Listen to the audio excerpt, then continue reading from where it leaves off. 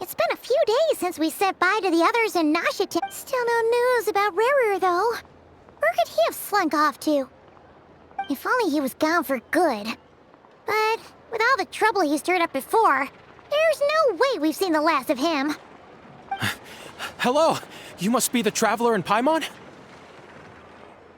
Mr. Flynn has been looking for you. Unfortunately, there's been a serious wild hunt attack over at the quarry. He thinks it's time to regroup and figure out a plan. The wild hunt? Oh, uh-oh. We better get over there, right away! Come on, let's go!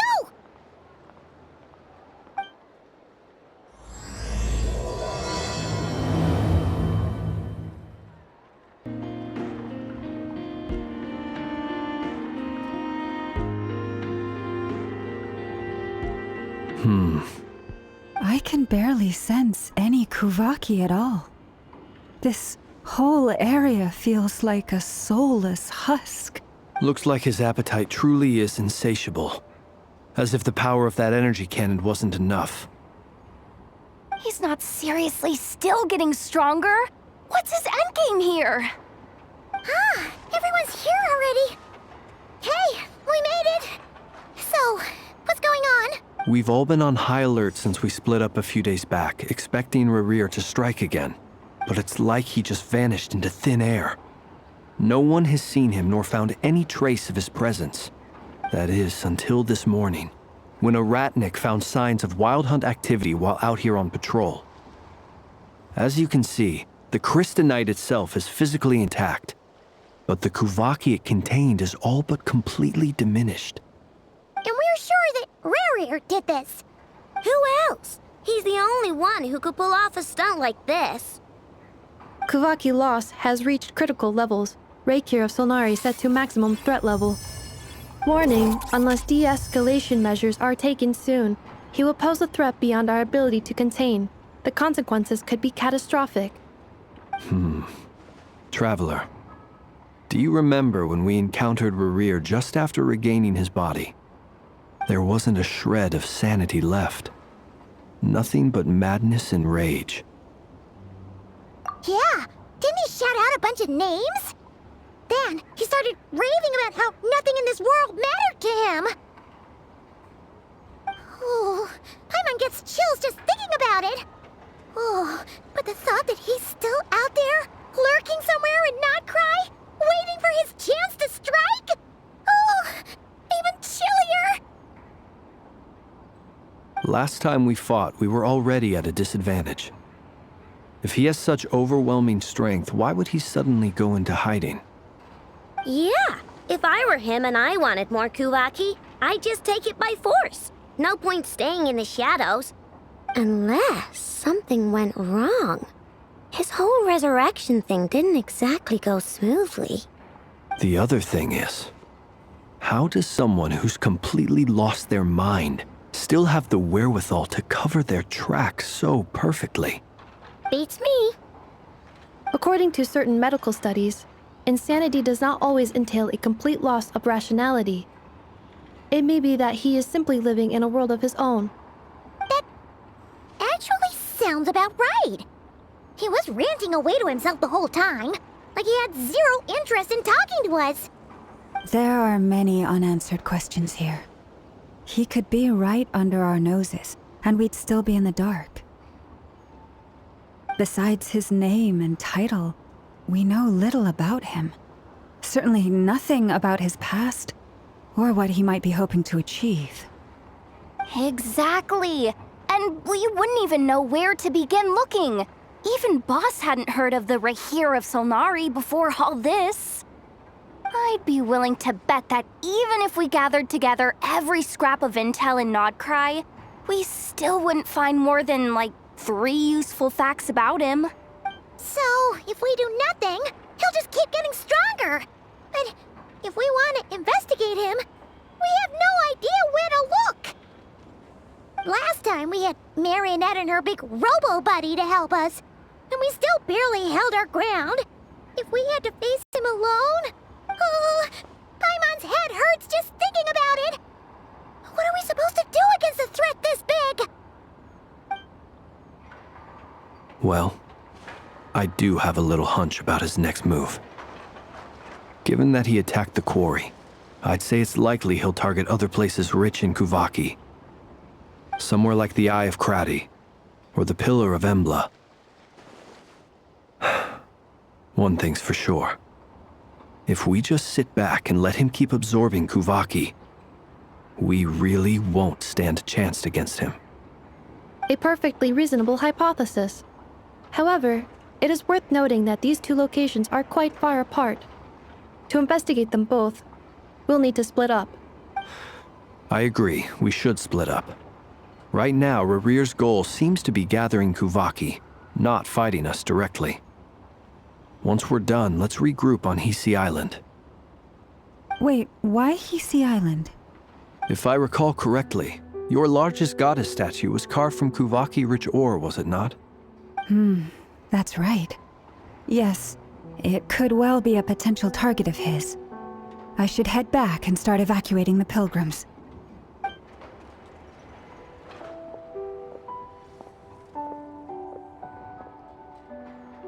Splitting up's always gonna be risky. But I guess we don't have much choice, right? We're in a race against time here. And if we do run into Rear, what then? That's when you follow the third rule of treasure hunting.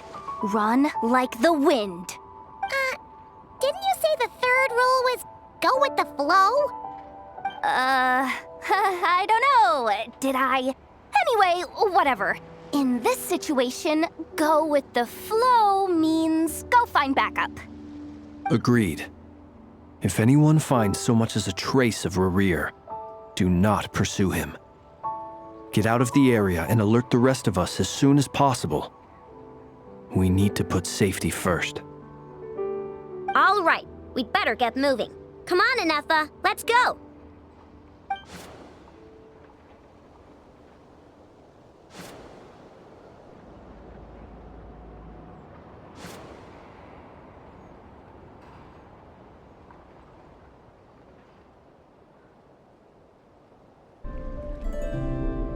Any leads? Nope. Diddly squat. No clues to where he might be hiding. It's like he's a ghost. It feels like we're sitting on a powder keg that could go off at any second. Oh, I hate this feeling. I'd rather face him head on than be left hanging like this. So, you guys didn't find anything either? Not loving the word either. How about you, Flint's? I questioned a few Ratniki and eventually narrowed my investigation down to one suspicious individual. But by the time I got to his place, he was already gone. Almost as if he knew someone was on to him. Either that or he's just extremely cautious and doesn't stay in one place for long. He's been biding his time for a while now.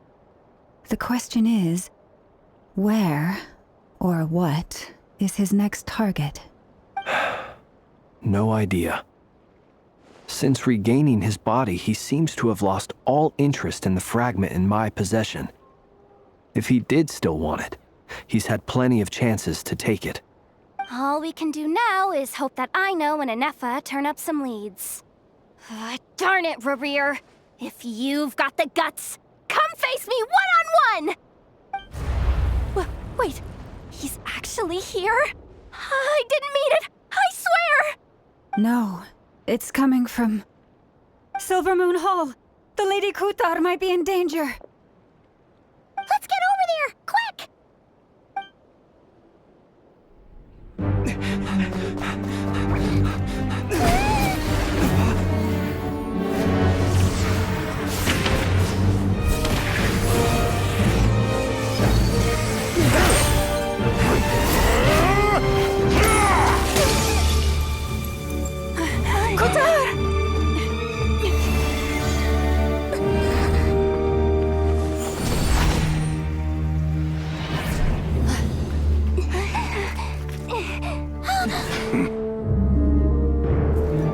Why is he attacking the damsel-elect? What's going on? No time for questions.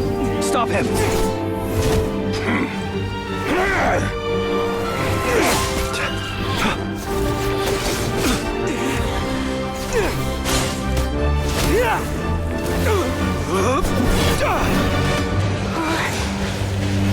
This is insane.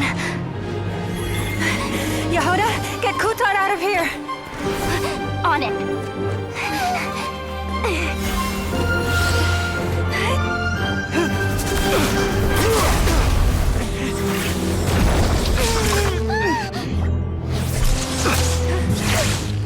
Look where your feeble light has gotten you.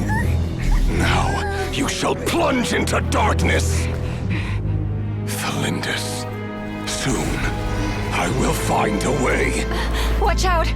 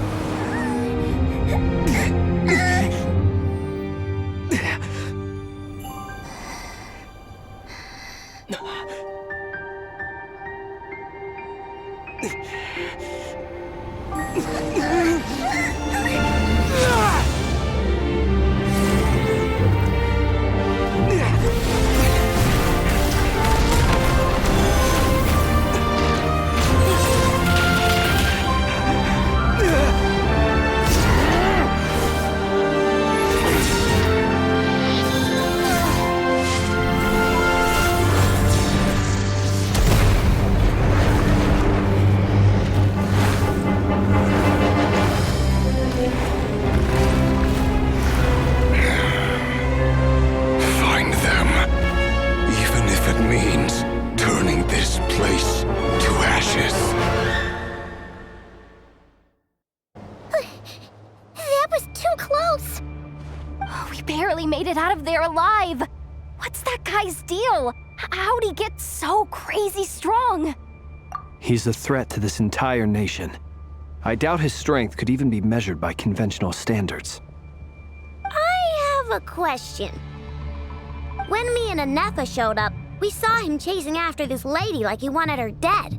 What was that all about? We weren't there for the whole thing either. They were already duking it out by the time we arrived. Yeah, we didn't see how it all started. It all escalated so quickly, we had no choice but to step in. Kutar, can you shed any light on the situation? Kutar. Cross-checking database. I see.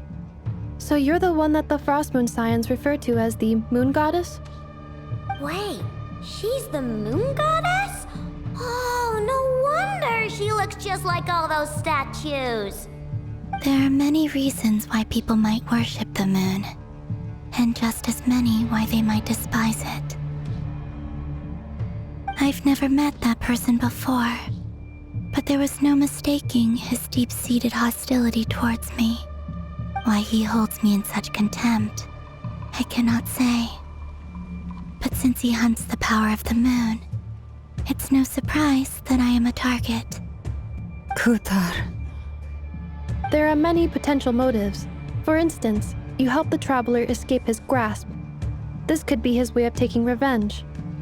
It is also possible that he covets the Kuvaki inside you and seeks to take it for his own. The list goes on. But right now, devising a counter-strategy should be our #1 priority. The likelihood of this location being discovered is close to 100%. A counter strategy? But we don't stand a chance against an enemy like this. Surely our only option is to run. He's not gonna chase us to the end of the world, right? So as long as we can sneak out of Nodcry undetected. No, I can't say that. Come on, Yehuda, this is serious stuff. You can't suggest we all just chicken out. Running is our only option. Huh? You seem surprised, but what other choice do we have? We are facing an enemy we cannot possibly defeat in battle. Well, I mean, yeah, but still. It's not too late. I can distract him, so you have plenty of time to make your escape. Wait, what? You're gonna act as bait? Doesn't that make sense? I'm the one he's after. There's no need for you to risk your necks on my behalf. A coyote doesn't stop for bypassers while it's howling at the moon. What is it, Loma? The Frost Moon Scions have already grown accustomed to life without their goddess. My presence here is no longer essential, and this is not my home, so you needn't ask me to stay. We can't just roll over and let him get away with this. That's not our style. Yeah, we can't just call it quits after everything we've been through together.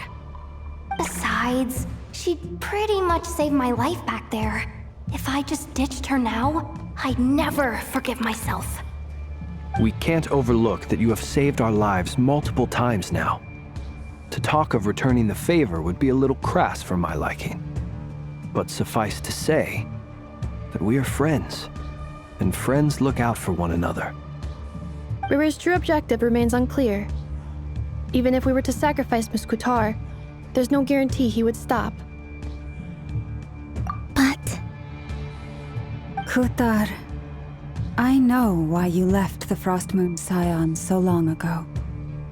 It was because people started treating prayer as a form of trade.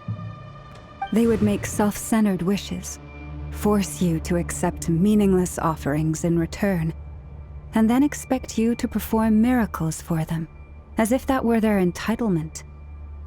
If it were me, I might have walked away too. But I believe that time can change everything, and that sometimes it takes losing something precious to appreciate its true worth.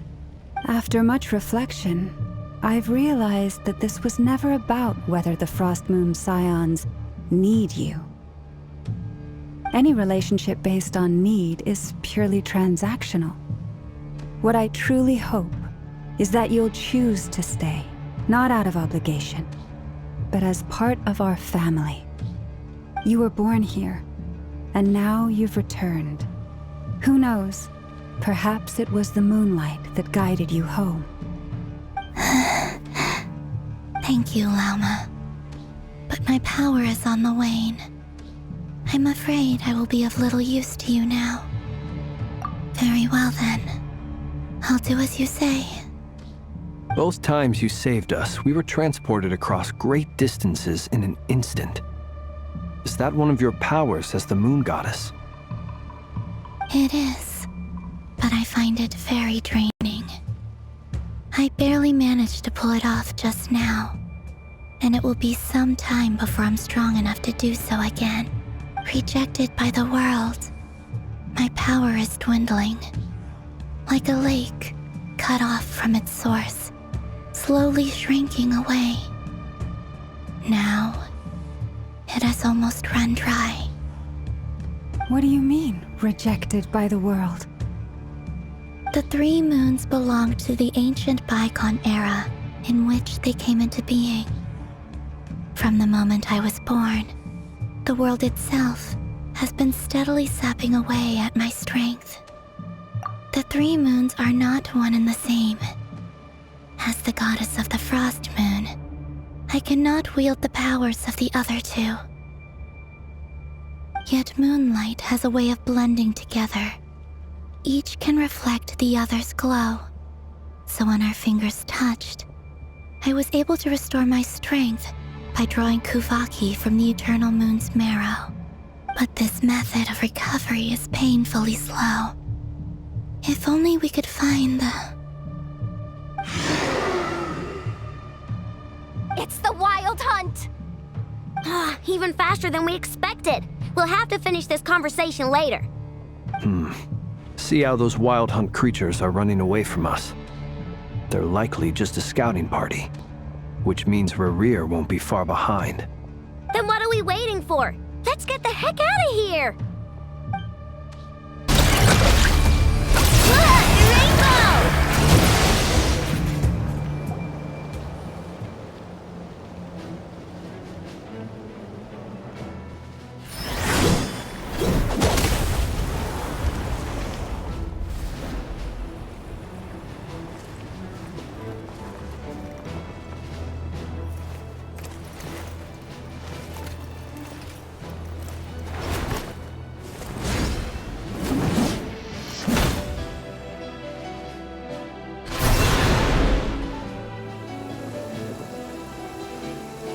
What's the matter? Bit off more than you could chew?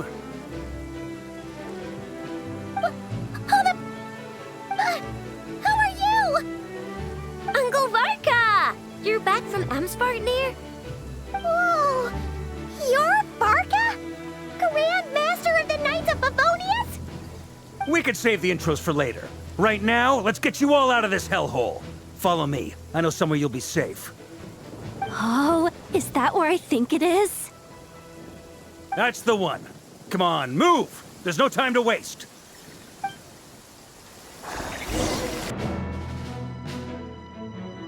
Wow! Where are we? This is so well hidden. Well, that goes without saying. This is the Knights of Favonius' meeting place in Nodcry, and a contact hub for the Northern Intelligence Network. AKA, the black market of intel. No matter what faction you're with, it's the place to buy and sell information. Their headquarters are in Nodcry, but they've got contacts in every nation. As an expeditionary force... Anyway, where were we? Allow me to introduce myself. You look great. Definitely feeling some of that back pain. Another? You mean you fought him before? Yep. He wasn't nearly as strong back then, but he was still a formidable foe. I brought some of the knights along to give him a little surprise, but he saw us coming from a mile off. My squad took heavy injuries, and I barely made it out alive myself. We knew it might have been our last chance, so we staked everything on it. But still, it wasn't enough to stop him. I tried tracking him down afterwards, but he didn't leave a trace. Even in his unhinged mental state, he's as cautious as any trained operative. So, I decided to come find you. And as luck would have it, turned up to find you being ambushed by the Wild Hunt. The rest, you already know. Is that why he's been frantically absorbing Kuvaki these past few days? Because... Maybe I'm part of the equation, but even if I weren't, I'm sure he'd still be gathering power. He's clearly working up towards something. Note to self, Uncle Varka's strength rating officially upgraded. Guess it's my turn to ask questions now. So, what exactly has been happening in Nodcry? Why has the Wild Hunt returned in humanoid form? And why is it after you? That's a long story, but I'll try to make it quick.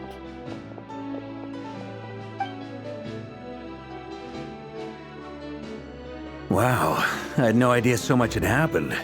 Sounds like you guys have really been through it. So, the Kutar is actually a Fatui Harbinger. And all this Wild Hunt activity in Nodcry is the work of the Raker of Solnari, one of the 5 sinners. Well, that's a lot to take in. Need some time to wrap my head around it all. I'm truly sorry, Mr. Varka. You stood with us against the Wild Hunt and did everything you could to stop it from escalating into a full-blown catastrophe. And then, the one time you're away, it all comes to a head and all your hard work gets undone. You've got nothing to apologize for, Miss Moonchanter. You can plan 100 steps ahead and still slip up. That's just life. No one knows what tomorrow holds. You can't predict which way the wind will blow next. And, to be perfectly honest, I can't say I'm surprised.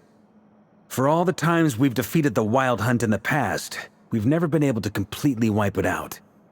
Turns out, we were just delaying the inevitable. But now that a new variable has come into play, fate may well take a different course. A new variable? You mean... us? Who else? And in a strange way, I think his resurgence might not be an entirely bad thing. The Wild Hunt is like an unrelenting force of nature, but Rerir is an individual with an agenda. He's gotta have a weak spot somewhere.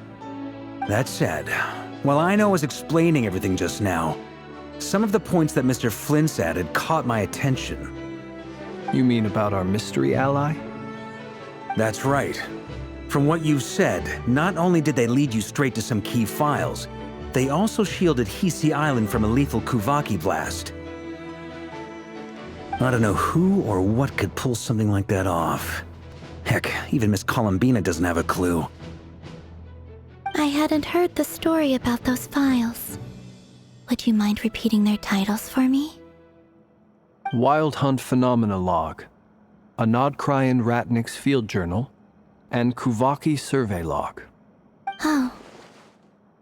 No. Still doesn't ring a bell. Another dead end. Guess all we can do now is hope that our mystery ally keeps showing up when we most need them. Still, it's safest to assume they won't be intervening again. From here on out, we'll have to resolve this crisis by ourselves. Your intel also explains something else I've been wondering about. The reason I led my team to Amsfarnir was because we'd had reports about a possible source of the Wild Hunt showing up there. But once we looked into it, it turned out to be a red herring. I don't know who was behind it, but clearly, it served its purpose. I doubt it's by chance that he happened to make his comeback while my attention was diverted. And from everything you told me, it sounds like his scheming began well before his return. So maybe luring me away was all a part of his plan. But is it even possible that he orchestrated all of this by himself? The Moon Maiden and the Raker of Solnari. Nodcry of all places. The way everything is unfolding, it can't be a coincidence. So, what do we do now? Got any ideas? Right now, we've got at least 3 things to consider. Let's go through them one by one. First, we need to figure out how to take down Rerir. If we can't beat him in a straight-up fight, the rest won't even matter. To my knowledge, the bulk of Nodcry's fighting force is already gathered here. But even with everyone united, we're still no match for Rerir in his current state, let alone with his power still growing. What if there was a way to tap into a new power of our own? How so? Have you thought of something, Columbina? 3 moons once watched over this world. The Eternal Moon was the largest. The Frost Moon was the brightest. And the Iridescent Moon was the most mysterious. They say that back then, the 3 moon goddesses wielded immense power. Enough to shape the workings of the world itself. I now bear the Frost Moon's power, and the Eternal Moon's marrow resides within the Traveler. Hold on. Are you suggesting? The Iridescent Moon, the last piece in the puzzle. That's right. If we can find the Iridescent Moon's marrow, I will be able to regain my strength much more quickly. The 3 moons are said to stir the tides and illuminate all things. Perhaps they hold further secrets beyond our understanding. According to my analysis, the solution is feasible. However, it is subject to one major condition. How do we locate the Iridescent Moon's marrow? I know a way, but we will need to visit the Fatui's Experimental Design Bureau. The Experimental Design Bureau? Are you saying we need to involve Marionette? Yes. I must speak with Sandrone. It's a long way from here to the Experimental Design Bureau. There's a high chance you'll be spotted. You shouldn't go alone. Then that's settled. Next up, our second priority. Somehow, we need to figure out Rerir's end goal. As you saw for yourselves, when he was still in his Wild Hunt form, everything he did was for the sake of recovering his body and resurrecting himself. His first act since then, after laying low for a while, was to try and assassinate this young lady. People's obsessions often reveal their greatest vulnerabilities. There must be a reason why he despises the moon so deeply. Perhaps it sheds some light on his title, the Raker of Solnari. The Wild Hunt has plagued Nodcry for centuries now. If we want to stop it for good, we have to get to the root cause of what's driving it. It's true. We still know very little about him. If Kutar hadn't given us that lead, we wouldn't even know his name. But where would we even start? I doubt even the Intel Queen of Nodcry has a clue, and she has info coming out of her ears. Oh? That's a rather hasty conclusion for someone who's so painstakingly meticulous when it comes to dealing with machines. She heard me.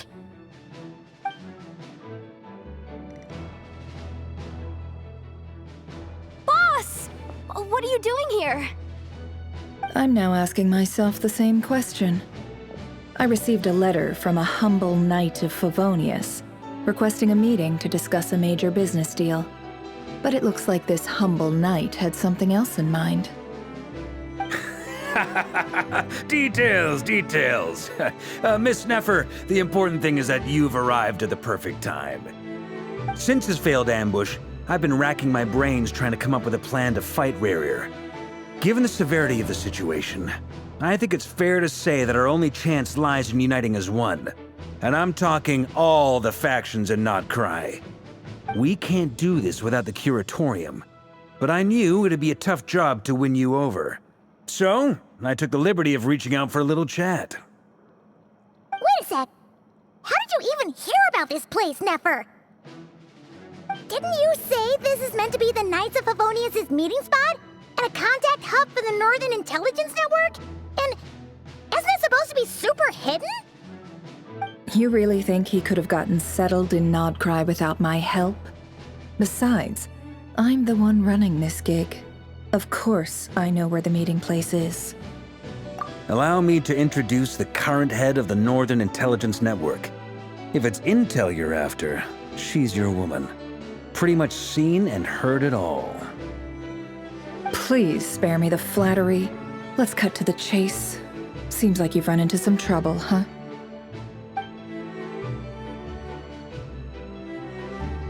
Well, this certainly qualifies as an unforeseen crisis. On behalf of the Curatorium of Secrets, I wish you all the best of luck. So you're just going to sit this one out? Why should I get involved? What could possibly be in it for me? What if we told you we can't do this without you? Oh? Then I'd say you'd better make it worth my while. I don't work for free. I can't put a price on something like this. It's just not in my nature. But then again, you and I have always been polar opposites in this regard, so I can't exactly say I didn't see this coming. If you insist on compensation, I will pay you. Consider this a formal commission. Sound fair? You just don't give up, do you? Too bad. I know you well enough to know you can't afford my prices. The riskier the job, the more it'll cost. And a Moonchanter's stipend isn't exactly generous. Unless you're planning to start passing the donation box around among the faithful. Boss, just a thought. If they come up short, maybe you can take the difference out of my next few paychecks. Things got really dangerous during the fight with Rerir. If this girl hadn't saved me, I'd be ley line fodder by now. I'd be gone for good, boss. If there's any way we can make this work, I'd really like to help her. Please, I'm begging you. This is why I'm always telling you never accept favors. They are the hardest debts to repay. You have to be careful who you get involved with, or you invite all kinds of misfortune. Very well, Yehoda, I will help. But just this once. Don't count on this happening again. Flynn's, that fragment that Rerir was after, do you still have it on you? Of course. Let me borrow it. I need it to follow up on some leads. Wait, you actually have some leads? Shh. This is top secret information. I get it. We all have things we'd rather keep to ourselves. Plus, I know we can count on you, so we'll leave the intel gathering in your hands. And that brings me to the third and final item. We need to find a way to distract him. We need time to make our move, so someone will have to stall him. I'm in for this part, no matter what. Anyone coming with? Count me in too. Come off it, you two. Quit playing heroes. I'm way ahead of you here. Nefa did a scan of the Moon Goddess's Kuvaki signature, and we're gonna use it to make some decoys over at the Kramkake craft shop. Anyone who's in, follow me. Once they're ready, we'll deploy the decoys across Nogcry. So as long as the rest of you keep moving, he won't catch on to your scent and won't be able to track you down. I like it. Genius idea. No biggie. All right then, we'll split into 3 teams. Once your team has finished their mission, return here and wait for the others. Dismissed!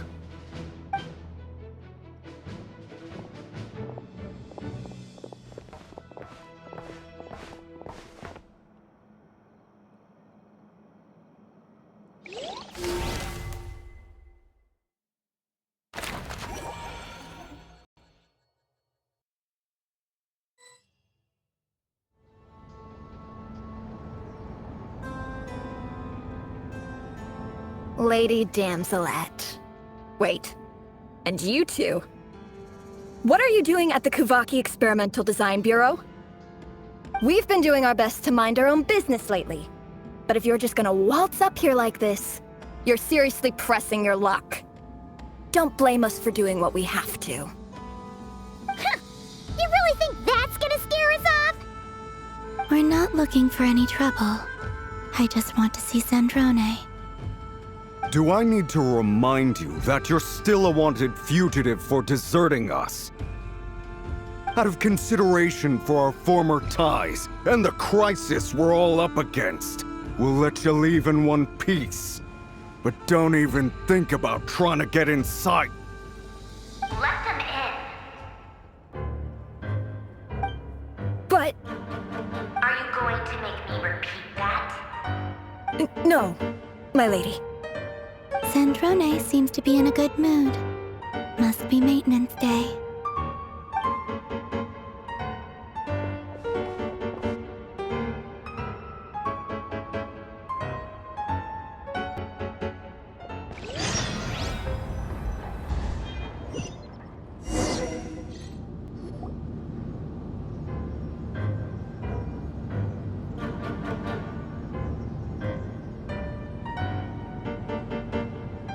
So tell me, to what do I owe the honor this time? Actually, before you answer that, just so we're clear, we're not colleagues anymore, Columbina. I don't owe you anything. I promise it's nothing big. It seems like you've gotten the wrong idea here. The only reason I let you in was because I was bored. It seemed like a way to kill some time and satisfy my own curiosity. Whatever miscalculations I may or may not have made in the past, I haven't lost the plot enough to even consider sticking my neck out for your sakes. I'd like to speak with Arlecchino. What? Huh? You mean the knave? I'd like to speak with Arlecchino. Is she in Nodcry? No, she's not. Once the work on this facility was completed, she went back with the Rooster and Regrator. The only ones in Nodcry are me and... What is it you need to speak to her about anyway? Rerir is hunting me. If I'm going to face him, I must first retrieve the lost moon.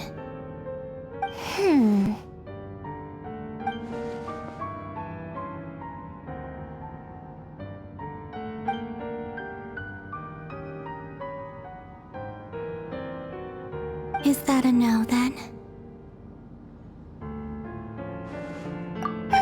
As if I need reminding.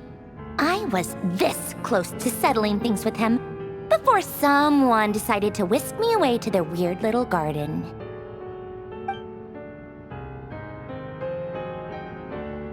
Have you held any tea parties lately? Tea parties? Yeah, obviously. You don't seriously think we'd pack it all in just because you aren't here. If anything, they've been more eventful than ever. Just me, Arlecchino, and a bunch of insolent and sensitive guests who won't stop asking where you've gone. Oh, they've been a real joy. I bet you served them the worst tea you have. Just like you used to do to me when I upset you. Who cares about how good the tea is when there's no one around to drink it? I keep losing people. First Rosaline, now you. I'm running out of people who can make me laugh. Honestly, what could be more ridiculous than a multi-centenarian goddess who's only ever had the plain herbal tea she received as offerings? You'd always brew a different type of tea for me each time. Was it really just to see how I'd react?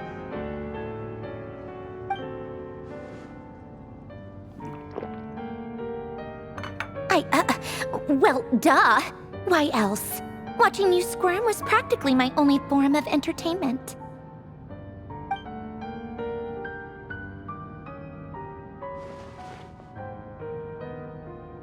Oh, yeah. And Capitano sometimes used to bring Tartaglia around, too. But I guess we won't be seeing him again.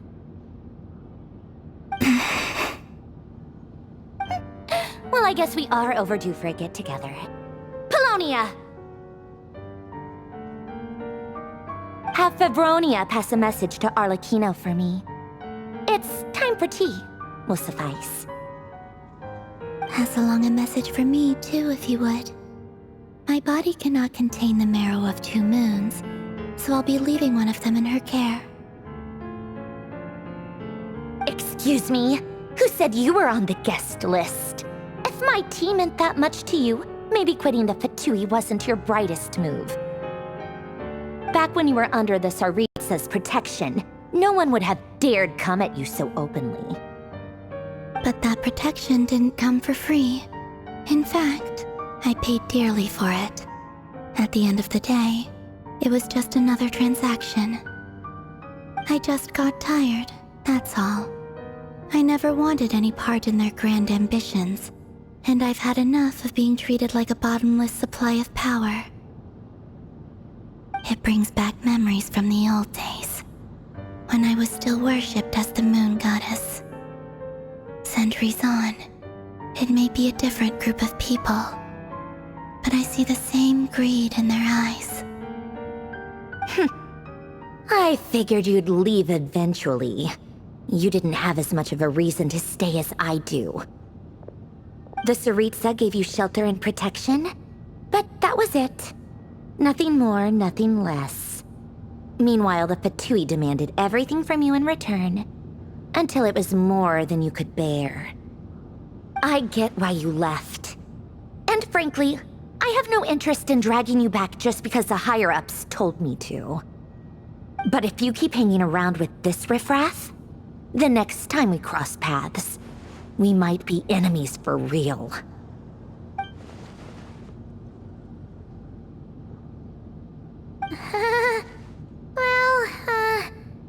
Guess that's our cue to leave. That might be your plan, but it sounds like someone else wants you to stay a little longer. Huh? What do you mean? Listen.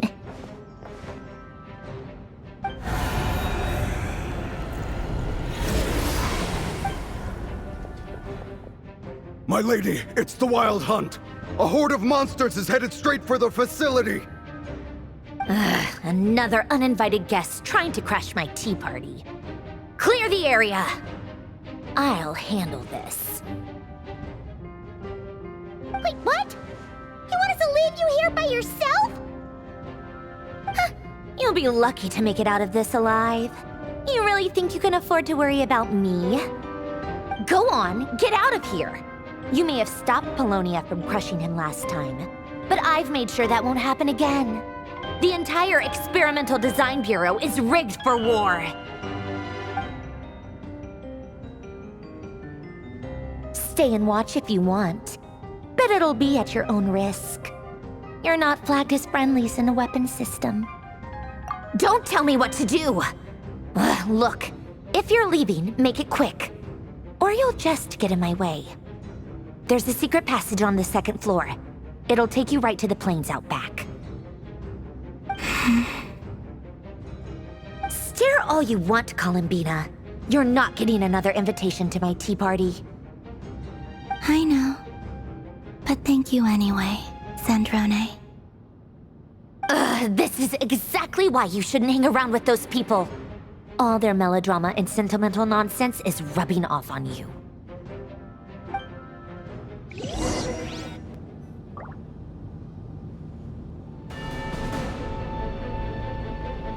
Come on then, Mr. Ray here. Let's pick up where we left off. It's your Wild Hunt monstrosities versus my beautiful creations. Let's see who comes out on top.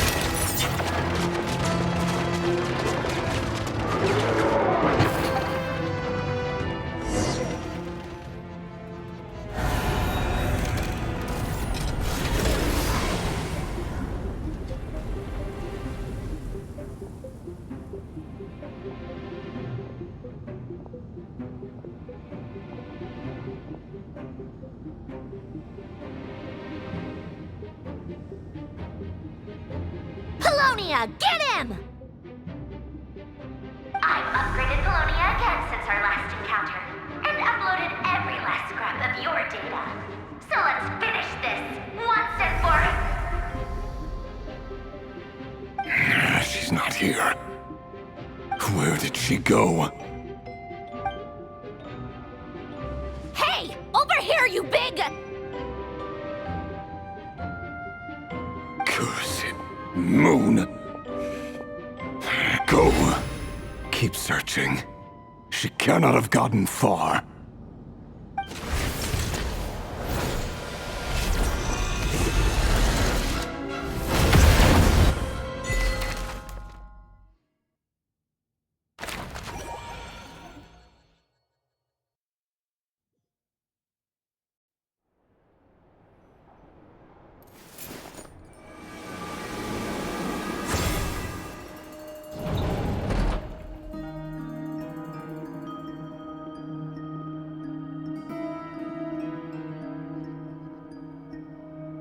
So this is your method for investigating Rarir's past? It almost looks like some kind of ceremony. Good deduction. But it's quite a different affair from what you're used to with the Frost Moon Scions. Whoa! First time I've ever been in here. Boss always said it was off limits, so I pictured some kind of creepy dungeon. But it's actually kinda nice. Oh, I guess this must be Sumero decor? That's where Boss is from. And that nice shopkeeper who sold me my treasure compass. I'm not sure exactly what you've got planned, but it looks like you're all set. When do we begin? Whenever we wish. But for some reason, I've got a feeling this isn't going to end well. I've never faced Rarir myself, but from what you've told me, his power is beyond anything I could imagine. I, on the other hand, am just an ordinary businesswoman. Our paths should never have crossed, yet here I am, forced to make an enemy of him. If you ask me, you're about as far from ordinary as it gets. So what are you saying? You're getting cold feet? Once I take a job, there's no backing out. Still, I have to ask myself if the power I'm relying on will even work on an opponent of this caliber.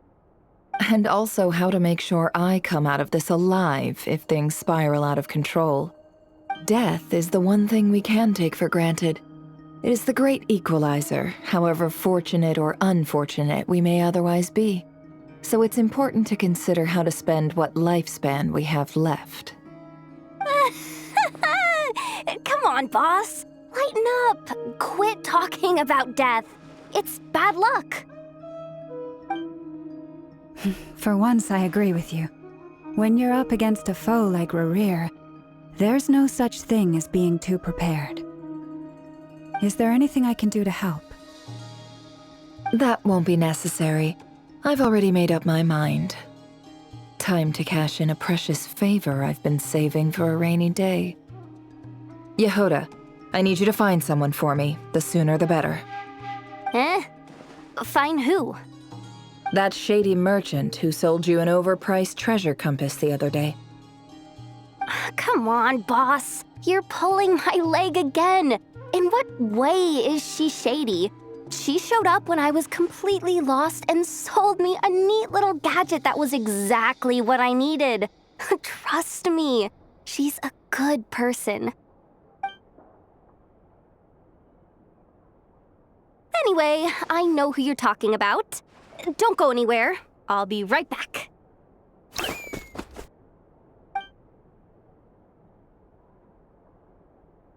Quit grabbing me. I genuinely can't run any further.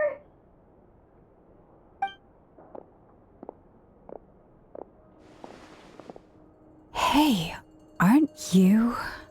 What is it? What's the big rush? You dragged me out of a dream where I was literally swimming in Mora. I'm charging double my usual attendance fee. See, look how easygoing she is. After that rude awakening, she could have completely snapped at us. But instead, she kept it together and just asked for an extra fee. Dori Sangama Bay? I never would have pictured you two doing business together. If you want to make it big in Nodcry, it's all about connections. Lady Nefer just so happens to have a lot of intel that interests me. And she also did me a big favor in the past. It was back when I first arrived in Nodcry. My trusty assistant, the genie in my lamp, had an adverse reaction to the Kuvaki and fainted. And wouldn't you know it, that's when I suddenly find myself in a life-or-death situation. Good thing my compatriot was there to swoop in and save the day. I've been giving her a 30% discount off all of my goods ever since. Now, so that no one here feels left out, I'm willing to extend a 20% discount to fellow friends of Boss Nefer. Plus, any other friends you send my way will enjoy 10% off. What can I say? The great Lord Sangama Bay is nothing if not generous. So, let me guess. You've run into some trouble? I've got everything you could possibly need, and the more you buy, the more you'll save. You guessed correctly. What have you got in the way of survival gear? The one type of gear I've never been short on. What are you looking for? A jetpack fresh from the Academia's labs? An ancient suit of armor dredged up from the bottom of the sea? At the very least, I need to know what kind of opponent you're dealing with here. If even you're worried about staying alive, it must be pretty serious. What if I told you it's someone with the power to bring... Is that so? Then we really are talking top-shelf treasures. I don't have anything like that in stock right now. I'll have to ask my supplier. Your supplier? A powerful woman, make no mistake. I can't reveal her identity, but luckily for you, I hear she's planning to visit Nodcry in the near future. If you're willing to wait, I can ask her when she's here. Can't say exactly how long that'll be, though. Then, let me put it another way. What would you do if you encountered an enemy like that? Roll over and serve yourself up on a silver platter? Of course not. I have a handy little trinket from one of my generous suppliers, which... Hold on. What exactly are you getting at? No, this is for my personal use only! Let's just say I'm borrowing it, all right? Just for insurance purposes. You'll get it back later. Favors are the worst kind of debt to owe, and now you've got a chance to repay one. A win-win situation, don't you think? Fine. You can borrow it for 5 days. No, make that 3. And for every extra hour after that, I'm charging you 1,000,000 mora. Deal? Deal.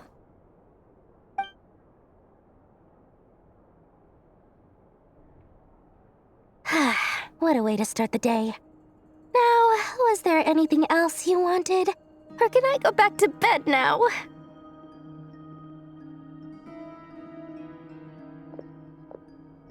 That will be all.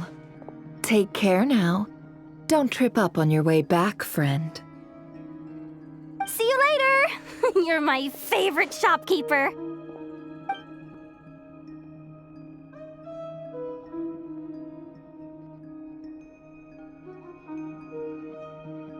Excellent. Everything is well and truly ready. The ceremony can now begin. After initiating the ceremony, your minds will follow me wherever I go. You will see many strange things in your mind's eye. So remember, don't be frightened, and don't make a sound.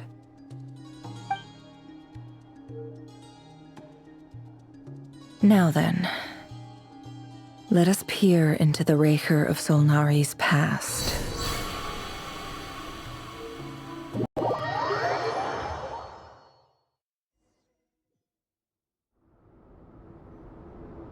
I made it. I don't recognize this style of architecture. Must be Conrian. Simple furnishings, table and chairs. It's a more ordinary house than I might have expected. Looks like the fearsome Raker of Solnari came from surprisingly humble beginnings. Unless this passed for luxury in Conria. Unlikely. It was said to be a very prosperous nation in its heyday. Anyway, I'll keep exploring.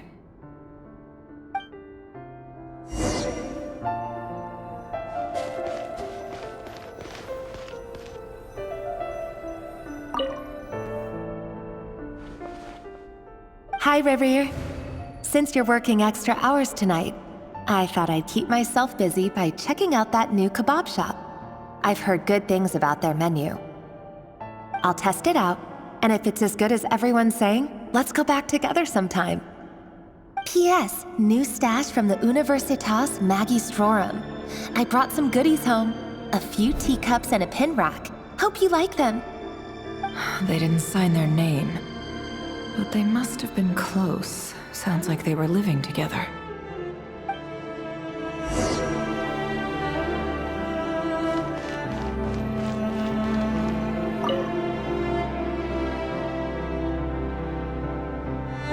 I went over to Joseph's for drinks today. They have a fine collection, but I went alone. Felindis was tied up with something and couldn't make it. Joseph asked why I came alone, but I didn't really have an answer. He then went on to ask about other things. If you ask me, someone who asks that many personal questions is too nosy for their own good. But if he invites me again, chances are I'd still go. Felindis. That's the same name Rerir mentioned. Crane imports keep falling. If things don't pick up, we'll soon be back to meat and mushrooms only. Honestly, I'm not a huge fan of that new type of mushroom everyone's been into lately. Didn't it start out as a lab-grown variety? I heard it's even mildly corrosive. Seriously, why would you even eat something like that? I don't care if it's an impressive feat of alchemy.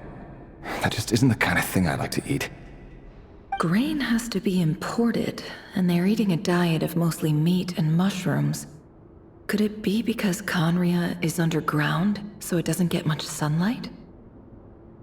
That would explain why they use so much stone in their buildings. They even use alchemically modified strains for food. Seems like the people of Conria don't have many options when it comes to dining. I've just about saved up enough now. Time to buy it and keep it somewhere safe. Making a big purchase. I wonder what it is.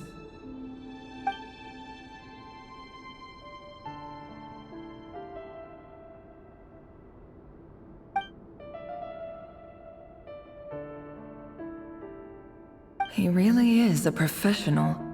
No wonder he's so good at covering his tracks.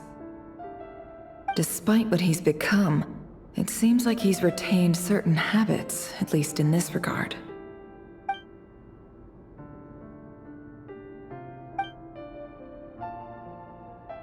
Did Rary rip it out himself?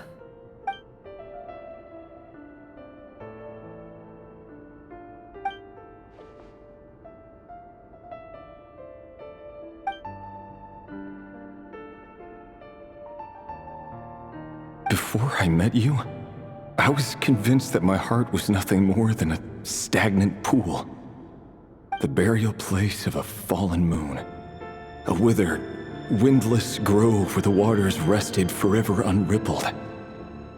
It was you who helped me see that my heart hadn't entirely withered away.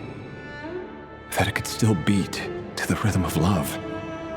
This is just trivial sentimentality from the looks of it. Why would he go to the trouble of hiding that? The burial place of a fallen moon. Rerir, over here. Dane! Oh, and, Vedaflin here? What a surprise to see you here, sir. Hello there, Rerir. You need not address me so formally outside of court. He doesn't get that much free time, so I invited him over for a drink. Even the court prophet deserves a break every now and then, right? Well, I'm flattered. So, what are we discussing today? Hey, don't look at me. As far as I see it, we don't need an excuse to have a few drinks. Come on, don't give us that. Didn't you say you were about to pop the big question? How's that coming along? Who'd have thought the great Twilight Sword was an even greater gossip? I just didn't expect you to be the first one to settle down and get married, that's all. Yeah. If you told me that a few years ago, I wouldn't have believed you either. So, are you planning to come clean about your job then? I'm guessing you still haven't told her. Sure, I'll have to tell her at some point. But I'll need to pick the right time and place. To be honest, I have no idea how she'll take it. Come on, stop being such a pessimist. For all you know, she could be thrilled. I bet she'll be much more impressed by your actual job than the one she thinks you're doing now. A member of the King's Guard. Quite the cover story. Does the king himself even know? Of course he does. Anyway, enough about me. How have you been?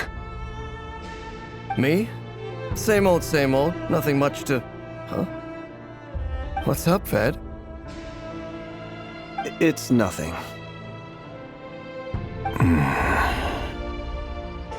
Vedifulnir, Dainslift's elder brother. Renowned throughout the court of Conria as the Visionary, and said to possess a wisdom far beyond the reach of any ordinary man. And yet, despite the gulf between us, he seems to have something to say about me. Does he even know me? Does he see me as a friend of his brother, or just another of the Vinster King's blades? Why did he react so strongly? Was it really to do with what we were talking about? Brown, curly hair and brooding blue eyes. So this is what Rerir looked like back in the day. Perfectly normal. No different from anyone else. As frightening as this monster is in the present, there's something even more unsettling about seeing the human he used to be.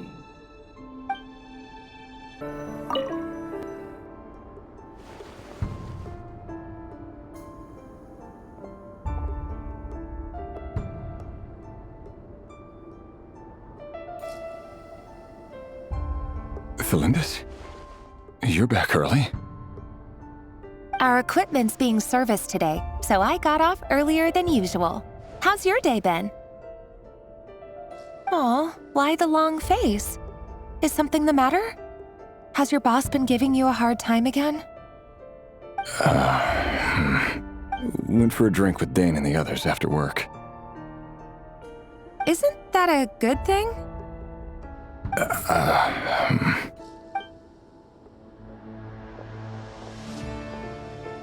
Vedifulnir showed up today, too. You know, Dainslift's older brother. Ah, Mr. Vedifulnir. Yes, I've heard of him. They say that everything he says ends up coming true. He overheard Dainslift mention that I'd recently proposed, and seemed to have an issue with it. But when I asked what it was, he kept it to himself. So, you're worried? You can be such a child sometimes, Rerir. We're nobodies. Why would the Visionary be concerned about us? I'm sure someone in his position has much bigger fish to fry. Maybe you're right. You worry too much, Rerir. We've been together for ages now, and everything's been going so well, has it not? You've even proposed to me. So, you do remember. Tell me then. What's your answer? Like I said, I need some time to decide. You can't just rush into things like this. We may be nobodies in the grand scheme of things, but if we want things to work out, we've still got to plan ahead. All right. Take your time. Just don't keep me waiting forever. Nobodies. Sounds about right. In the eyes of people like Vedalfnir and Dainsleif, what do we matter? Can someone whose gaze is so fixed on a far-flung future even see the present clearly? Besides, the dynasty's fate rests with the king and his inner circle. Whatever I do, it won't make much difference. Meanwhile, every idea they come up with and every decision they make, it affects everything. These days, the king is lost in his research, and the purge of the Crimson Moon bloodline grows ever more intense. The opposition tried to speak out, but nothing came of it. And I'm under no illusions as to why. Because we eliminated them and got rid of their bodies. A man can have 1,000 reasons to carry a sword, but there are few good excuses to use it. Yet the king has never even considered a gentler approach, and he never will. What becomes of someone who kills on another's behalf? Can he ever find true peace?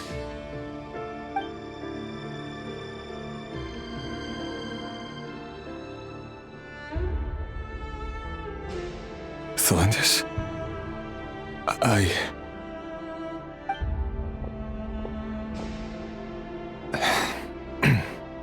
It's nothing. You were right. Fate has never smiled upon nobodies like us. But by the same token, it's unlikely to bear a grudge against us either. There's no reason we can't keep living happily together, cherishing the simple joys of each day as they come. See? You just need to stay positive, Revere. I can feel your warmth, your breath. You're right there, right by my side. Just seeing you makes me happy in a way I can't explain, and that's something that no one could ever take away from me. So smile, my love. Let go of that frown. You're right, Thelindis. I've just been overthinking things. That's better. Getting caught up about things like this will only ruin our evening. Speaking of which, all set for the ball tonight? I need to go get ready. You go ahead. I just have a few things to take care of, then I'll come join you. Even busier than the big shots, huh? Fine, I'll go get started. But don't be late. If you keep me waiting too long, I won't be a happy bunny. Relax. I'll be there. Seriously, though, you drive a hard bargain. You're really gonna leave my proposal hanging and still expect me to take you to the ball? Well, that goes without saying. I already told everyone I'd be coming with a dance partner. Besides, they're two completely different things. Let's take it one thing at a time, all right? All right. White outfit it is. It seems like Rerir was deliberately hiding his ties to the intelligence services by giving the impression that he was just an ordinary member of the Venster King's Guard. He clearly doesn't want his would-be fiancée to know about his other life. Then again, that's hardly surprising. People in the intelligence trade rarely do. Who'd have thought we were in the same line of work? Let's dig a little deeper. Our last operation was a resounding success, and all thanks to you, Rehir of Solnari. In total, we apprehended 32 dregs of the Crimson Moon, and 67 accomplices. After all these years since the dynasty's fall, so many of them still linger on. Indeed, it cannot be denied. Yet it was destiny that the Crimson Moon should be overcome by the eclipse, and that His Majesty, the all-seeing Venster King, now guides our nation on the path to prosperity. Khaenri'ah has no further need for a dead moon. But alas, there will always be those who refuse to see the truth, choosing instead to romanticize the past. That's not entirely true. Much about the Crimson Moon era was worthy of remembrance, and that's exactly why they keep trying to see it restored. Many of its secrets remain unsolved to this day. As it happens, That's precisely the field of study my partner is devoted to. You still haven't told her what you really do for a living. Where would I even start? How do you tell someone that you're one of the king's hand-picked executioners? That your hands are steeped in blood? You didn't choose this life, any more than I did. Orphans like us don't get a say. But I'll sure as heck be the one to pay for it. Speaking of which, we need to be more rigorous in the way we identify direct descendants of the Crimson Moon. Someone, it seems, has strong opinions about my future plans. Most likely my marriage in particular. I have a feeling that we may soon become targets of the Crimson Moon's retribution. Your concerns are not unfounded. They've taken out many of our colleagues these past few years, and for that very reason. These are no helpless lambs we're leading to the slaughter. They're wolves in sheep's clothing. Take care, Rayhir of Solnari. I look forward to toasting you at your wedding. Thanks, Thorkel. You look after yourself, too.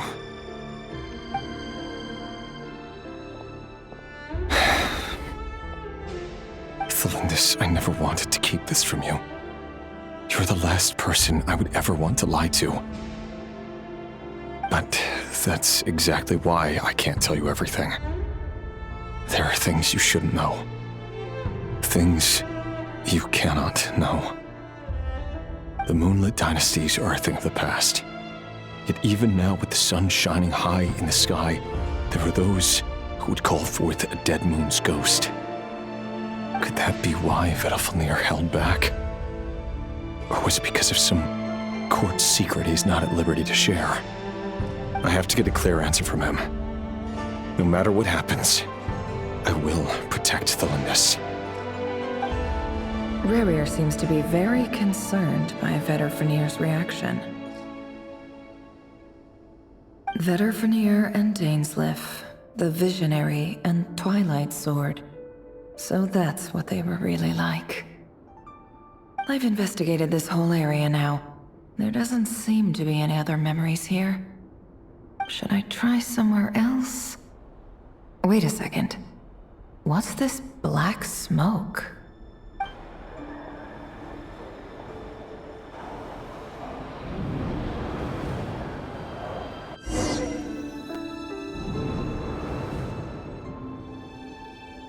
So, he's late after all. Just you wait, Rayhir. You're in for it. Big time. Are you waiting for someone, ma'am? Could I tempt you into buying some flowers? Oh, sure. Pick me out a pretty bunch if you would. Thank you.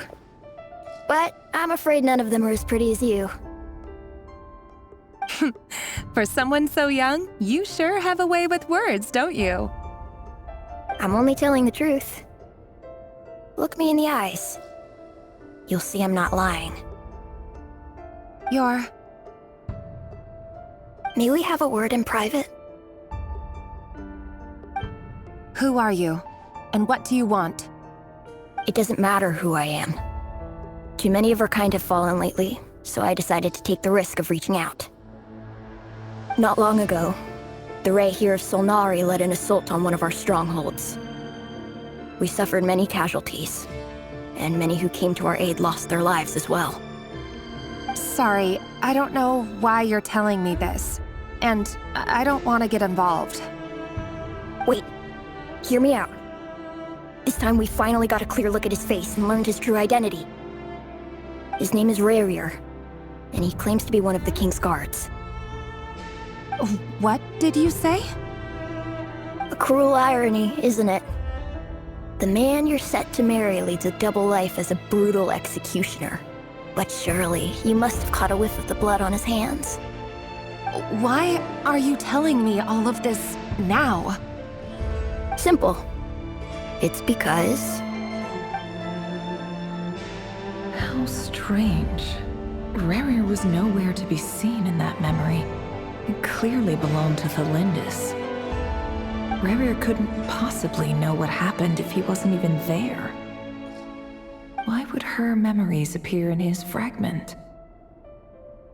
The ceremony won't last much longer. I think it's time to call it a day.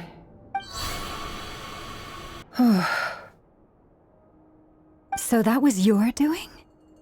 Did you just pull us inside Rarir's fragment to spy directly on his memories? Any more questions, and I'll have to start charging. I had no idea you could do that, boss! Seriously, that was amazing! We're not worthy. We're not worthy! I gotta admit, though, I'm itching to see what happens next. Feels like we barely scratched the surface. I'm just as curious as you are, but the ceremony only allows for limited time inside. That's all we can see for now. Luckily, we managed to learn quite a lot. So far, so good. I just hope the others are doing okay too. Especially the group with the Traveler. Their mission is a risky one. Let's hope it's all going smoothly. If you're worried about them, go see how they're doing. If I know Boss, she's gonna need some time to write up all the details and make sure it's all coherent. I'll stay behind to lend a hand, but feel free to head back and meet up with the others.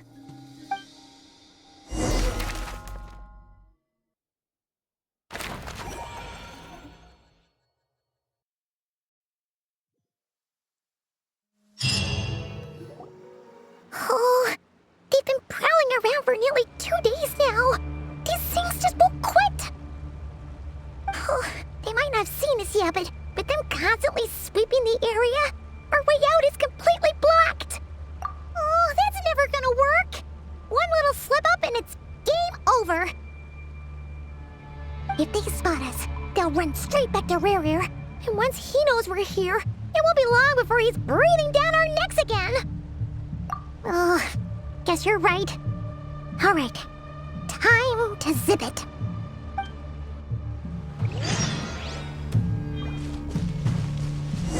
Quick, hide! We almost got spotted! Phew, that was a close call.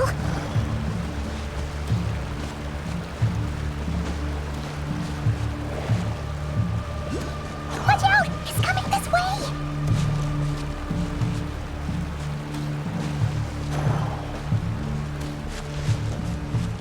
Keep going. We're nearly there. This is the final hurdle.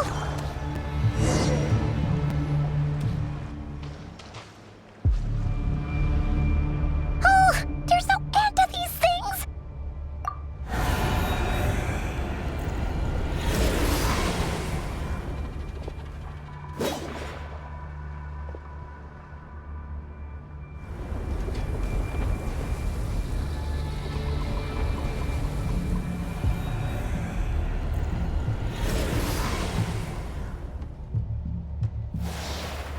Fire. Fire? Wait, what's that smell? Oh no, there's a fire!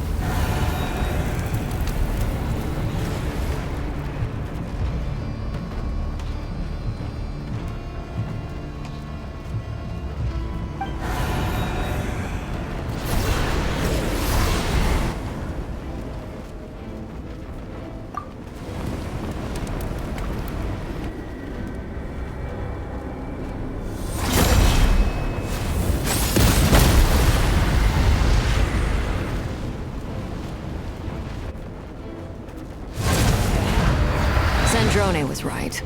You look weak, Columbina.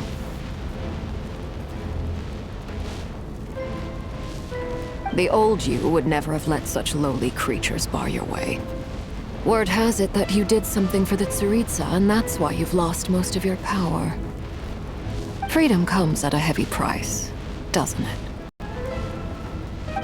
It's Arlecchino! You came! Hello again, Columbina. And greetings, guests of the House of the Hearth. It's been a while, Arlecchino.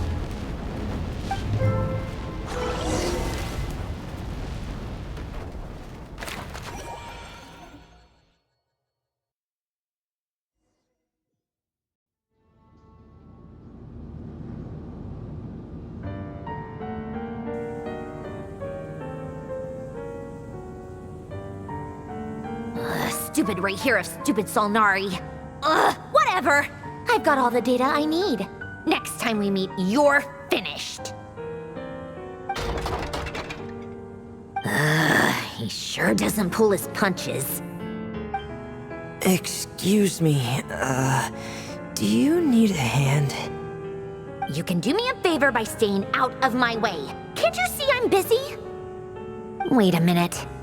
I recognize that voice. Hello, Miss Sandrone. Father sent us over to help. How considerate of her. Hey, Fremine, get over here and help me fix this. Lenny, you do your thing. Just keep your sister away from my machines. Nearly every machine that Catgirl touches ends up going haywire. Go put her on cleaning duty or something.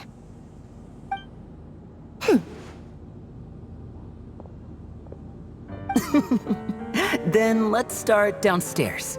Fremine, we'll leave this place to you. You've got it. Wait a second. Pretty sure there's still some tea in the cupboard. If you want some, you'll have to make it yourselves.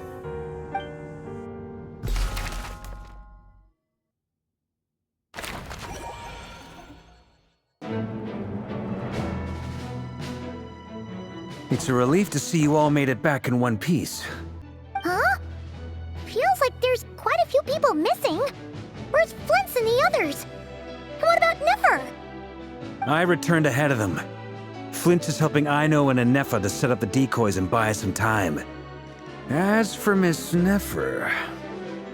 Boss is still wrapping things up on her end. She sent us back to fill you all in on the top secret intel we've been gathering. I see. Then let's get right into it. But first, who do we have here? You brought someone else in to help? Greetings. I was invited here to help as a longtime Tea Party companion of Columbina's. You may call me Arlecchino. Surely it can't be. Those eyes. Oh, where have I seen them before? Wait, of course. In those memories we just saw.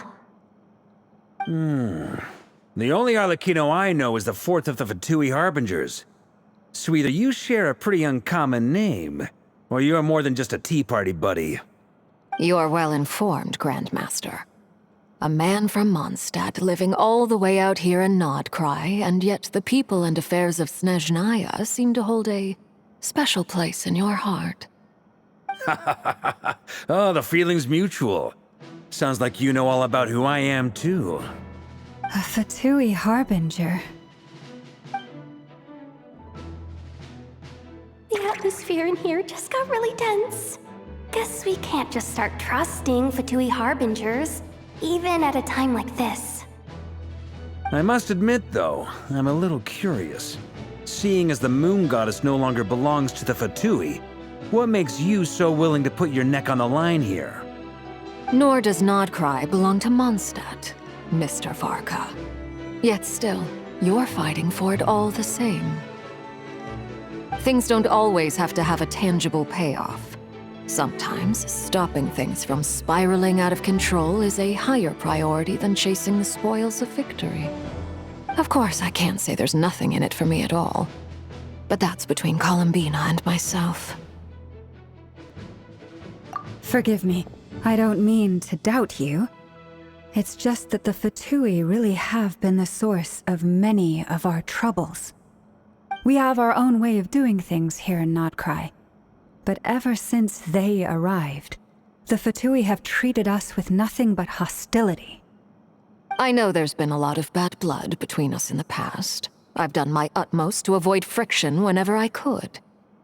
But sometimes fundamental conflicts of interest simply can't be settled amicably. That's why I'm here solely in a personal capacity. This has nothing to do with the Fatui. As a gesture of good faith, I'll be frank. I can help Columbina track down the iridescent moon's marrow, which will help her restore more of her power. Anyway, what else is on the agenda? Let's begin. She says she'll be frank, then completely skips over the details. Looks like she doesn't want to give away too many secrets after all. But she clearly wants to change the subject. It'd be awkward if I tried to bring it up again now. I guess we'll just have to go along with it. She's the fourth of the Fatui Harbingers, after all.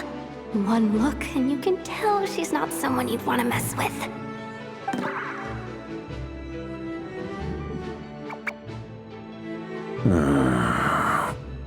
Well, since Miss Arlecchino sounds confident in her ability to handle that, we'll proceed to the next topic. Yehoda, time to share that top-secret intel. All right, listen up, everyone. First, we now know that Rerir was originally a Conrian secret agent whose primary mission was to hunt down and assassinate the so-called Dregs of the Crimson Moon. The Dregs of the Crimson Moon? Mm-hmm. In the memories, there was a lot of talk about the Crimson Moon and Eclipse, and a whole bunch of other stuff from the time of Conria.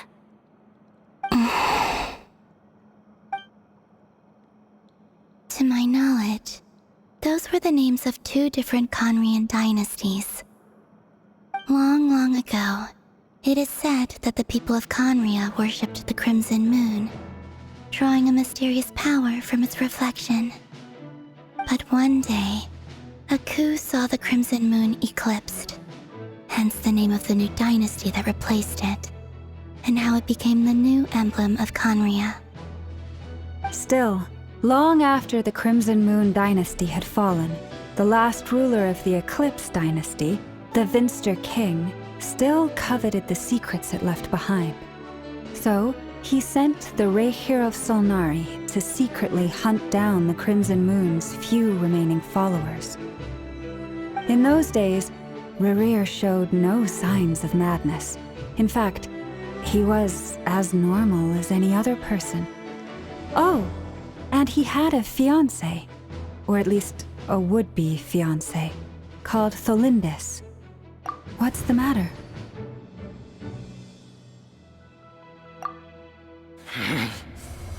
Verfnir, Freindaughter, Flinders.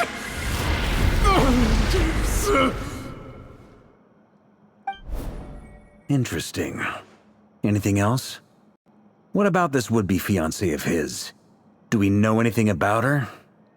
Well, she was a researcher at the Universitas Magistrorum, but it felt like she was hiding some kind of secret. Oh, and one more thing. For some reason, Rerir's fragment also contained some of Tholindis' memories, though only a very small portion. Well, no shortage of potential leads, I'll give you that. In any case, it sounds like we can conclude that while Tholindis was still around, Rerir appeared to be lucid and quite normal. Tholindis, it seems, must have been the one thing in this world that he couldn't let go of. Tell me though, were these pure-blood Conrians we're talking about here? Why do you need to know that? Hold on. If she was a pure-blood Conrian... Oh yeah, just like how it was with the captain. If we could somehow find her, do you think there's any chance Rerir might regain some of his sanity? It's possible, but it would take a miracle. We can't pin all our hopes on that. That merchant who Nefer knows, Dori Sangama Bay. Maybe we could hire her to look into it. All right then. Let's keep working in our separate teams. Traveler, Paimon, Kutar, and Miss Arlecchino will go look for the iridescent moon's marrow. As for the others... On the way over here, I noticed that the wild hunt monsters had grown even more frenzied in their search for Kutar. At this rate, the people living here will be in grave danger too. So I'm thinking of gathering together some of our followers to go wipe them out. I'll head back to the curatorium and meet up with the boss. Feels good knowing we've all got something to be getting on with. Given that the Wild Hunt has been a lot more active lately, the Lightkeepers have likely begun their own operations too. If that is the case, someone will need to pass the news on to Flint's. I'll hold the fort for now. Then discuss our next move with Flints, Aino, and Anefa when they get back. All right then. Well, the clock's ticking. If that's everything, we'll be on our way. We'd better get moving too. We'll try to buy you as much time as we can. Relax. Just do your thing. I decided to call in some backup since things are getting so hairy. Our reinforcements should be here any minute now. Stay safe, everyone. Dismissed.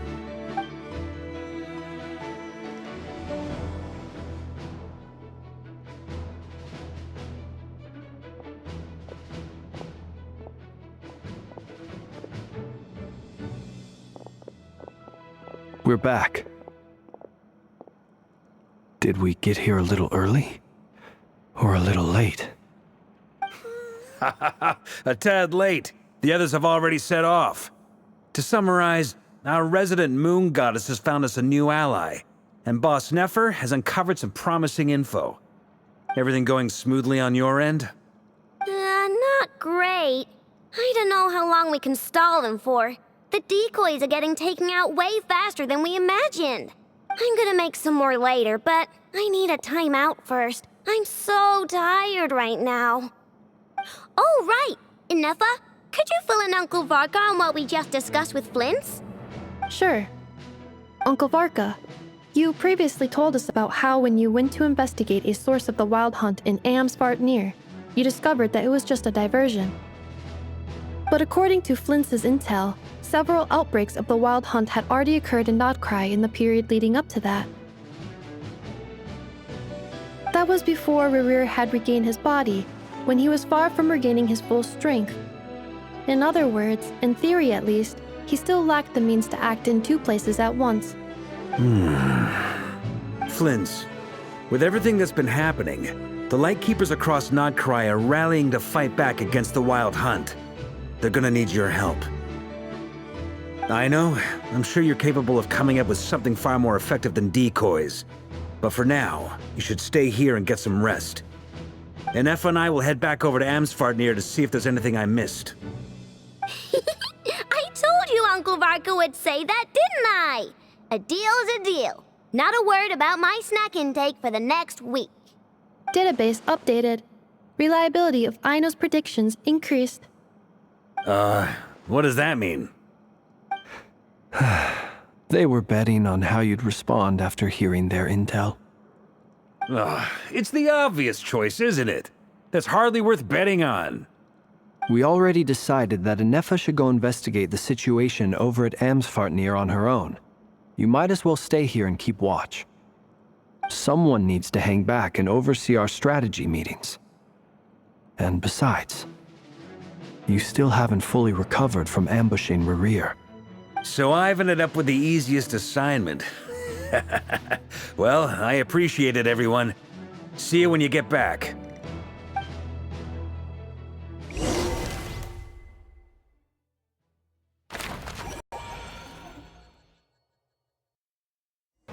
Here, this will serve as a good spot to cross over.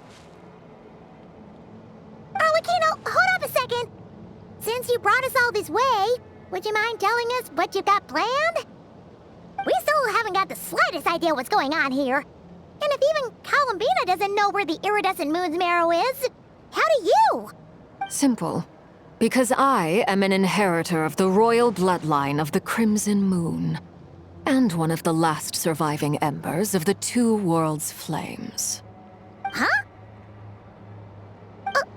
Are you serious? Isn't you're a descendant of that Crimson Moon dynasty we were just talking about? The one from ancient Conria? Your surprise is understandable. I was also taken aback when I first learned of it. But the more I thought about it, the more I realized the signs had been there all along. When I was young, I discovered I could wield a very special kind of fire. It coursed like blood through my veins and smoldered away inside my nerves. What's more, whenever I experienced strong bursts of emotion or drew too deeply on this power, it was like some kind of presence within the fire would begin to gnaw away at me, consuming me from the inside out. Exactly. That is why my hands are like this, too. At first, I saw it only as a curse, but once I became a harbinger, the Jester apprised me of the truth. Together with my own investigations over the past few years, there are several things that I have gradually come to understand. For instance, take the so-called Crimson Moon. In truth, it is nothing more than the shattered remnants of the iridescent moon, fused with the abyss to prolong its lifespan. Since this blood flame was bestowed upon me by the Crimson Moon, it is a fusion of the iridescent moon's former power and the corruption of the abyss. You all understand the nature of the abyss well enough. I draw upon its power, and in return, it hungers for my soul. This strange blackness is the mark of corruption it has left behind. If I recall correctly, you once told me that if the corruption ever made it to your heart, you'd become a completely different person.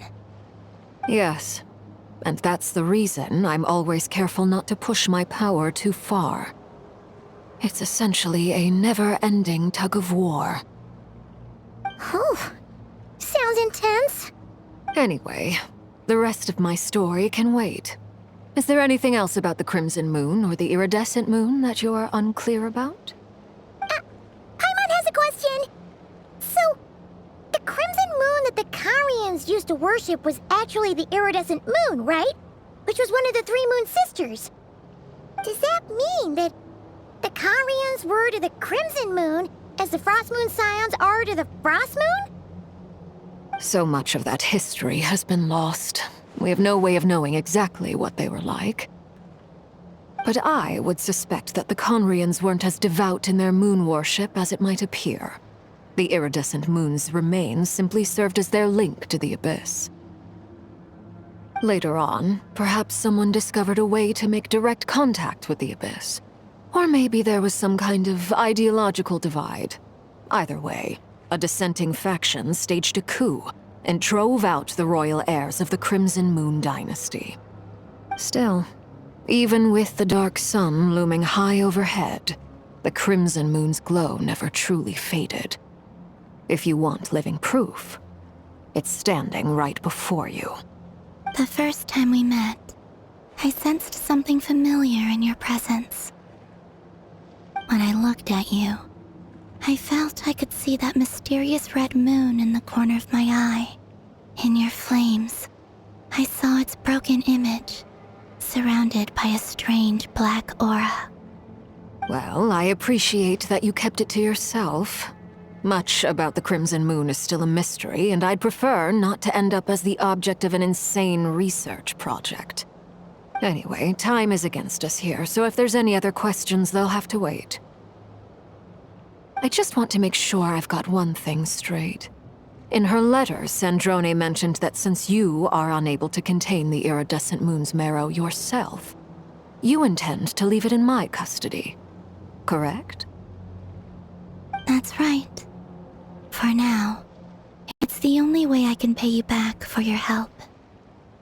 The iridescent moon is already part of who you are, so with its marrow in your possession, you'll be even more powerful than before. Deal. Then let's get started. Get what started? What does this place have to do with the Crimson Moon? When I first became a harbinger, the Jester gave me a book called Parenheri, also known as Leobranto Inamorato.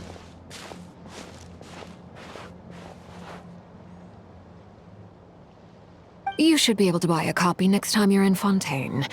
It's a love story set in the Crimson Moon era.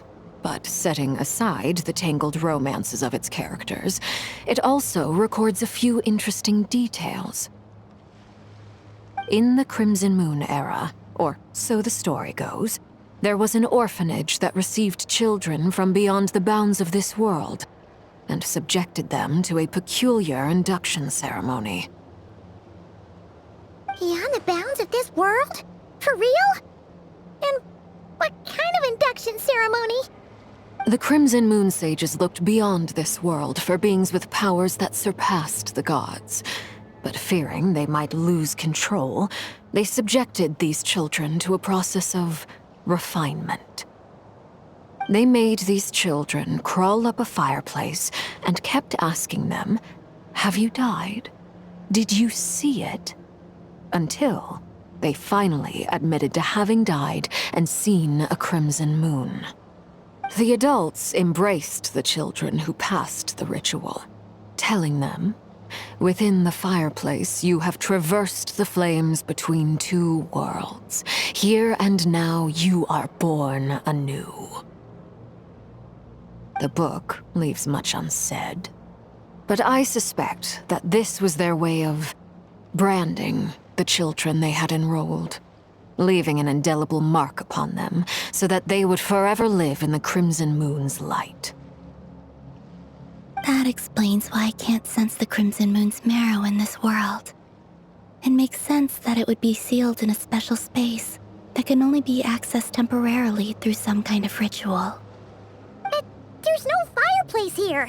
Do you see a chimney anywhere? Oh, are we supposed to build it ourselves? Okay, fine. Paimon will go find some bricks. That won't be necessary. The fireplace is purely symbolic. The key to the ritual is crossing the flames between two worlds. In other words, the flames that burn within me. Those burned away by such flames leave behind a kind of ghostly afterimage in the world. In the days of Conria, people believed they could be used to bridge the gap between the two worlds of life and death. In short, I can open a passage to that space for you. That's the easy part. The catch is I'll need to stay on this side to keep the passage open, so I won't be able to come with you. Once you're inside, you'll have to find your own way. Very well. Then I'll open it up. Traveler, spare me a little more moonlight if you would. I may need it.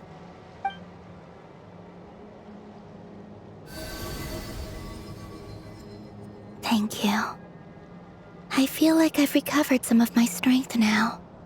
It should be enough to move us across short distances and confront whatever dangers might await.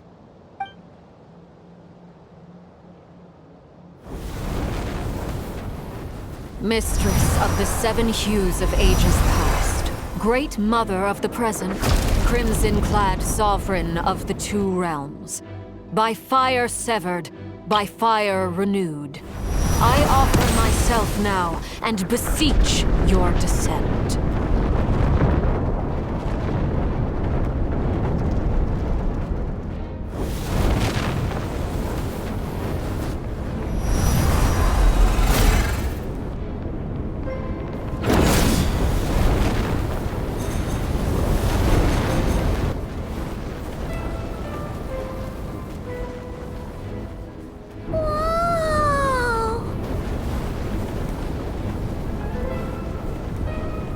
One word of advice. As you're crossing over, no matter what voices you hear, do not answer. Got it! I sense a sinister gloom inside, but also the familiar light of the moon. I feel that I am about to meet an old friend who has changed beyond all recognition. All right, let's go.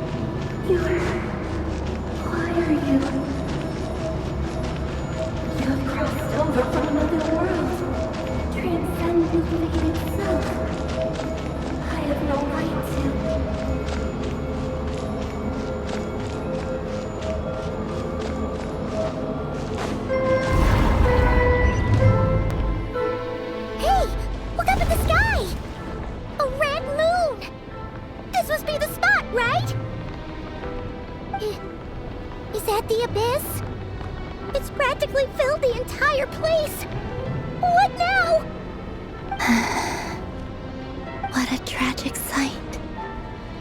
Fragments of your broken body, seized by the abyss and hung up aloft like mummified remains.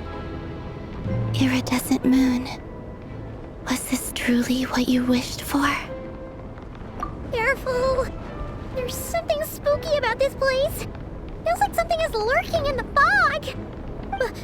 Haimon's right behind you. Whatever you do, don't run off without her. Huh? Huh? For real?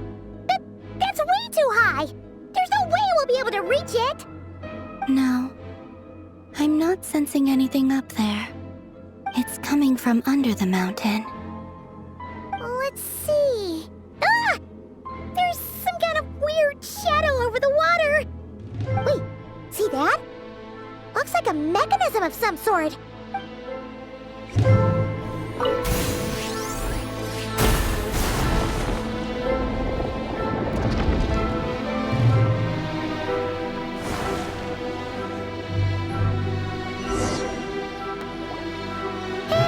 Look at that!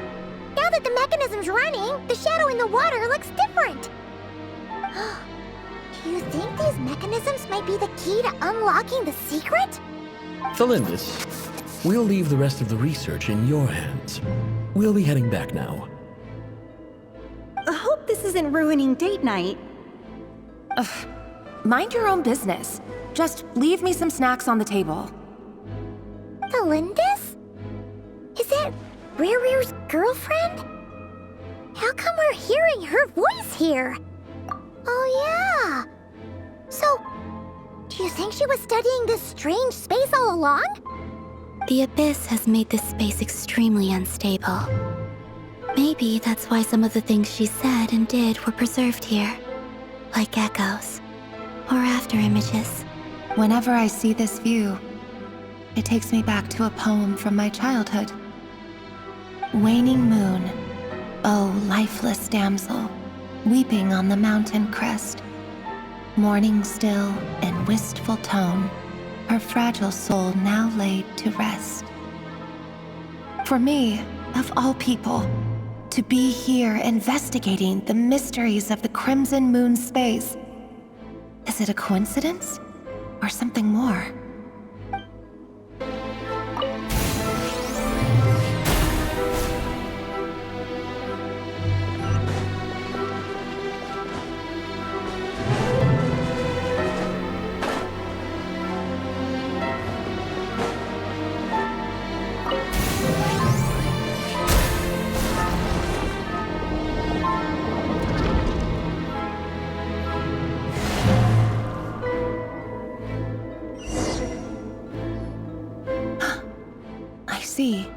So the moon marrow, or rather the power of the 3 moons, is the key to unlocking.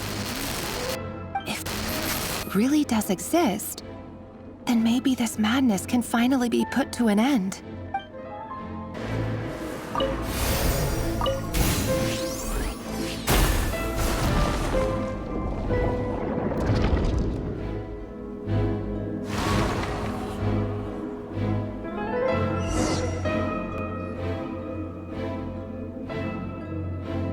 With the Abyss inhibitors in place, I should be able to access the chamber with the moon marrow. Oh, Rerir, with every step you take, you're drifting further from what you truly desire. But you're not the root of the problem. Ever since that outsider set foot in Conria, the Vinster King has sunken deeper into madness. If only I could get my hands on that outsider.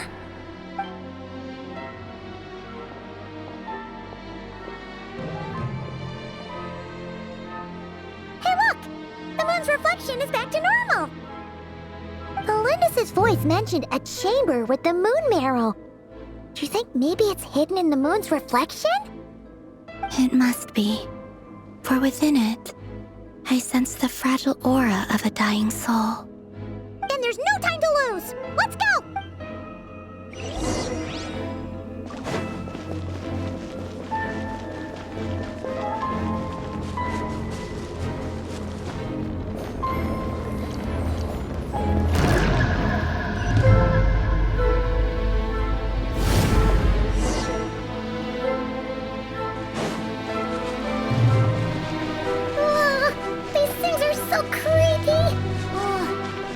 Looks like we'll have to destroy them if we want to get to the iridescent moon's mirror.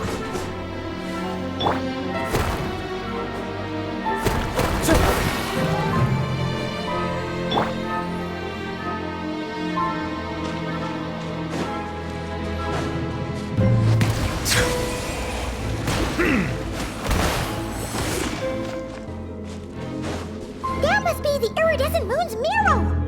Oh, but we'll need to destroy these things before we can reach it.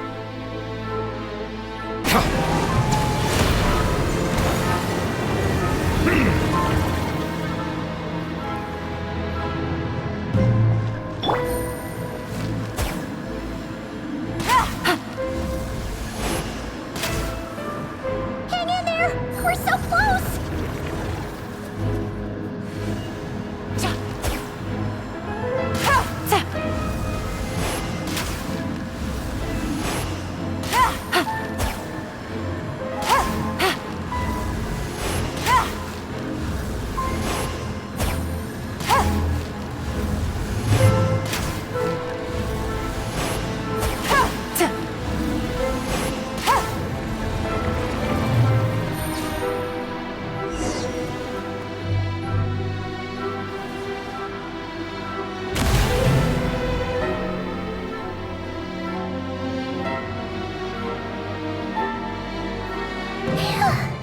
We finally did it! The iridescent moon's marrow, still burning away like an undying flame, yet now contaminated by the abyss. It has taken on a new form entirely. If we can purify the abyssal power within, we should be able to obtain its untainted essence.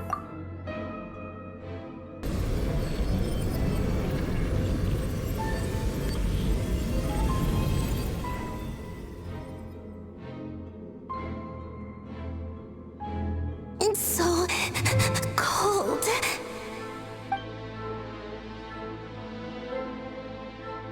Is it you? Are you here? Huh? Are you talking to us? At long last, I can see you once more. Our fates have crossed, and I am finally free. I'm sorry, I lied to you. Even knowing what was to come, I still couldn't let go of the fear in my heart as death drew near. The moment the moon shattered, my body began to split apart piece by piece. Like I was being cut into pieces by 1,000 blunt blades. My thoughts scattered as the cold crept in. But I could not bear to fade away like that. Tell me, what was it that brought you to us all that time ago? If only I had possessed your courage, then I might have been spared this torment more painful than death. You look so puzzled. That's how I felt too when I first saw you. But trust me when I say that everything happens for a reason. Farewell, Hypo.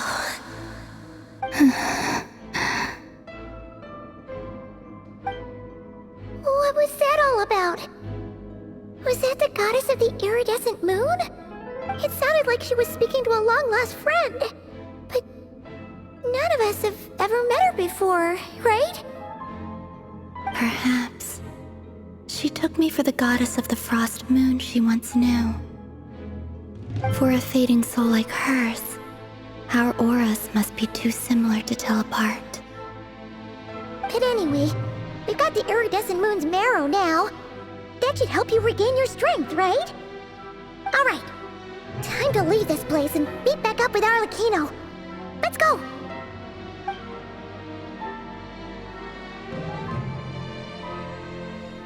That's odd. This place looks different than when we came in. Waning moon, oh lifeless damsel.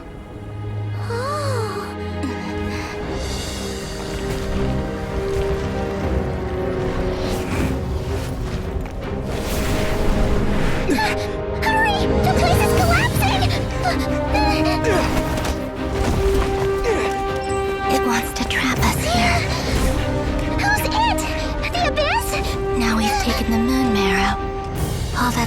Here is a dark will. It will show us no mercy.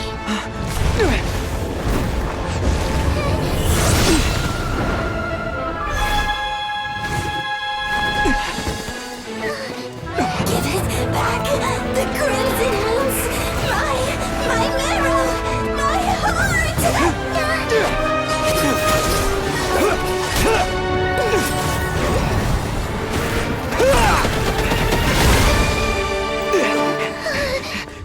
Finally! Huh? Oh no! The exit's blocked! They're back! Now what do we do? This is where you fall. Witness my rise. What are you waiting for?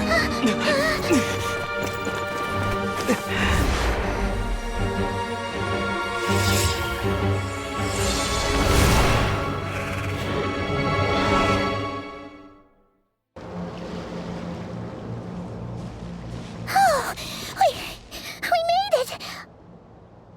Was that you, Arlecchino? Did you save us? Wait, your hands! They're... Oh, this? Don't worry. It's a small price to pay. The Abyss wanted to trap you inside, and I defied its will by bringing you out. No wonder it's a little angry. No. I have paid the price, albeit a small one, and it cannot be undone. My hands have already fused with the Abyss. Purification would simply destroy whatever's left of them. But surely...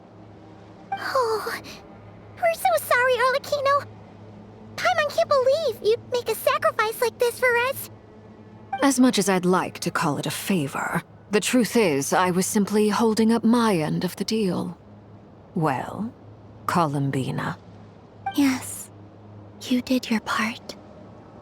And as promised, I will leave the iridescent moon's marrow in your care. From this day forth, may the two worlds' flames burn ever more brightly.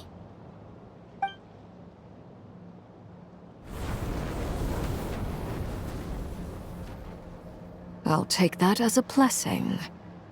Now, Columbina, give me your hand. Accept this moonlight I offer in return.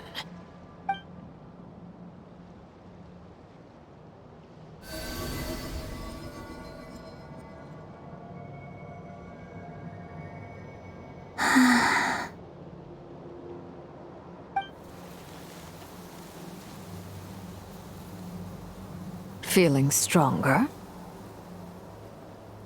Hey, Columbina, are you okay? I'm fine. Our powers are a little at odds, that's all. By the Frost Moon's authority alone, wielding the power of the other moons was always going to be a stretch. Still, I think it's fair to say that your strength has returned, at least to the level it was at as Third Harbinger. It's still not enough. There's no way I can hope to challenge Rayrir like this. Just one more ray of moonlight, if you would. It's okay. I can take it.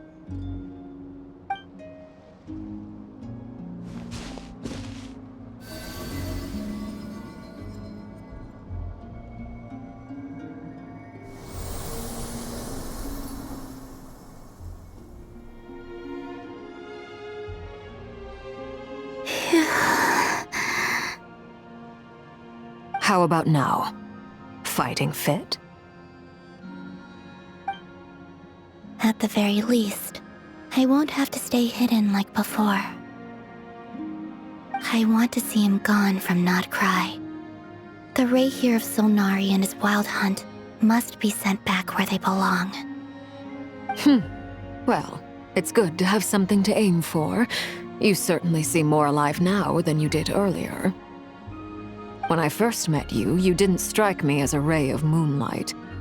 More like a wisp of fog drifting in from who knows where, ready to scatter at the first sign of a breeze. But now, You're full of vitality, just like the Frost Moon, once the brightest of them all. May you keep shining, Columbina. This is who you are. Thank you. Look after yourself too, Arlecchino. I know you have plans of your own, and that's why you're always seeking to grow stronger. But whatever you're after, don't let the Abyss take a hold of you. I do not wish to see you go down the same path as Revier. I appreciate the concern, Columbina. Although perhaps it's time you took a new name. A new name? Kutar, the Moon Maiden, Columbina, they're nothing more than code names. They describe who she is and the roles she's played, but they're not her real name. We often use code names in the House of the Hearth, too. But it's knowing your real name that keeps you grounded. Up till now, you've been living a wandering life, so you've probably never really cared. All I'll say is this. Once you've defeated Revier, give it some thought. All right, that's it from me. I'll get you back safely first, then go meet up with Sandrone. You're the best! I appreciate the gesture. It speaks to your good character. Anyway, let's get going. There are more urgent things to do right now than trade compliments.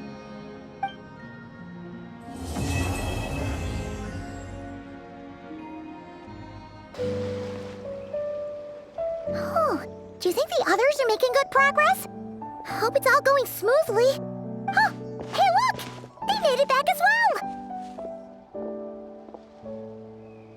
Flintz! Llama! How did it all go? All is well, thank you. Nefer and Yehoda had to stay at the curatorium to wrap things up, so they won't be joining us for now. I ran into Miss Nefa and Miss Aino on the way back. Their work is still in progress, so I suspect they won't be back for a while either. You seem rather cheerful today, Mr. Flintz. I certainly am. I achieved what I set out to do and came away with more than I bargained for. Fighting alone can get quite tedious, but I had the good fortune to run into a pair of brave young warriors. We meet again. How have you been? Albedo! What are you doing here? Thankfully, tracking you down turned out to be a lot simpler than we envisaged. These two courageously lent me a hand while I was fighting the Wild Hunt. When they told me they were Servarka's colleagues, it all made sense. And given how people of outstanding talent tend to cross paths, it's no wonder you're already acquainted. So, who's your travel buddy, Albedo? Why don't you come and introduce yourself?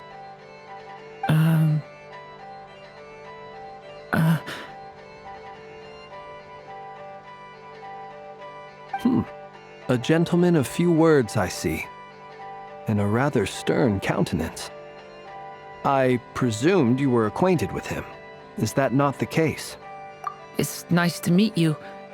Again. We've technically met before. Wait a sec! You're Minnie Durin! That's right. It's me. I'm glad to see you again. By the way, he says it's okay if you drop the mini. Yeah, I'm not as mini as I used to be. Interesting, isn't it? The first step towards blending into human society appears to be reflecting on whether one's name really reflects who they are. Wow! You look so different! In a good way, of course. It's great to see you looking so healthy. Thank you, Paimon. And although you're as mini as ever, I understand that diminutives don't always convey endearment. I'll be sure to simply call you Paimon, as a sign of my great respect for you. Wow! You're such a smooth talker now. Paimon could get used to this. From now on, you may refer to her as your esteemed guide, Paimon. Personally, I think our little Paimon is the perfect size. When people call her Little Paimon, it's just because she's so adorable that they can't help themselves. If that's not a sign of endearment, what is? You're absolutely right, Miss Lauma. My brother still has a long road ahead of him when it comes to understanding human relationships.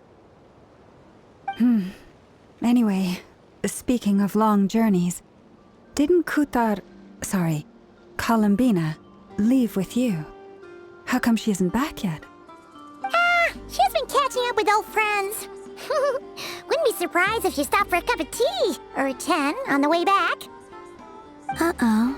People are talking about me. Hope it's nothing negative.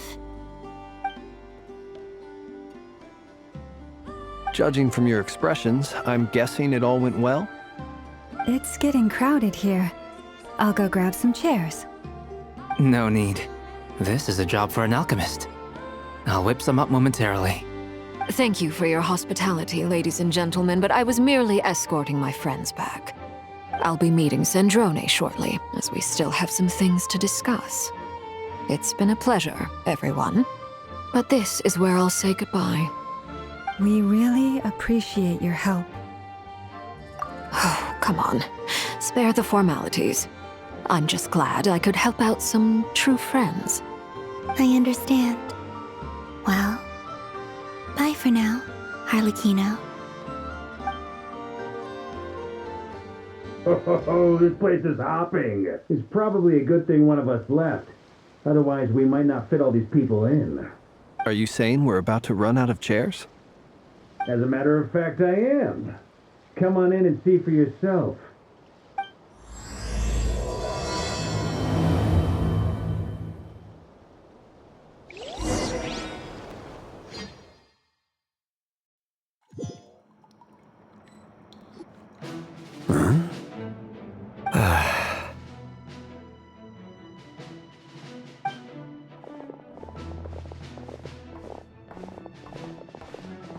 I overheard your little chit-chat outside, by the way. With Miss Columbina's colleague gone, we should be back to the original crew plus the other colleagues I brought in. Though, it looks like we have another new face. Someone else managed to rope in a colleague too? Frankly, you and Paimon are the only people I know here. This here is Dainsleif, colleague of Teyvat's greatest guide, Paimon, and greatest adventurer, the Traveler. Well, not exactly colleagues, more sort of friends. When someone else jumps in to do the announcing, you know you're speaking to someone important. Let's hear what he has to say. Note to self. Once Paimon knows your name, the rest of the world will soon follow. When he comes looking for us, it's usually something important. Paimon's guessing you've heard about the Wild Hunt, then. From the looks of it, you're about to hold a meeting. If I were to say that the Wild Hunt is our mutual enemy, would that earn me a seat at the table? As the saying goes, the enemy of my enemy is my friend. Mr. Dainsleif, there's a seat with your name on it. Though, I can't promise the same for everyone else. Hey, Albedo, think you can rustle up a couple more chairs? After all this time apart, Grandmaster Varka's first order is to rustle up a couple more chairs. I've missed this. Is he being sarcastic? Hey, he's your brother. Why are you asking us? I've still got a lot to learn about the nuances of human conversation. Trying to decipher Albedo's way of speaking has been like jumping in at the deep end. Oh, good point. Paimon gets you now. Don't sweat it. There are people who go their whole lives without getting the hang of it. You're ahead of the game already. I wonder what's taking Nefer so long. Perhaps you should go and check in with her. If anyone can hurry her along, it's you. I just got back from the curatorium. Besides, aren't you curious to see what's taking her so long? Miss Nefer doesn't strike me as the type to share secrets. And since gathering intel is her specialty, I'm guessing she'd prefer to keep her methods confidential. Under such circumstances, Would it not be tactless for me to impose? Oh, but it's fine for me to impose. What can I say? You have an unrivaled ability to garner people's affection, Miss Moonchanter. Besides, you have far more in common with her than I do. All right then.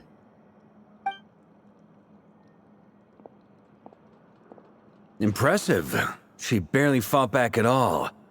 I admire your powers of persuasion, my friend. As I'm sure Miss Lauma will realize soon enough, the trick in life is to always pitch in with other people's responsibilities so that you can be selective with your own. Another trick is to simply hide in the background. Spoken like a true sage. Anyway, looks like we've got some time to kill before the meeting. Let's take a little breather, folks.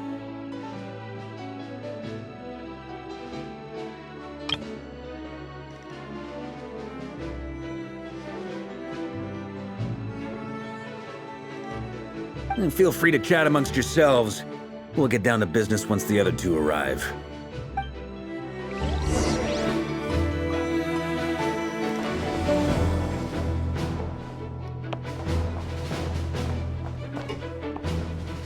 Is there something you'd like to say to me? Yeah!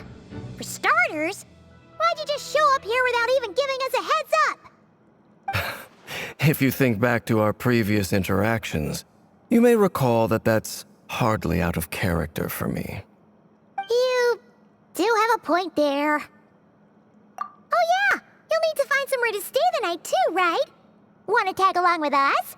You never know. We might get a group discount. Sure, let's do that. Great! Paimon will handle it! And in return, we can get Dainslift to be our very own personal bodyguard. If that's what you had in mind, you should have said so sooner. I'd be happy to help. Oh, okay then. Paimon was only kidding, but good to know. Anyway, since we're all here together, we might as well watch each other's backs. That's just what friends do, right? Indeed. Thank you.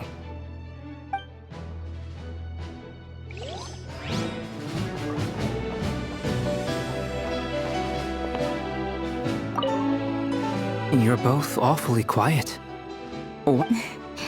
Much obliged. Have either of you ever had your portrait painted?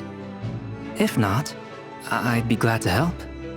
That sounds like a lovely idea. You know how to paint, then? I dabble occasionally. He's an excellent painter. Tables, chairs, people, dragons, you name it. He'll paint it for you. I'm flattered.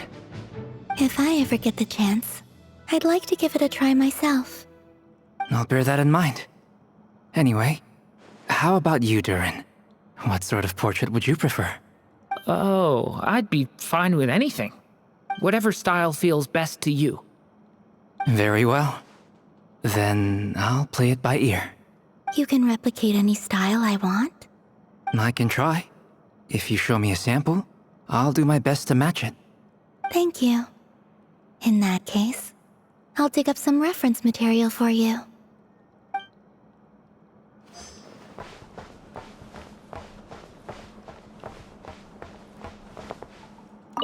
Truth be told, I can't remember the last time. You're not alone there, my friend.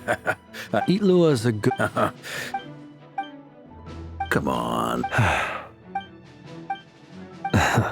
Let's just keep this. That goes without. Anyone else in the know? Let me guess. The Traveler and Paimon? It's dangerous being too sharp for one's own good, you know. Then, in the name of the Animo Archon Barbados himself, I swear. Of course.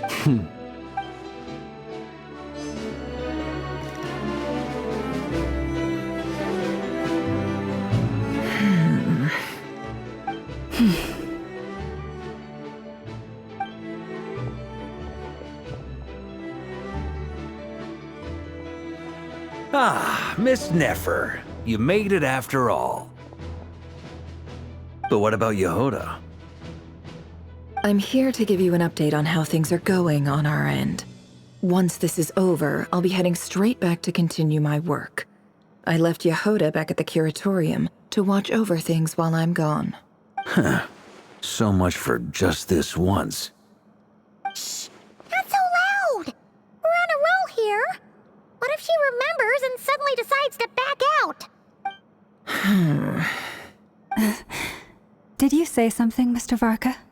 Huh? I didn't say anything. Right, Flintz? Must have been a frog. They get so noisy around here at nighttime. It's like they're putting on a concert in the background. Anyway, before we begin, there's a few introductions to make.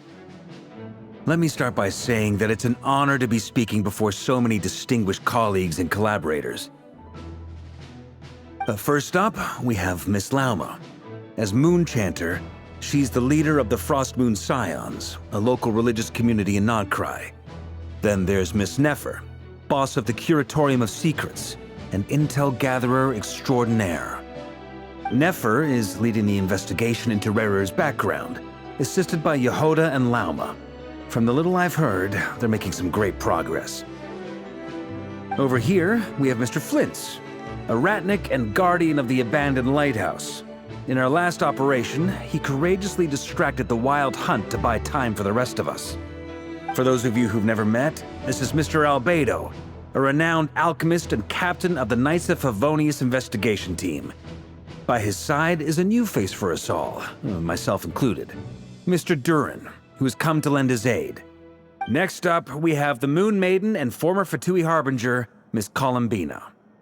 Then we have the Traveler, who's earned more titles than I could possibly hope to list out, so I'll spare you the rundown. And Paimon, the ultimate travel companion and quite possibly the best guide in all of Tevat. Wow! That's a lot of people! Great turnout! Miss Nefer, it looks like you might have another job coming your way, so, congratulations on the booming business, I guess. You think I haven't got enough on my hands as it is? Who's looking for me now? That would be me, Miss Nefer. I have a commission for you. And you are? Who I am doesn't matter right now. What does matter is that I'd like you to gather more intelligence about the Recher of Solnari. Well, it's not as if we never take on anonymous commissions, but in your case, I'll have to decline. I'm gonna take a wild guess and say your job's probably more hassle than it's worth. Something about you seems like bad news. It's my eyes, isn't it? Conrian, I assume. And what's with the mask? Are you trying to hide your identity? In any case, the fact that you're even still alive raises an awful lot of questions for me. My name is Dainsleif. And yes, I am from Conria. As I'm sure you're aware, the Recher of Solnari's real name is Rerir. He was once an acquaintance of mine. Really? Then you must have been quite an influential figure yourself. You flatter me, but none of that matters anymore. My point was simply to clarify why I have asked Miss Nefer to investigate Rerir's background. So you're both from Conria, and it sounds like you used to be friends? What am I missing here? Surely you already know how he became one of the Five Sinners. I'll tell you everything I know. The history of Conria, the names and identities of the Five Sinners. I remember it all like it was yesterday. I have never spoken openly of this before, but the truth was exactly as people say. The Five Sinners were each driven by their own desires, and it was by playing upon these that the Abyss tempted them to their fall, tearing Conria apart in the process. The visionary, Vedafenir, who wished to foretell the future. The wise, Haroptatir, who sought limitless knowledge. Gold, Rhindaughter, who desired to create life. The foul, Surtologi, who pursued supreme strength. And last, but not least, Recher of Solnari, Rerir, Ravager of the Moon.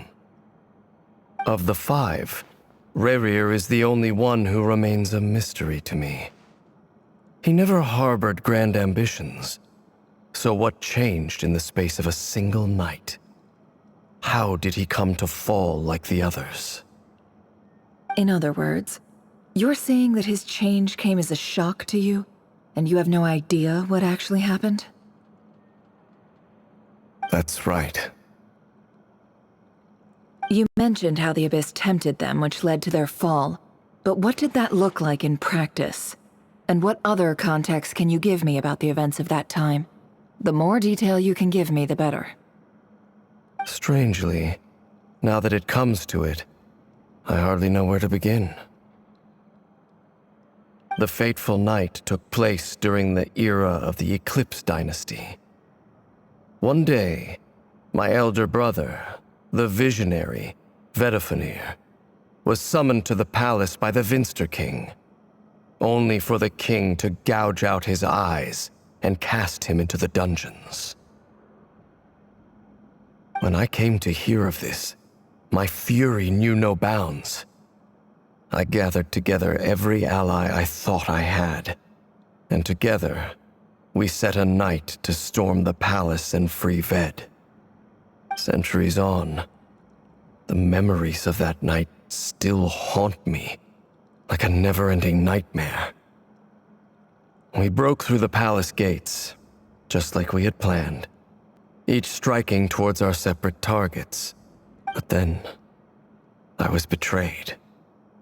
Even Vedifenir, the very person I had come to rescue, abandoned me and partook of the Abyss's power. So, it's personal after all. Then tell me, Mr. Dainsleif, what price are you willing to pay?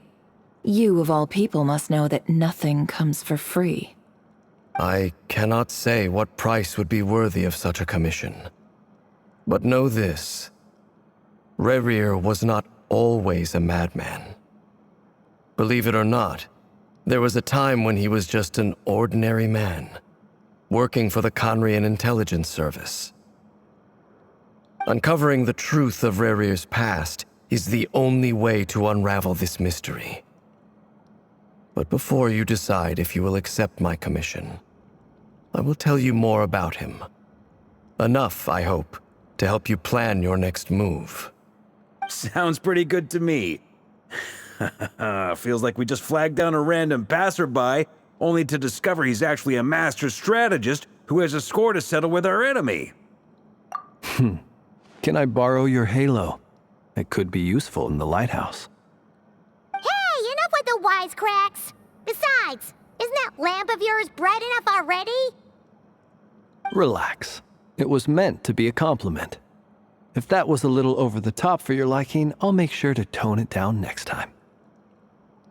I'll give your proposal some serious thought, Mr. Dainsleif. Let's speak in private once the meeting is over. Before that, there's a few things I'd like to share.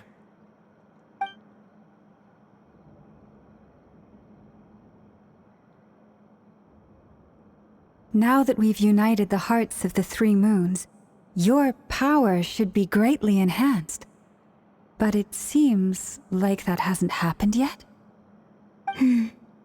I believe it will take a little longer. You've done so much for me, so I want to be completely honest with you all. Even though I'm doing a lot better now, the truth is, my recovery will likely be an ongoing process. From the moment I was born, my power has been slowly ebbing away. And that is because Tevat has never accepted me. Even with the moons united as one, it seems my rejection cannot be undone. So far, I have yet to find a solution. It may turn out to be a problem that will plague me until the day I finally leave this place behind. Even so, I will do everything in my power to help you drive out the Reihir of Solnari. As Arlecchino put it, this is not about chasing the spoils of victory. It's just a gesture of heartfelt gratitude. Kutar.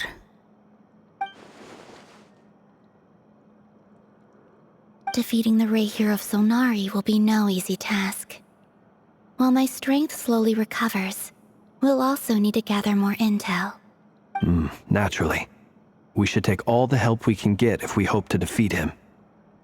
We've considered several viable plans now, but our choice hinges on the answers to a few key questions. Is it even possible to kill Rahier? What experiences shaped the person or monster he became? And what's he really after? Given Albedo's expertise in alchemy, I think we should leave him to try and answer the first of these questions. Understood. As for the other two, I'm afraid we'll have to count on you again, Miss Nefer. Believe me when I say it's not my wish to burden you. But right now, relying on your skills is our only option. So you're placing all your hopes on me, huh? We can't thank you enough for agreeing to help us. Honestly, I can hardly believe how lucky we are. You sure have a talent for changing your tune, Miss Moonchanter. Timid like Yehoda one moment, then flinches insincere flattery the next. Ladies, please. I must object to your portrayal of me. That's all. Feel free to keep bickering. Just pretend I'm not here. I almost don't want to leave this room. I'm curious to see how this plays out. I have faith in you, Miss Nefer. Something tells me you'll stand by us until the very end. Oh? And what makes you so sure of that? What if I suddenly decide that my compensation is insufficient? This isn't about the money. I can sense that you've got a deep-seated distaste for Rahier. And knowing you, that alone is motive enough. Look at them getting along so well. Like two peas in a pod. And I'm the one they accuse of insincere flattery. There is no justice. Miss Lauma, you have to understand something. Unlike you, I don't actually enjoy having everyone's hopes on my shoulders. Is that right? Well, maybe the fact that I'm willing to put my hopes in other people says more about me than you. But the fact is, I also trust you. And that's because I know that you're someone we can count on. Anyway, we've got our plan, so let's get moving. Mr. Dainsleif, let's talk. And Traveler, once we're finished, if you've nothing else planned, I'd like you to come with me. This whole experience is teaching me a lot. For instance, I now know that when other issues come up in the future, I'll have far more luck getting Lauma to convince Miss Nefer than trying to do it myself. Hate to say it, friend, but that's one of the funniest things I've heard in a while. Why? You think I've got it wrong? Quite the opposite. But what makes it so hilarious is how long it's taken you to realize.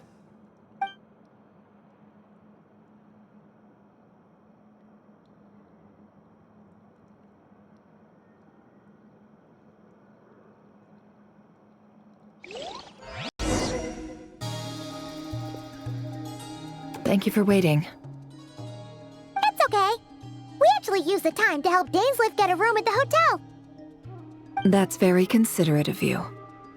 Now, I trust you share my curiosity about Rarier's past, and you seem fairly familiar with Mr. Dainsleif already. We spoke at some length after the meeting. He was the one who suggested I should invite you to join this operation. He feels confident that these secrets will be safe with you. Dane has a lot of faith in us, that's for sure. Likewise. I appreciate that you got right on board without interrogating me about why I invited you. It shows that you trust me to explain everything in due course. That's because we know what you're capable of. We appreciate you too, Nefer. You might have been forced to help in the beginning, but this time, it was your choice. That's one way to put it. Another is this, that once a decision's been made, it's set in stone. After that, my only goal is to see it through. Alright, so here's how it is. I'm going to access Rarier's thoughts again using my confidential method. Now, I'm sure you've seen things like this before on your travels, so you're surely well aware of how dangerous it can be. The reason I've gathered you all here is to ensure my safety during the proceedings. I plan for us to enter the fragment of his consciousness together, and once inside, I will focus on searching for information. Think of this as a diving expedition into someone's brain. If I'm the diver, you are my safety equipment, tasked with keeping me alive while I'm under the surface. Once the ceremony begins, we will all be spying on privileged information. But in the interests of safety, you must remain absolutely silent at all times. We will discuss our observations after the ceremony has concluded. Lastly, any individuals of a weaker constitution are advised not to partake in the ceremony. In any case, Paimon has her own job to do, which requires staying in the room but not joining the ceremony.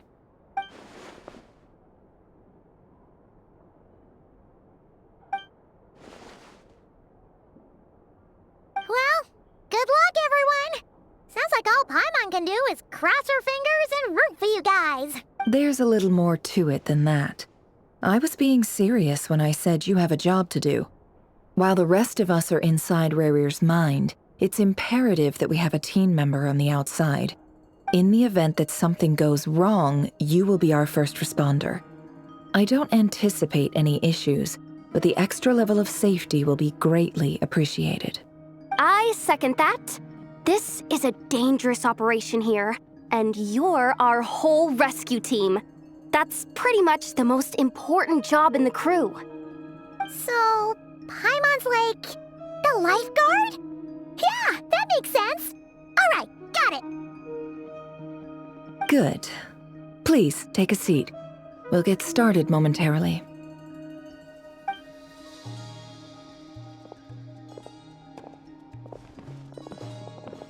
So, did Mr. Dainsliff tell you anything else? He told me that he believes Rarir kept some big secrets in his life. He's not sure that they were the cause of his eventual downfall, but he's asked me to uncover what those secrets were all the same. But surely you're not planning to go through with this, no matter the cost. If you think that, you'd be overestimating me. I'm a businesswoman, not a mercenary. But I do have my own professional reasons for taking this job. You think I'd turn down the opportunity to get a first-hand glimpse into Conrian history? No chance. Well, as long as you don't let morbid curiosity get in the way of safety concerns, we're good. We'll do whatever we can to help you. You're such a killjoy.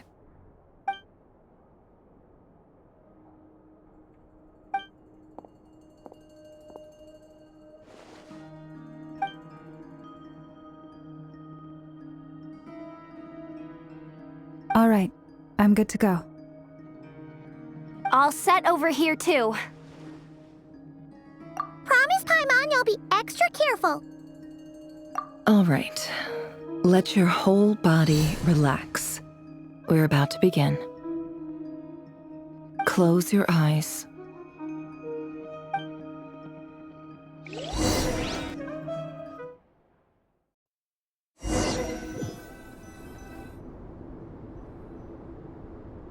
Phew. Could this be his office? Pretty standard setup. Bookshelves, paperwork, files. According to Dainsliff, Rarir used to be an intelligence operative. Chances are there's plenty of top-secret intel stashed away in this room. Is this where you keep your secrets, Rarir? Can't say I'm not looking forward to this. It all adds up. He looks even gloomier than last time. I wonder what's changed.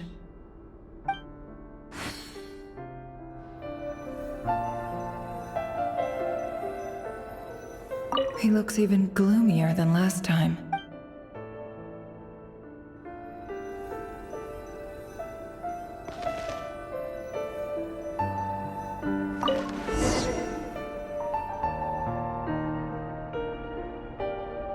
Today's files are in. Time to wade through them, just like usual. Male, 51. Occupation, cook. Confirmed Crimson Moon descendant. Has maintained frequent contact with other descendants over the past year. Poses a threat to the dynasty. Neutralized.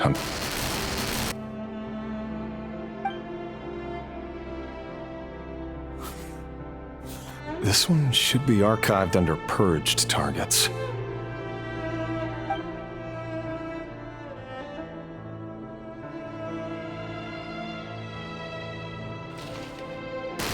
Female, 23.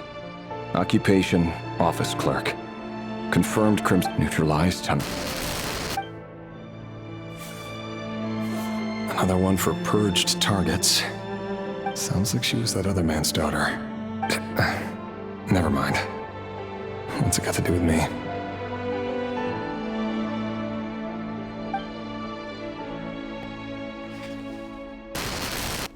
Male, 40. Occupation, teacher. Confirmed Crimson Moon descendant. Has been observed making contact with other descendants during the past year. Neutralized on... Just another nobody for the Ark. Come to think of it, I remember surveilling this man. A case like his never would have been considered a priority in the past. Huh. He barely even interacted with other Crimson Moon descendants.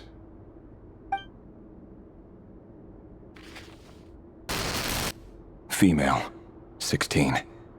Occupation, none. Orphan and confirmed Crimson Moon descendant. Has been observed making contact with other descendants during the past year. Poses a threat to the dynasty. Neutralized on... Filed. I have no recollection of this girl. None whatsoever. She doesn't seem to be anyone important, but then again, how many of them really are?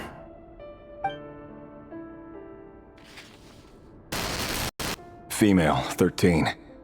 Occupation, none. Orphan and confirmed Crimson Moon descendant. Has been observed making contact with other descendants during the past year. Poses a threat to the dynasty. Neutralized on... Filed.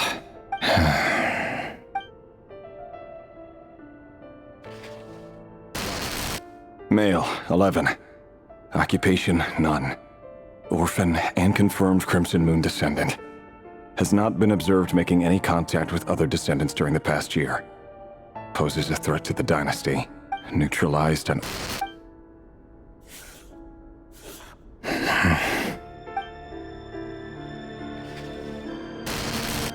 Male.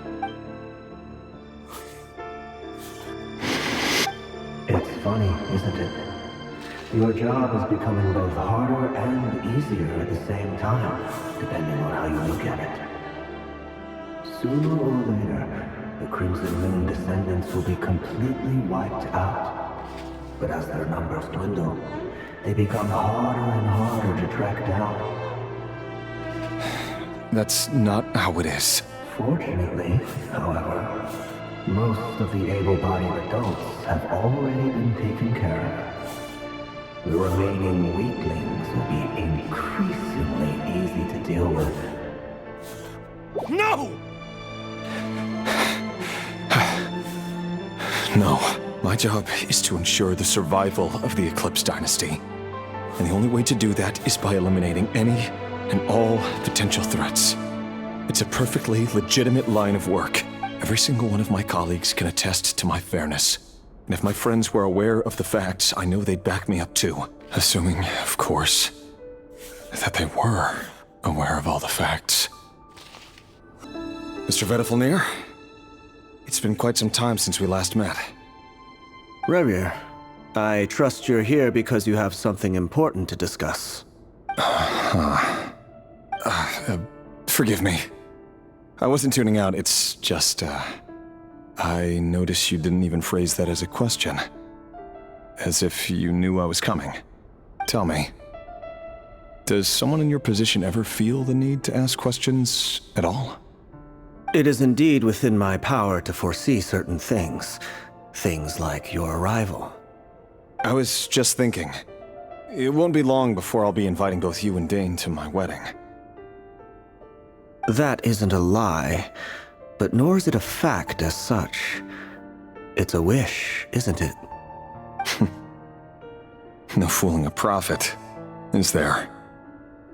Ever since that day we met for drinks, I knew it was only a matter of time before you came looking for me.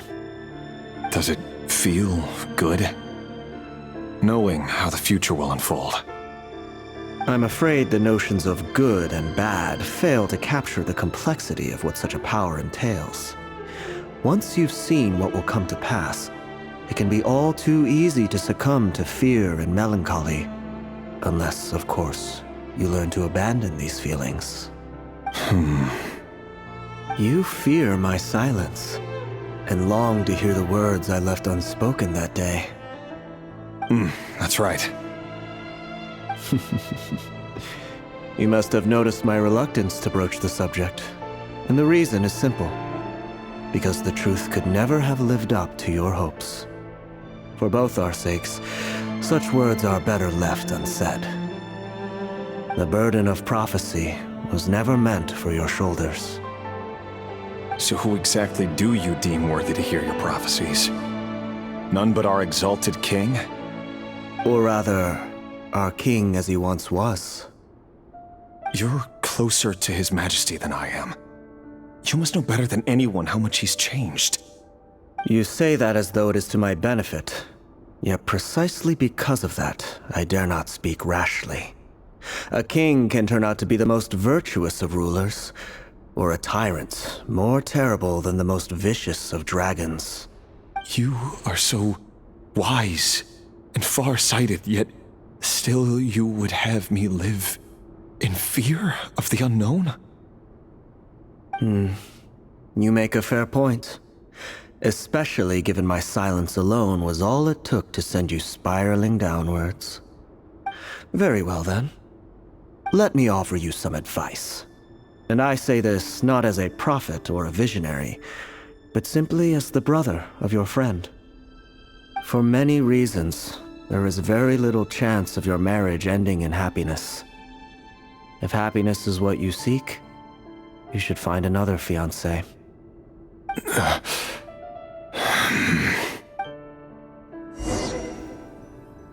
Hold on. There's that same black fog again.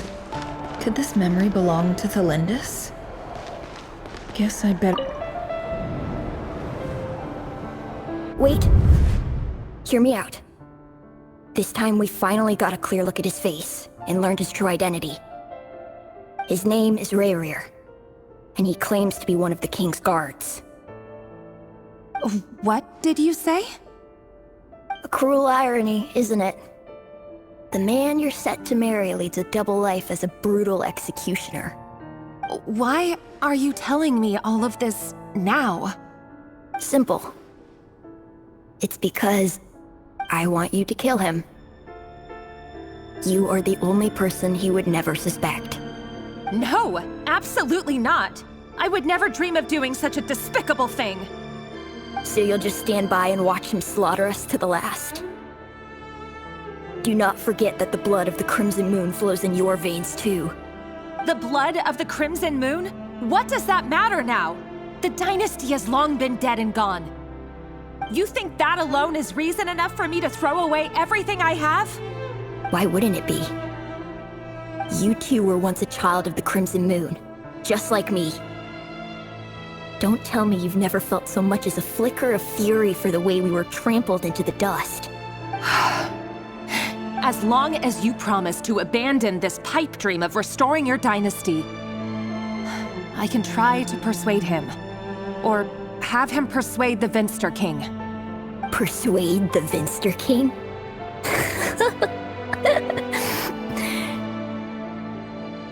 Do you even know why he's so obsessed with hunting us down?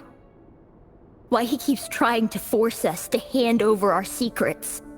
Over and over again? Or why we refuse to give up on restoring the dynasty? The Vinster King. A blind fool. His eyes clouded by powers from beyond this world. A petty little man with a miser's heart. And he dares to sit upon the throne? Mark my words. Sooner or later, Conria will fall. And it will be his doing. If you can't bring yourself to do it, so be it. Just you watch. It won't be long before calamity descends upon us all. The Rehir of Solnari. That really is quite a secret you've been keeping from me, Rerir. But who am I to talk? Am I really any better? I've kept my own past a secret this whole time, too. Love should be built on honesty. But ours was born from lies. And yet, is it really so wrong to hide things that would only make life harder? If we don't cover up the parts that no one else should see, how can we go on pretending to be normal? Vedifulnir must have known all this. And that's why he made his prophecy. In the end, nothing stays hidden forever. But I won't just sit by and watch this disaster unfold. I'll do everything in my power to protect what I cannot afford to lose, no matter who I have to face.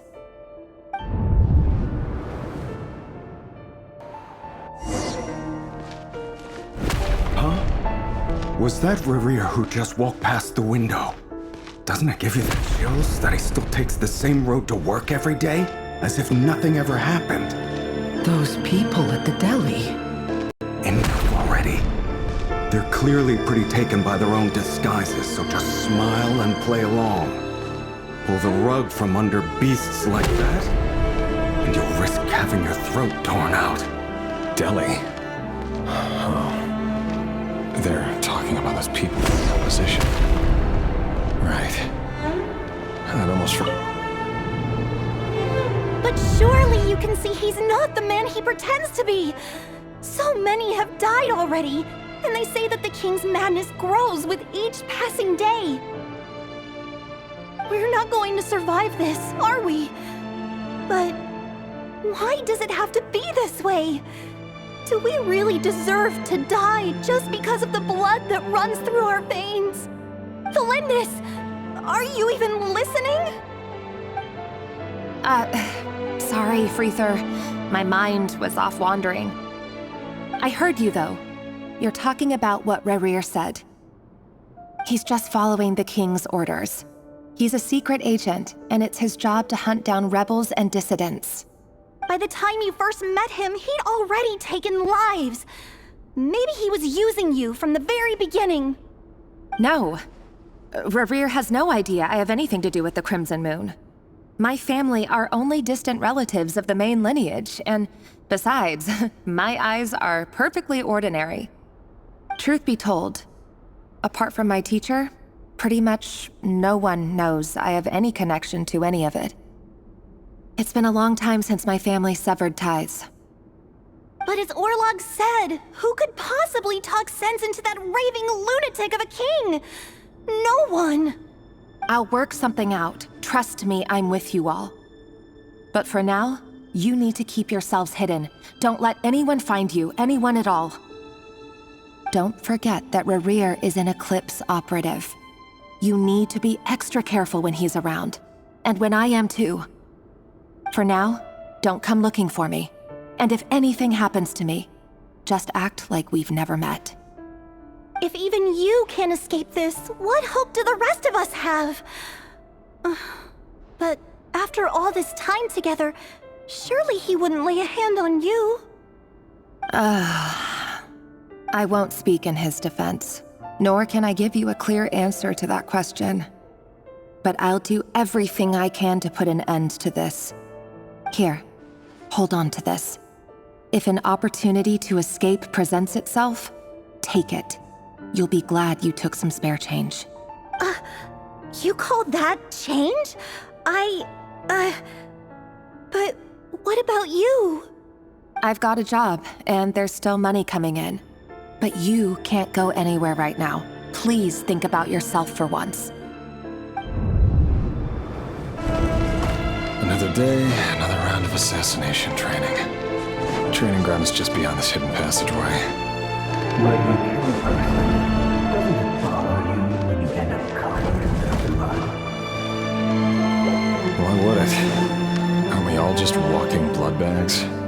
But not everyone is accustomed to hunting down. Make sure you have a firm grip on the handle. Then choose your angle well. Keep your movements light and brisk. And the prey won't sense a thing. I'll bet no one would have a quiet death at your hands. I work clean. No traces.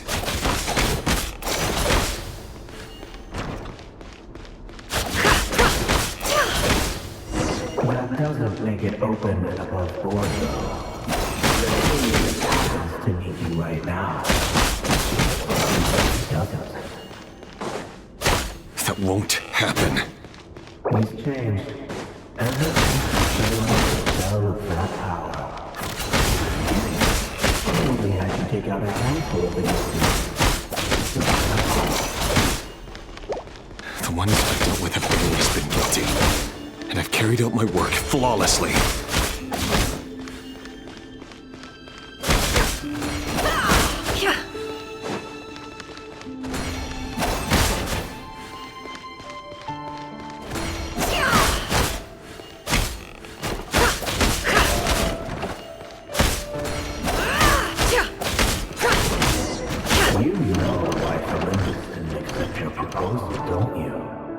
Was it because she didn't trust you? Or something else?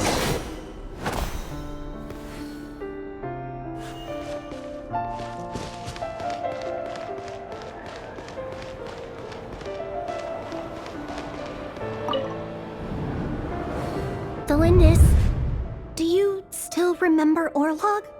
Orlog? The boy who was pretending to sell flowers. You spoke for quite a while, didn't you? Yes, we did. What about him? He was arrested 2 days ago. Chances are he's already dead. He... I just don't get it! After everything he's done, why do you still stand by him? Or does it mean nothing to you that people keep dying? No, that's not... Just hear me out. I need to go now, Delindis. They're looking for us. You take care too. If you ever need a place to hide, come find us.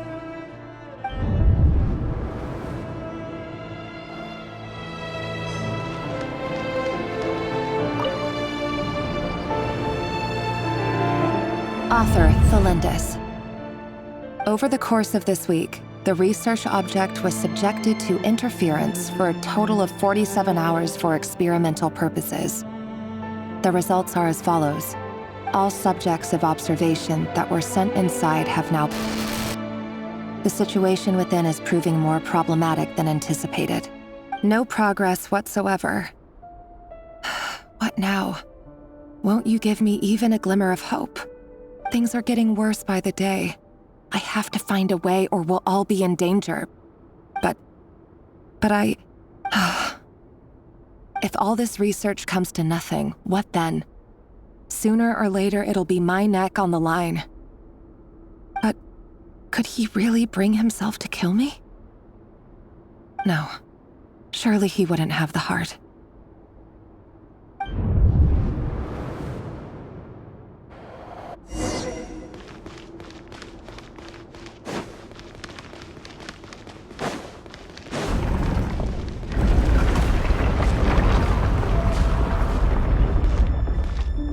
Why won't you just let us go? We don't even know each other. All we want is to live ordinary, peaceful lives. You want... to live?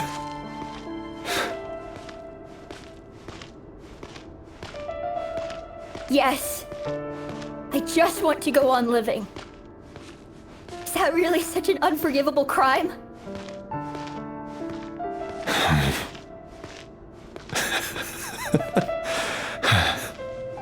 You want to go on living. I want to keep living too. To keep living forever. That's why I have no choice but to continue on the path I'm on. If only some savior would suddenly swoop down and change the way the world is. Too bad that's not going to happen. Imagine that. If there really were such a person, you and I wouldn't be standing here like this, would we?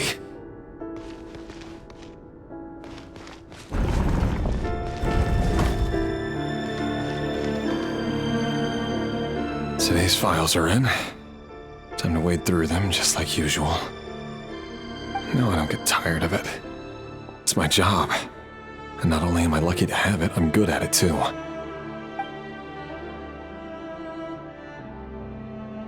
Huh. Wait. That's... Thalindis?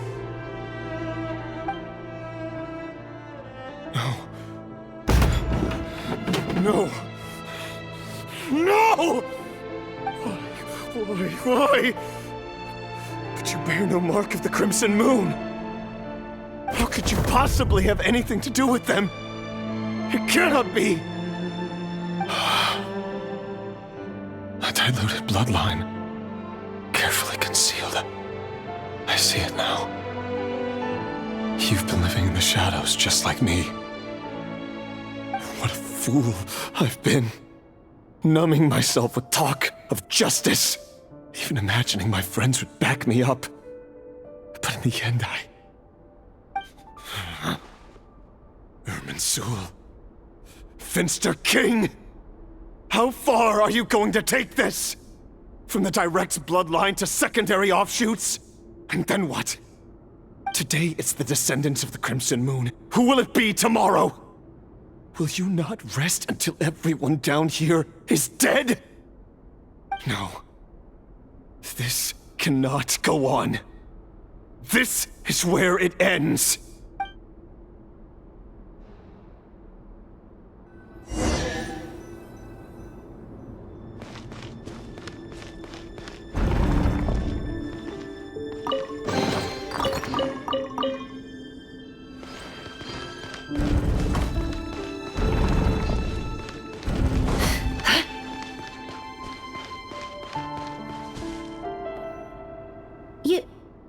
You're really letting me go? I am. As long as you can guarantee that no one will find you. Don't worry, I'll be extra careful. No one will know I was here. But... what about you? Me? If you let me go, you won't be able to complete your mission, will you? Good point. In that case, maybe you should stay. No, please! I just want to see the outside world again. To... Go on living? Yes. I know you're a man of your word. So please, just let me go. If I let you leave, what will become of me? Just kidding. Go, now. But remember, don't let anyone know you were caught. We'll be seeing each other again very soon if you do.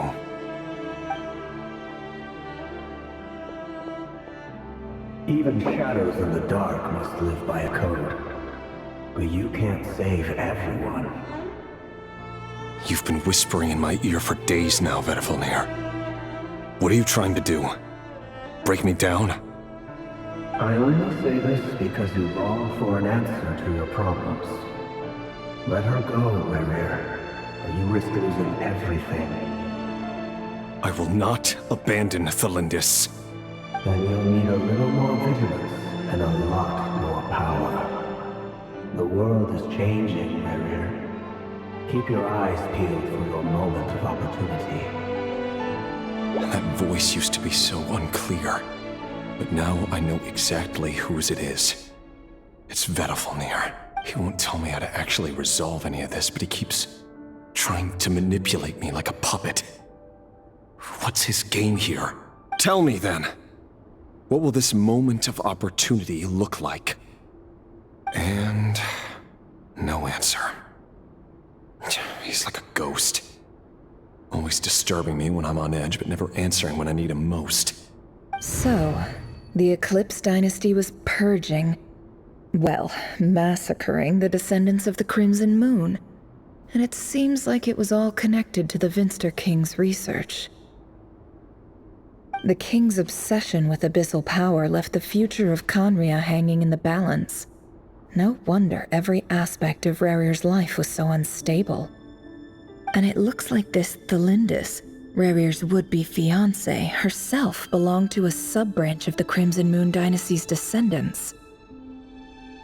It almost defies belief that a couple like them could hide the truth from each other for so long. If the Vinster King hadn't intervened in such a drastic way, they might have gone on deceiving each other for the rest of their lives. And why does Vedderfanir, Daneslif's older brother, keep talking in Rarir's head? This guy kept more secrets than I ever imagined.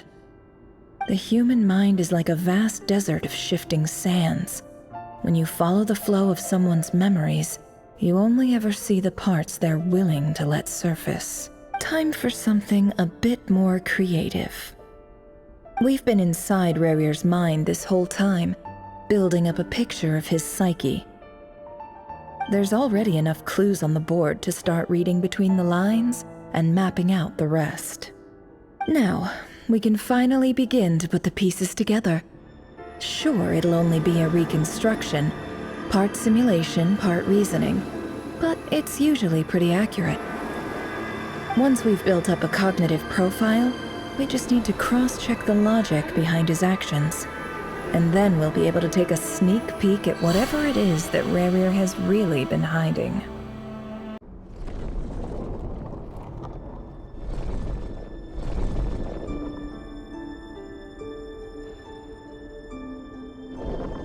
Rarir, are you there?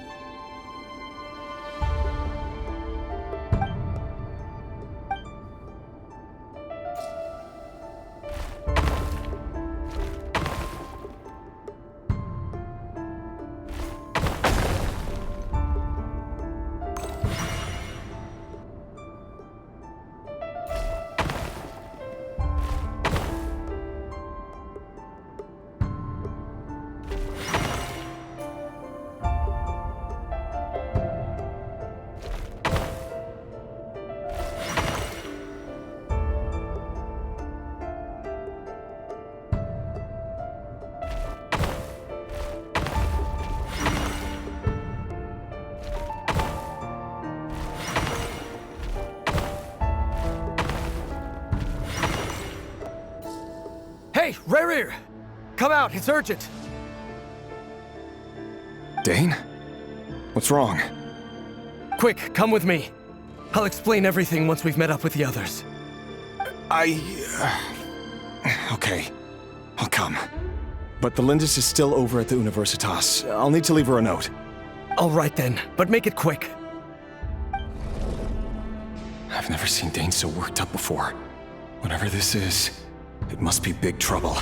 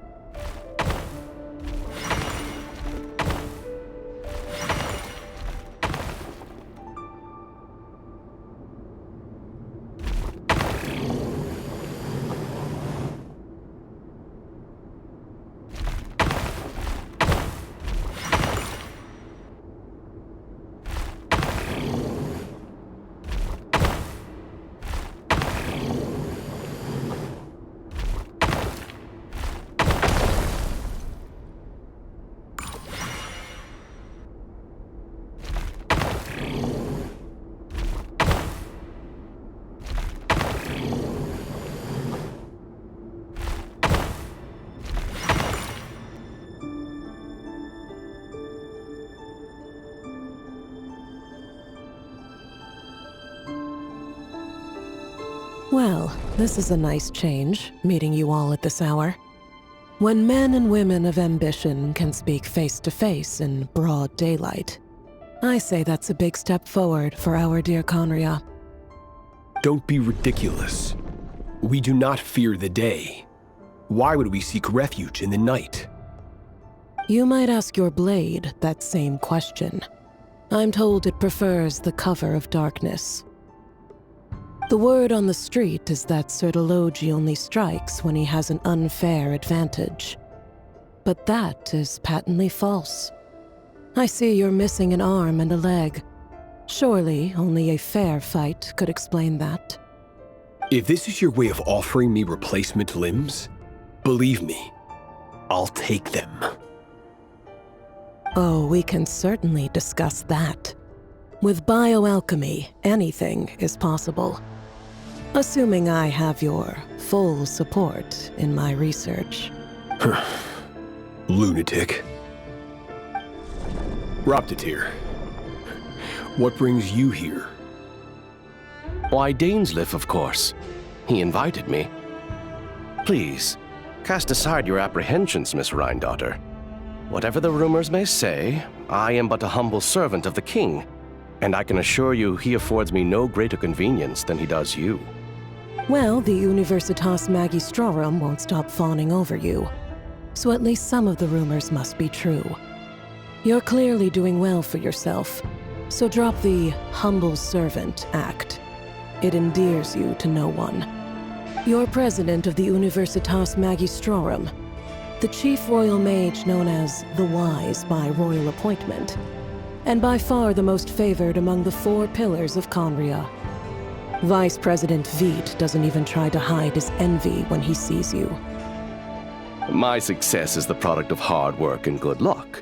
It's as simple as that. Were the king not such an extremist, I hardly think I would have received a senior post at my age. Of course, no job is without its gripes. Serving a king like ours can be a challenging task, as I'm sure you can imagine. And as for Efterveit, in missing out on the presidency, he's dodged a mountain of stress. Like everything else in life, it comes with pros and cons. You're all here.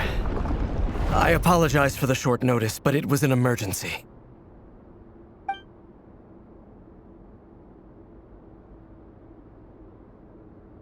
You must be Rerir. Mr. Sertologi. Yes, I handled your case file during your sentencing. Nothing personal, of course. I'm pleasantly surprised that you remember me. You're clearly a person of substance if you've been invited here. But Dainsleif, you'd better have a very good reason for convening this little gathering. It's my brother, Vedalfenir.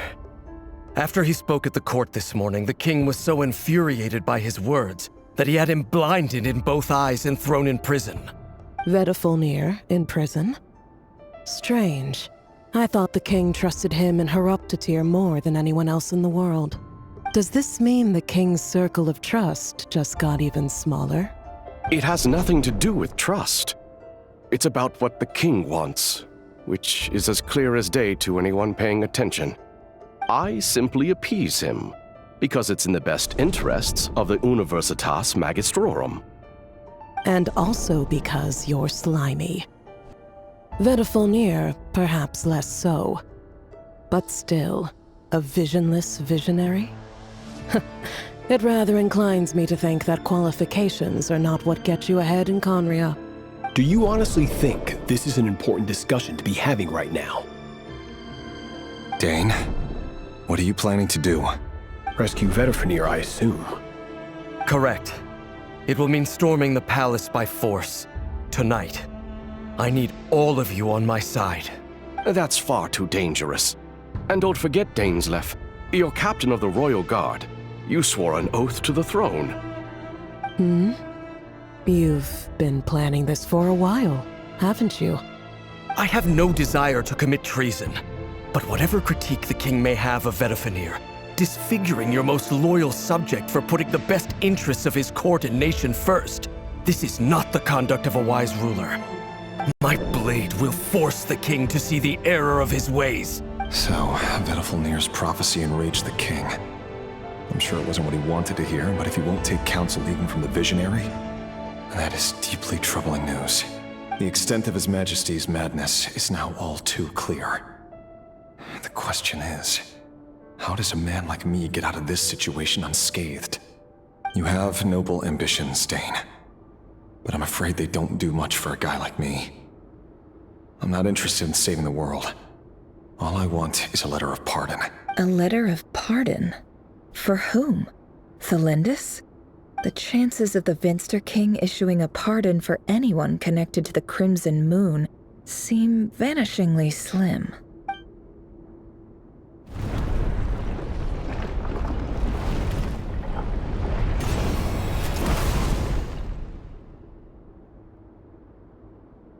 This black fog over the board must have some connection to Thelindis. But why is it taking this form? Does it have something to do with Rarir's past? Another mystery I'll need to unravel.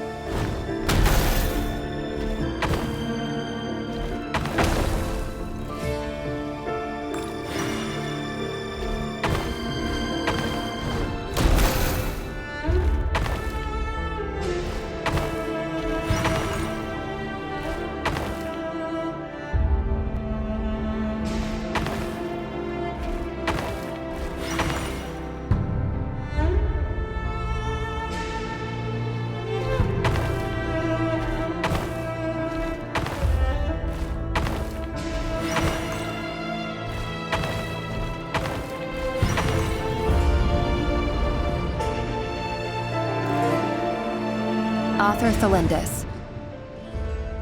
Over the course of this week, the research object was subjected to interference for a total of 60 hours for experimental purposes. The results are as follows. Research dating back to the Crimson Moon Dynasty has established 2 points regarding moon marrow. Firstly, its origins have something to do with a god's power. Secondly, it serves as a portal to an as-yet indeterminate location. Moon marrow can thus be defined as a spatial gateway. However, there are a number of hurdles to overcome before we can answer the question of where it leads to. To start with, opening the gateway requires a specific power source, which the relevant literature indicates an enormous amount of power is then required to keep the gate open. Currently, the total power output of our instruments remains in the single digits. To make matters worse, I am now the only staff member remaining in the Moon Marrow lab. The Universitas Magistrorum recently decided to move most of its personnel into abyssal energy research, which has stymied all Crimson Moon-related projects. This is not a wise move. I have always maintained that placing all our hopes in a single source of power is risky, especially one as poorly understood as this. As well as making ourselves overly reliant on a single resource, we are neglecting other promising technologies. I apologize if this comes across as disrespectful.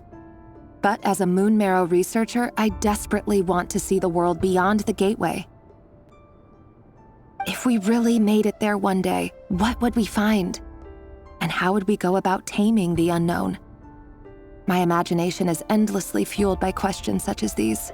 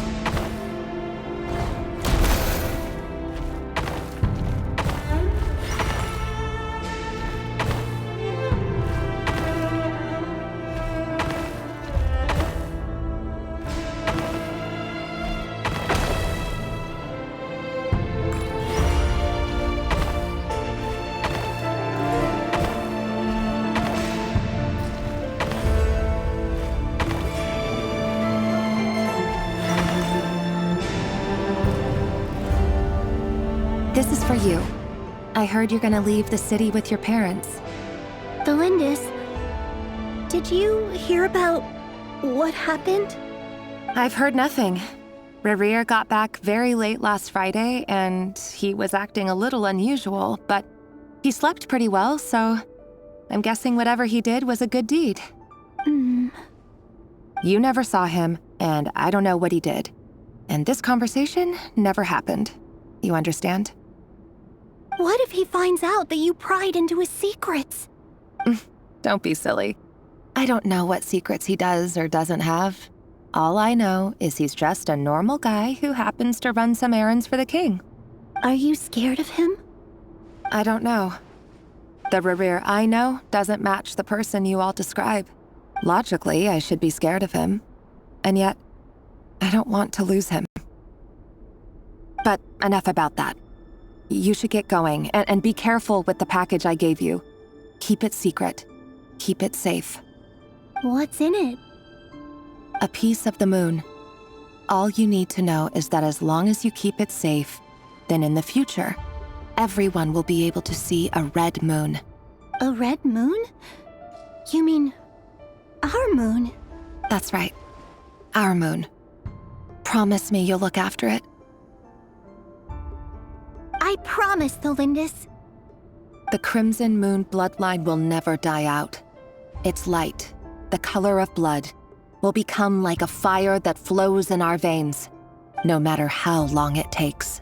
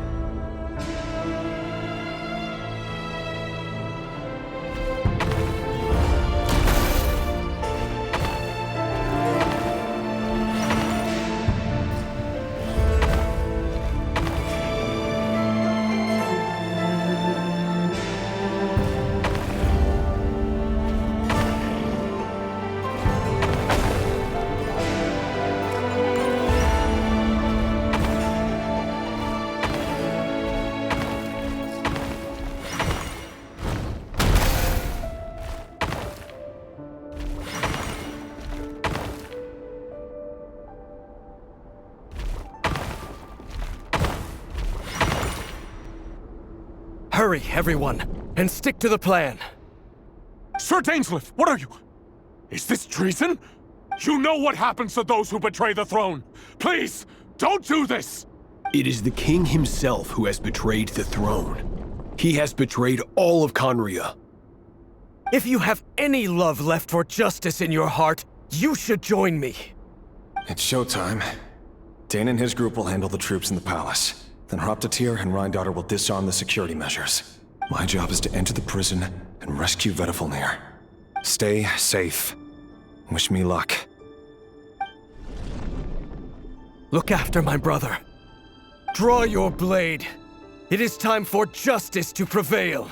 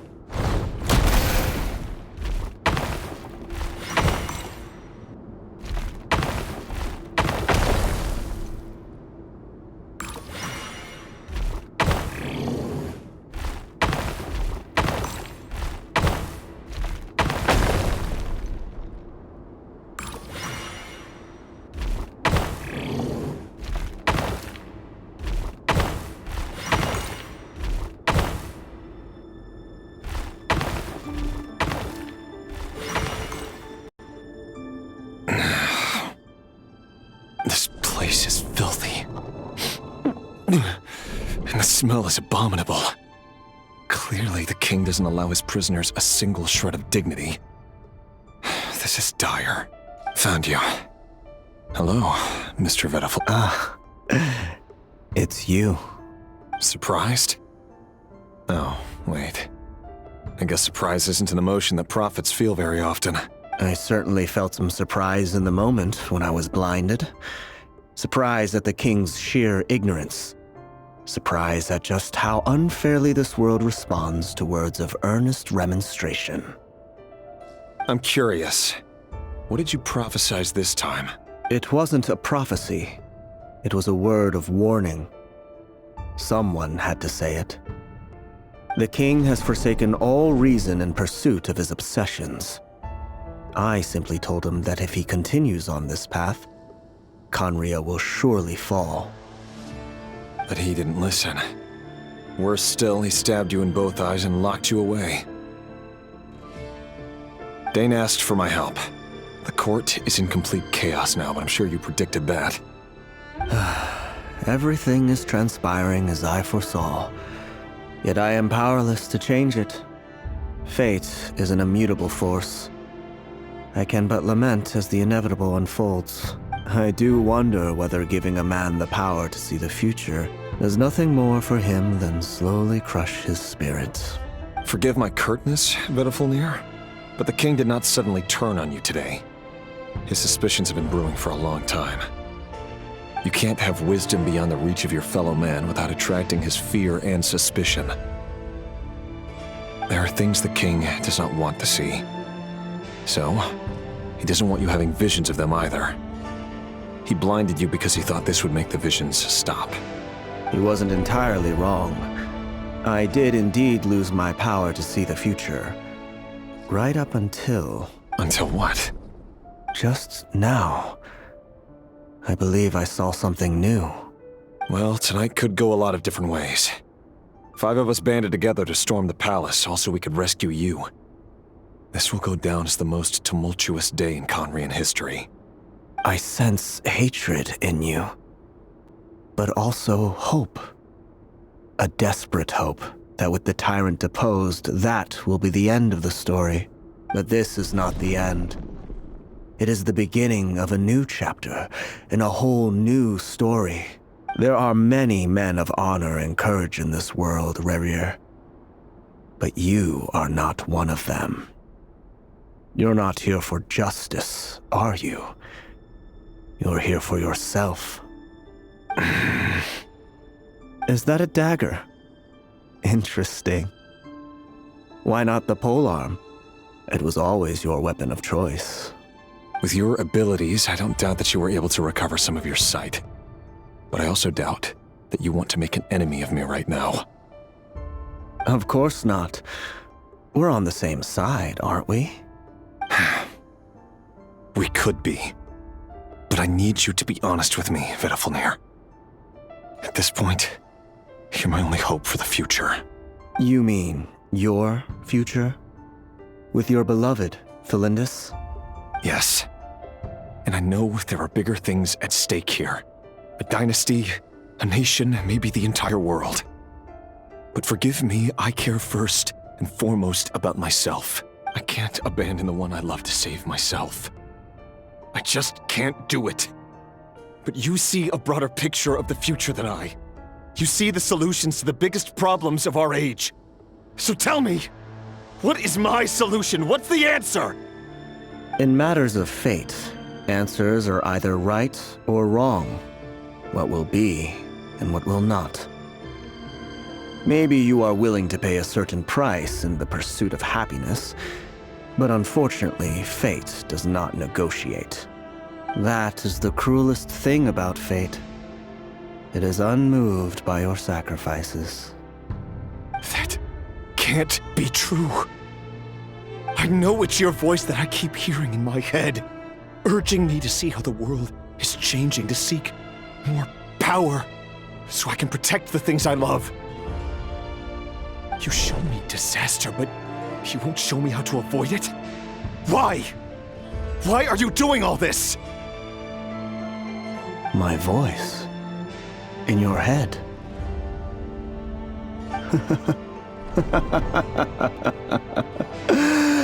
So, you hear it too?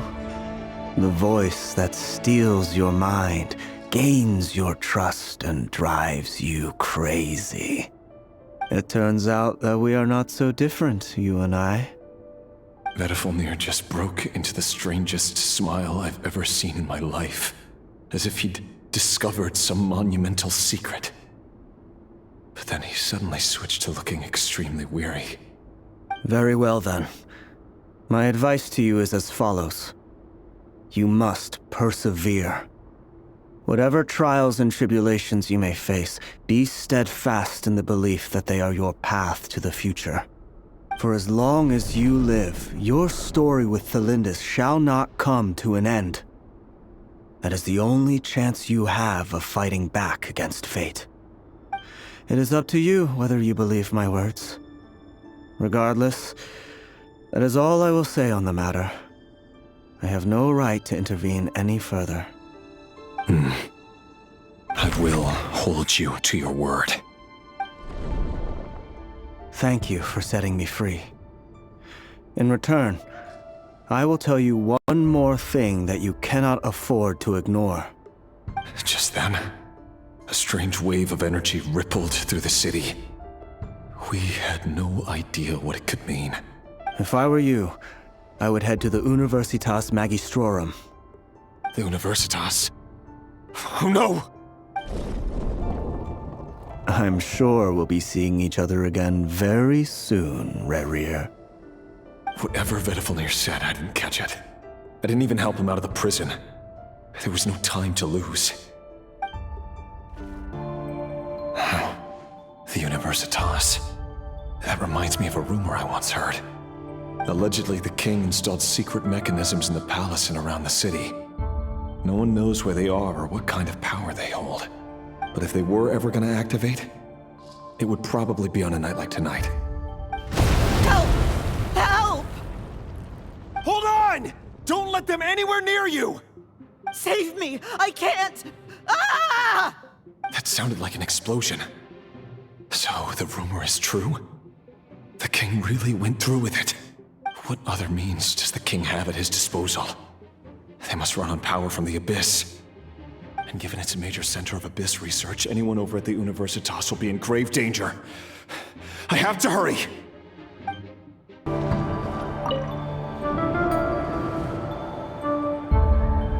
Monsters! At the Universitas Magistrorum? Why now? Oh no! They're coming! It's no use. The table won't hold out much longer. The weapons. Where are the weapons?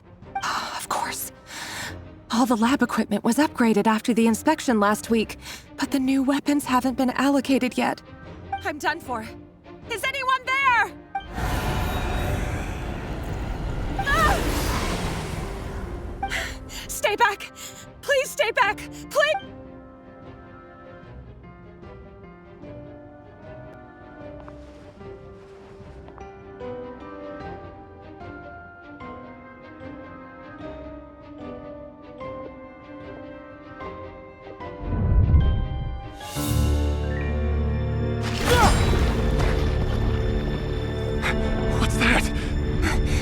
Rerir!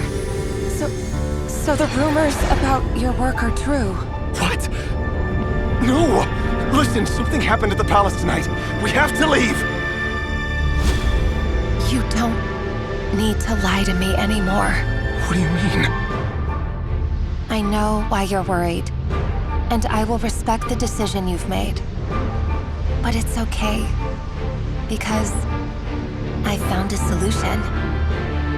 I know how to end all this. You can have it back. The normal life you so desire.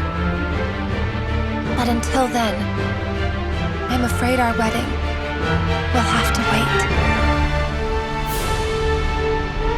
Thelindis? No, don't do it! Thelindis! Thelindis!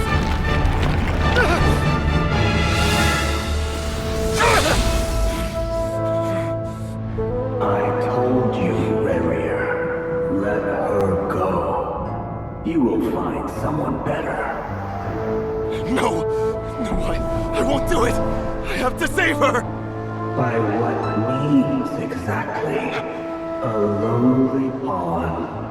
You lack the power and the strength of will. Do you know a way? Tell me! Come to the palace. Join us.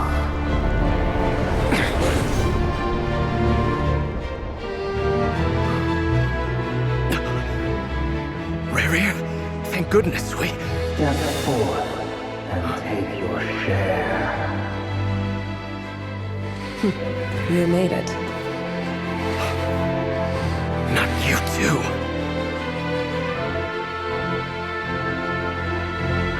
Hatred or grief, despair, desire. We all have our own.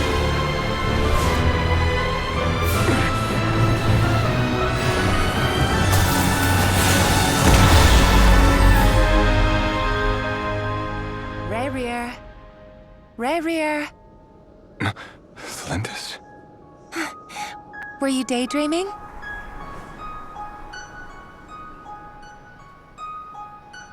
You still remember, Rerir? That question you asked me a couple of weeks ago? Oh. You mean the proposal? Yeah. I'm wondering, where do you think would be a good place to discuss it? Maybe in the garden? Or were you thinking a fancy restaurant? It's your choice.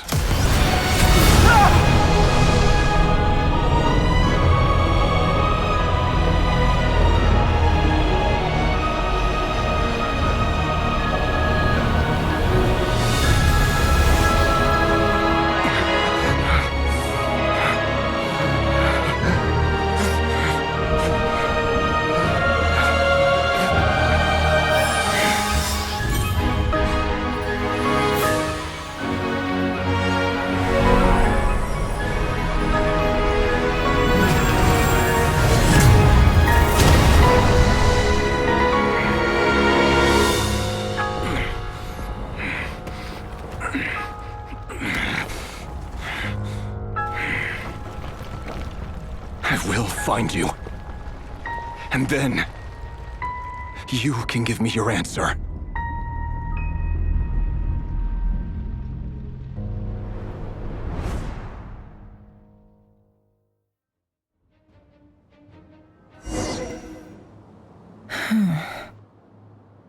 So that's how the Raker of Solnari was born. A monster created by circumstance is a monster all the same. Viewing other people's thoughts for too long can get uncomfortable. Right now, I'm feeling a strong sense of loathing. In a nutshell, the story of Conria is what happens when the truth falls by the wayside. Everyone tells little white lies, and before long, you have a huge pack of lies that destroys everything. Whew. Time to get back. His past is filled with sorrow, but the tale of any fallen civilization is one of endless tragedy. Cruel as it may be, that was Conria's fate.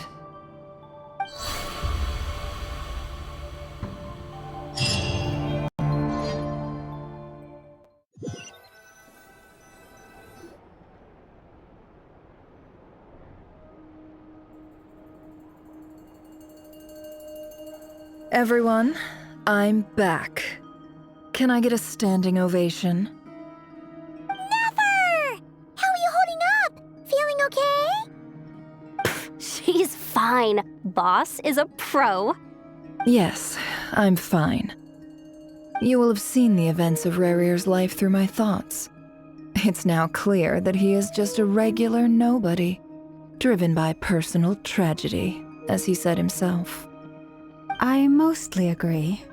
There's only so much we can know about him from his memories alone, but they did give us a clear glimpse into his life in Conria. However, I would not consider Rerir to be a nobody. He was deeply involved in the events of that era. Yet, when the catastrophe of a generation strikes, nobody is safe. Sounds to me like you're speaking in riddles again. Is this you urging me not to abandon the people of Nodcry in their hour of need? That's not what I meant. Although I do hope you choose to remain a part of the plan. Without you, the mission ahead will be all but impossible. Then try to remember that I respond better to the carrot than the stick.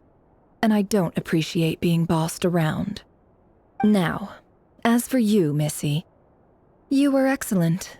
You stuck to the rules of the ceremony and kept your mouth shut the entire time. Bravo. Cool. So, can you fill me in on the deets now? Most of what I saw went right over my head. Patience. You'll hear the whole story, don't you worry. But let's meet up with the others first. It will save me narrating it twice. Yehoda? Yes, boss! Let me get that door for ya. That's more like it. For a moment there, I was worried you'd forgotten about the first clause of your employment contract. Forgive my curiosity, but what does the first clause say? It says I gotta do the annoying stuff that boss is too lazy to do for herself. Like opening the door, pouring the tea, yada yada. Is that right? If something is in the contract, it's because she willingly agreed to it. Rest assured that the Curatorium abides by the very strictest of labor policies. You don't seriously think I'm cruel enough to treat her like my slave? In any case, I've hardly shied away from my share of the work today.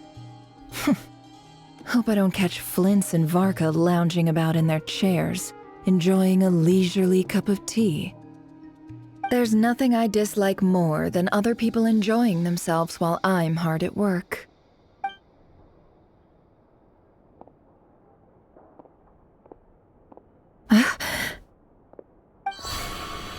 Oh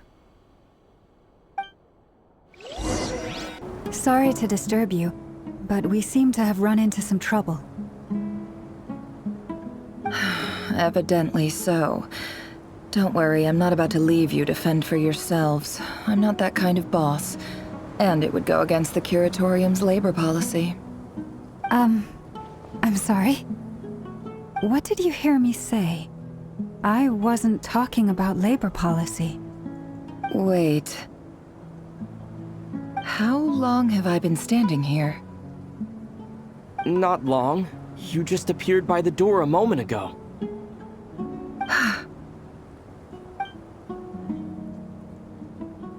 Boss, what's wrong? You look like you've seen a ghost. We've been tricked. We never left at all. Somehow I hallucinated that whole scene back inside the office. Hallucinated? But how? How indeed. This place should heed my will alone. All thoughts and actions that occur in here are just a result of pawns moving across the chessboard in a carefully calculated manner. And nobody has access to this chess set but me.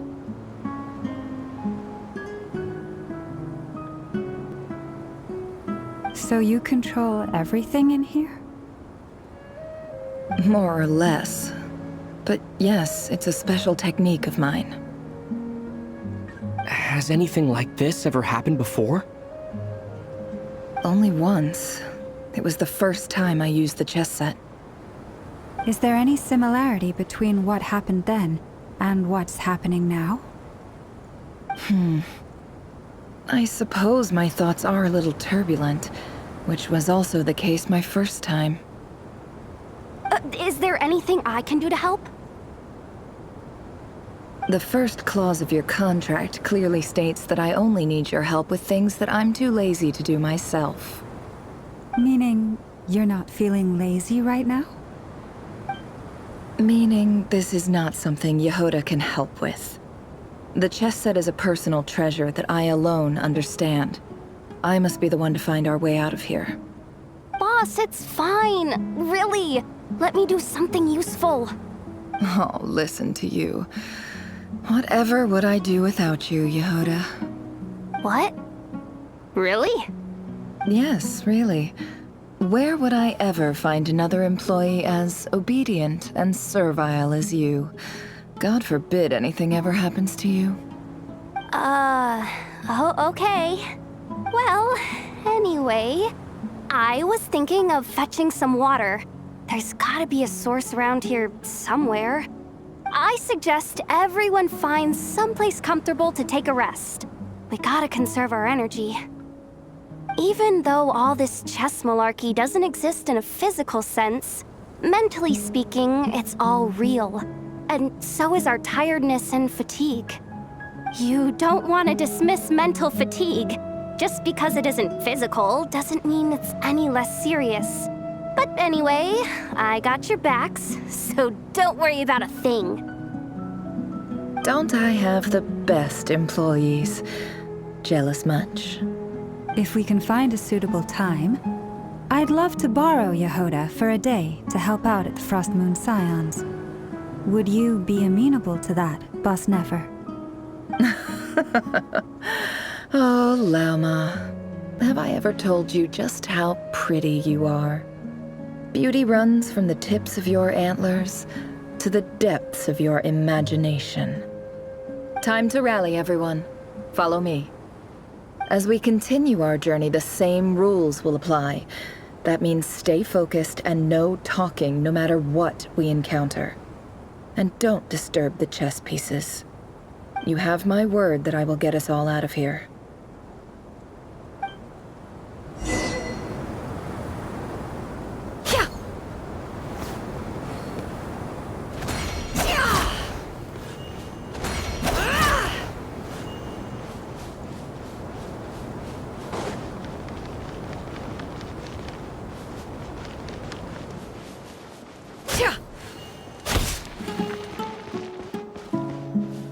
This place looks familiar.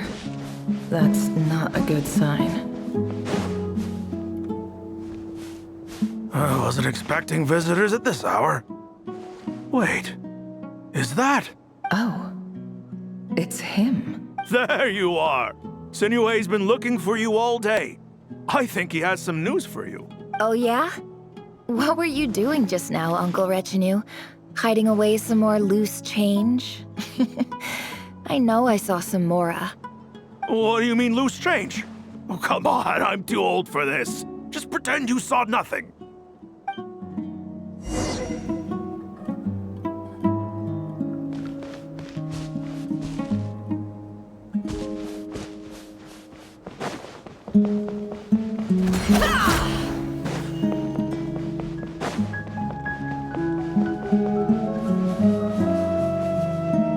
Hey, kid. Mind telling me what Sinuhe's been up to recently? I'm trying to get in his good books and I need a way in. Get in his good books? I've written a new song. Well, there's plenty of time and I'm not going anywhere. See that pile of stones? I'll be sitting there. Pile of stones. Got it.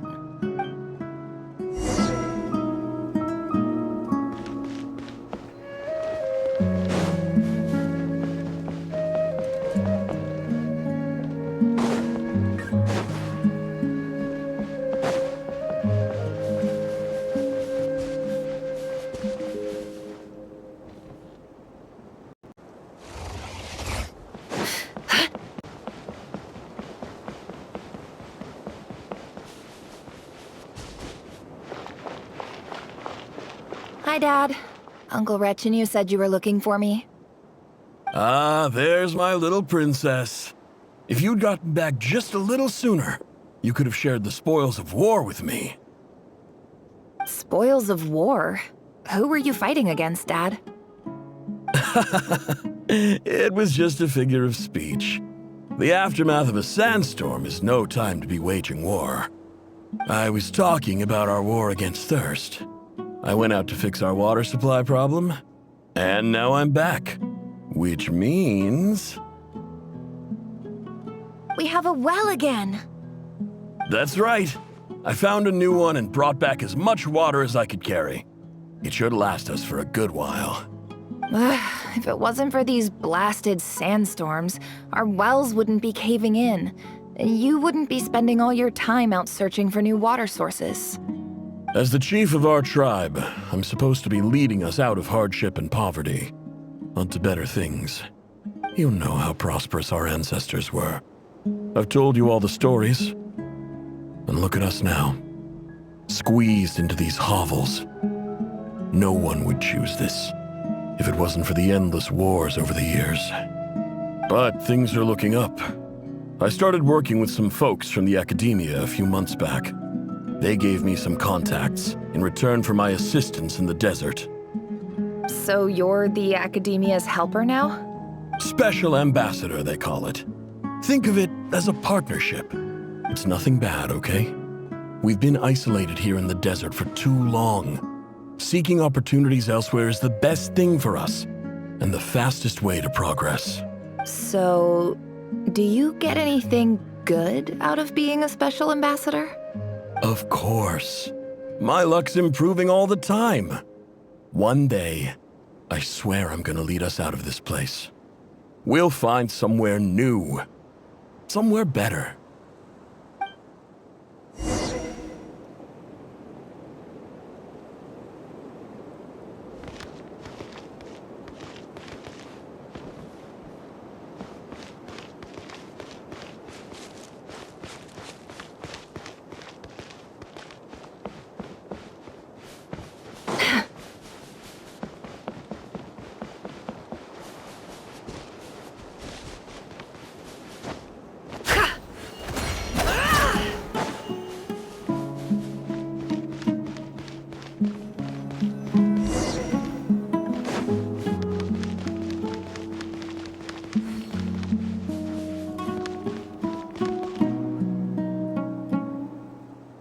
That's our well, and you know it. You stole from us. Well, you've gone from chief to thief, and now you have to face the consequences. Did you really think you could take our water without permission and get away with it? You're either brave, stupid, or both. And that Special Ambassador Act? Yeah, nice try! We spoke to the academia. They said it was all news to them. You're a liar and a cheat!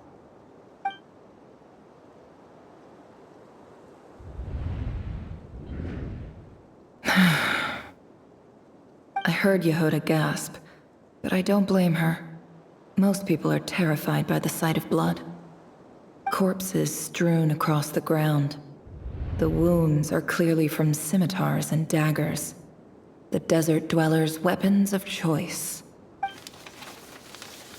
There's a handwritten note on the ground. Let's see what it says. Halil, this is Sinuhe, chief of the Shimti tribe. Surely you remember me. I was the one who helped you and your colleagues avoid the quicksand in the desert. This is my second time writing to you. I assume my last letter must have gotten lost in the mail, as I didn't receive a reply. I hope this one makes it to you safely. I'm writing to you because I need some help. That sandstorm the other day completely blocked up our well, forcing me to look for another water source in Iab and Unut territory. It was a matter of survival. Praise the gods. The well of the Iab tribe was intact. It was my last resort. I drew what water I could and left, but not without being spotted. I fear they will retaliate. You told me to write to you if I ever needed help. You said you'd be my ally in the academia. I urgently need you to formally recognize my title of Special Ambassador and send some of your people to assist me for a few days. It's the only way I can convince them that this was the Academia's decision and prevent them from retaliating. This is an emergency. Please send help as soon as possible. Looks like this letter never got sent. The writer died a grisly death, and the letter was trampled into the ground. It's badly defaced. Some parts are barely legible. What a ridiculous lie the surviving Shimti tell. Their whole village was butchered over a sip of water.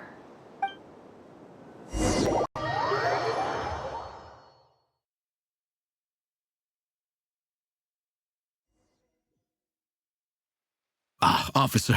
Welcome. Welcome to our humble village. I thought you would at least have the courtesy to provide some respectable libations. This is the finest wine Aru village has to offer. I promise.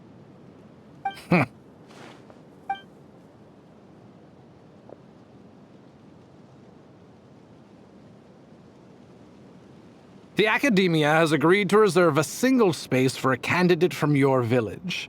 But I remain skeptical of this entire endeavor. I highly doubt anyone in this desert possesses serious academic potential. Please, have faith. If not in us, then in our god. The child we found shows great promise. I beg you, take her away from this place. Give her a chance. Don't let her talent go to waste. I don't recognize her. New arrival? She showed up here a few days ago and we took her in. She's a really bright kid. Please help. I'm begging you. So, where are you from? Nowhere special. Just a sand dune. What about the rest of your family? How many of you are there? Just the one. It's only you? Correct. So, no brothers, no sisters, no mother or father? Any who have slept on a bed of sand, I call my brothers and my sisters. Apart from that, I have no family. All right. Get over here. Sign your name on the form.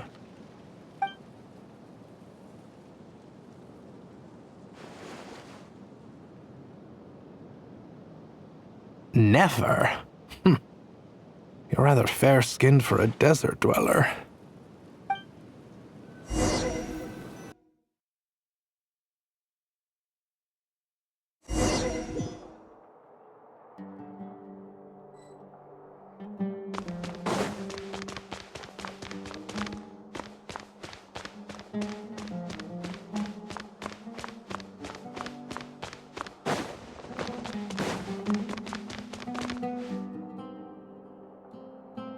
Nefer, this term's assignments have been issued already. Please read through the materials thoroughly, conduct your own additional research, and then write an essay on the topic. Yes, Professor, I'm aware. I just had a couple more questions I wanted to get your perspective on.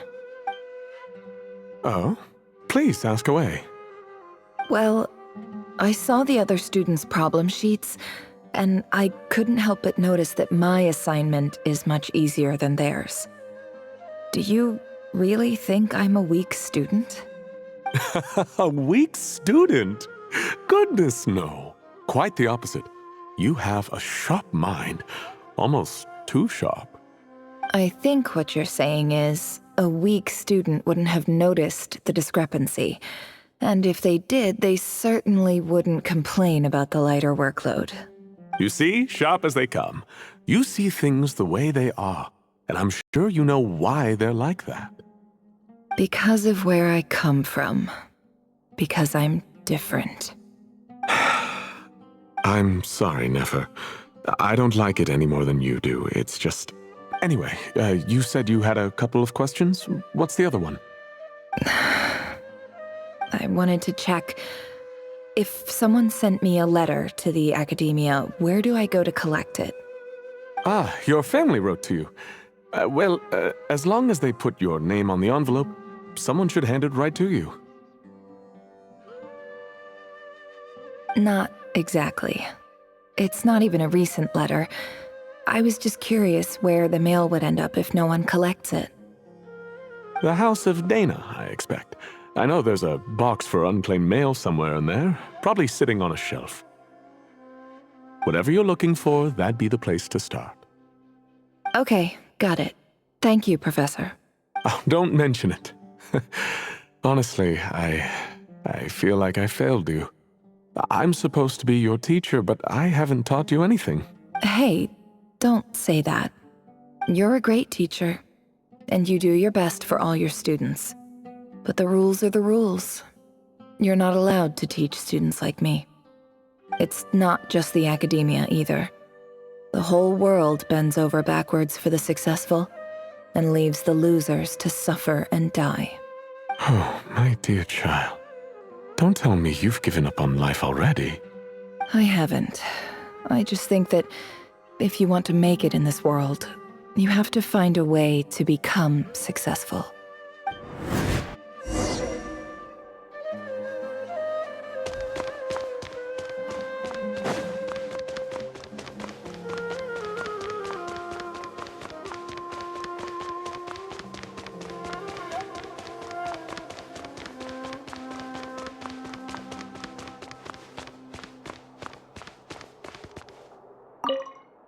This must be it. A big cardboard box full of unclaimed mail. And probably some letters that ended up here by mistake, too. Let's take a look.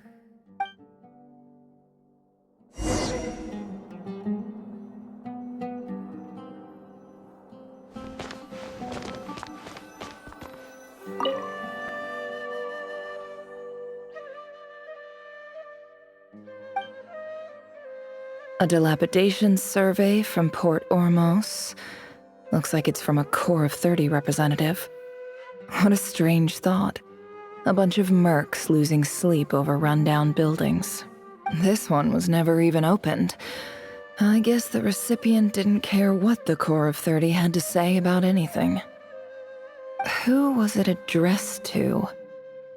I don't recognize the name. But it must have been a Kasharawar professor.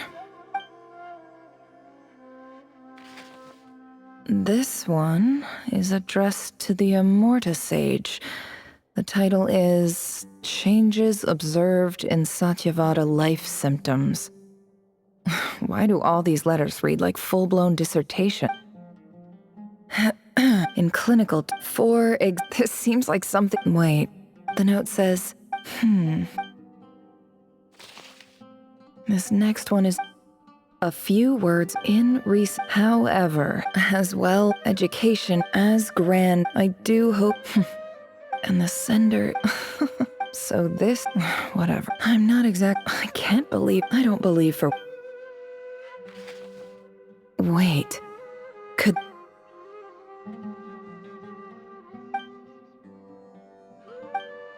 Greetings, Halil.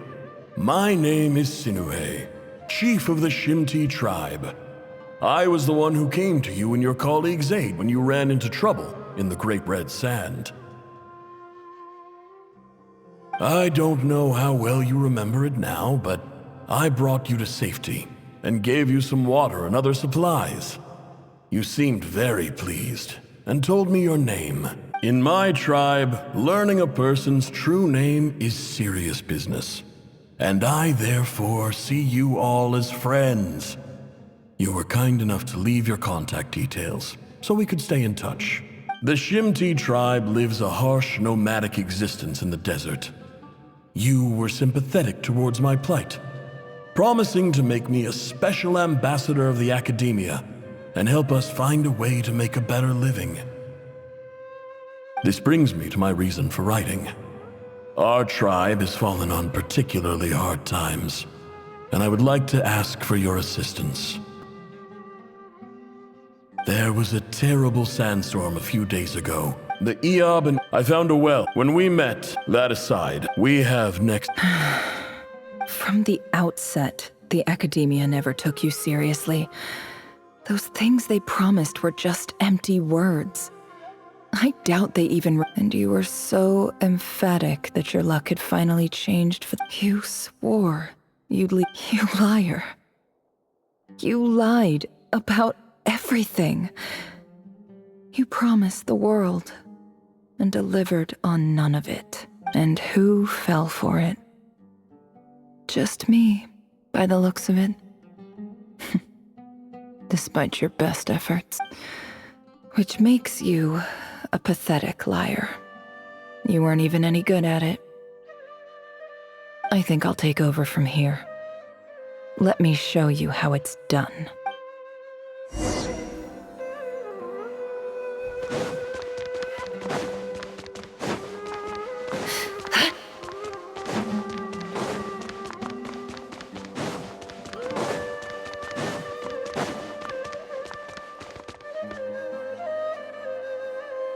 I just came to say goodbye.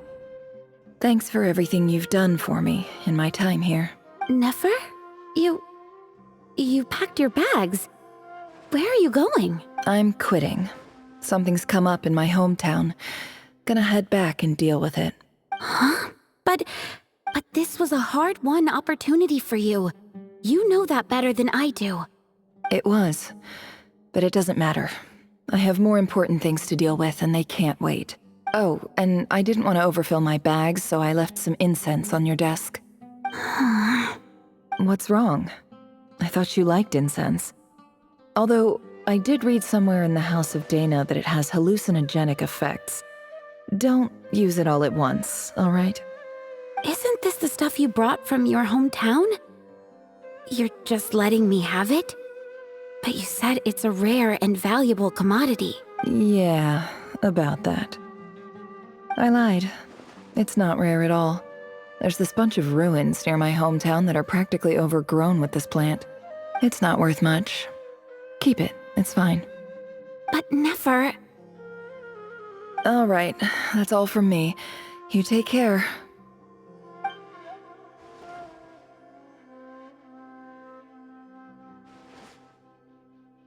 Don't forget me, okay?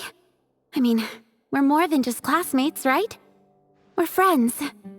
Yeah, I'll remember you. I lied again. That incense is worth a fortune, and it's a rare find even in those ruins. And as for remembering her, I have far too much to do when I get back. No time to reminisce. I'll be lucky if I even make it through this alive.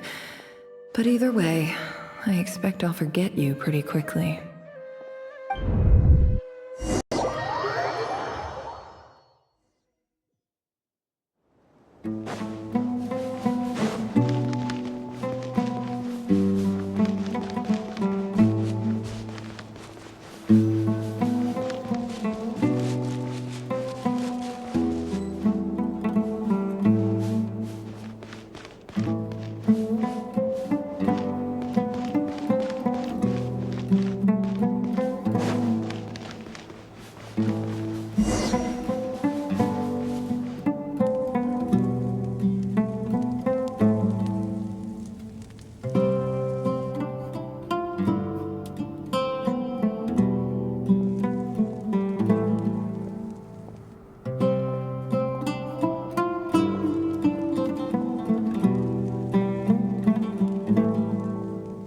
It's a pleasure to meet you, Mr. Arif. So, what does the Academia want? Since they've sent their special ambassador, I assume there's a big business deal to be made. If not, I'd be very disappointed. Please, sir, lower your blade.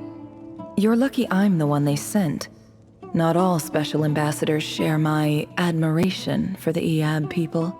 The ever-shifting balance of power in the desert reduced the once great civilizations of this region to rubble and sand.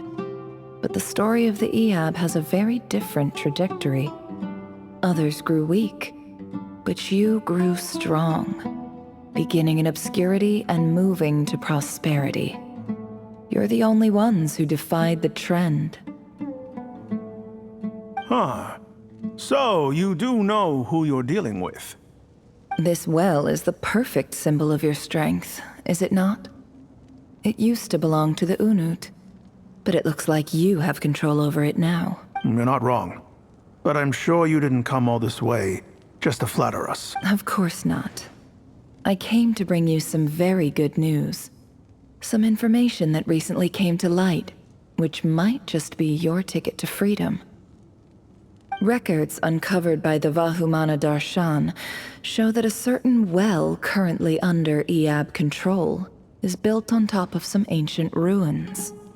These ruins are of great archaeological interest to the Academia. I checked the map carefully on my way over here, and I'm confident that this is the well in question. The Academia is offering 50 million mora in return for excavation rights. 50 million? No, wait. If these ruins are as important as you say, 50 million's a little low, don't you think? Don't get greedy, Iab. We know far more than you think. We know that you seized this well by force. Wasn't that the first step in your rise to power? To drive away the Unut and steal their water supply? So what if it was?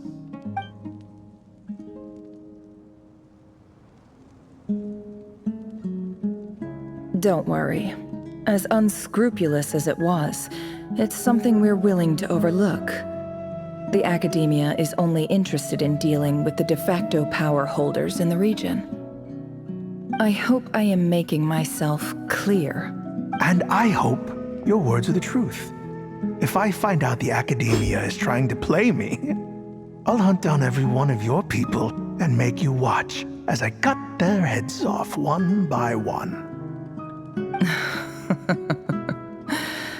I assure you, Chief, that would not be in your long-term interests. You don't want to make an enemy of the Academia. You see how I'm dressed, don't you? I appreciate that you've never been to the rainforest, but surely even you recognize an ambassador's attire when you see it. And what does a barbarian like you have to lose anyway? You really think the Sumeru Academia would bother to come all this way just to lie to you? We have more important things to worry about. All right, I take your point. The Academia is the highest authority in the land.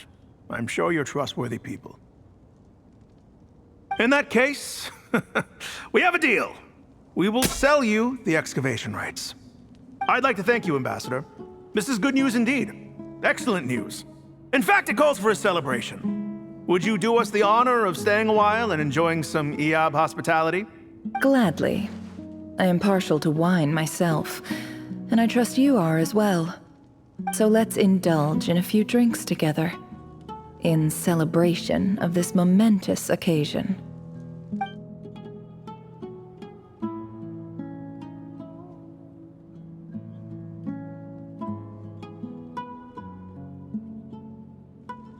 Chief! Chief, it's an emergency! It's the Unut. They've taken the well. What? Well, don't just stand there. Take it back. Yes, Chief. I have every confidence in the Iab's military superiority, and yet... What is it? The Unut's response was alarmingly fast. The day after we reach a deal, they seize the well. This can't be a coincidence. Perhaps there is a traitor in your midst. I don't think so. I am obliged to remind you, Chief, that the Academia will only deal with the de facto power holders. If you cannot regain control over the well, I'm afraid you won't see a single mora of that 50 million. No! Please, Ambassador, just give me some time. I swear the Unut will not get away with this. That well is ours, and so is the mora. Glad to hear it. I will wait here for an update. If there is a traitor, I will find them. In the meantime, make yourself at home. I'll report back as soon as I have an update. Much obliged. Wow. All it took was a few words and I've got him wrapped around my finger. What an amazing feeling. So, in summary, Ambassador, the Academia would rather negotiate with our tribe instead of the Iab. The Iab are ruthless so let me ask— Kill them all. Precisely. At the same time— We have our own— Right. Natural. Weren't the Iab— Let me be clear— Say no. Good. You see, Dad?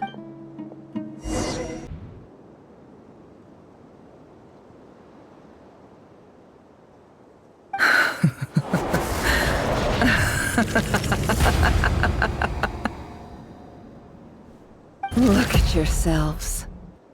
You may be vile, savage monsters, but your butchered bodies bleed like any others. You're no different. You're nothing special at all.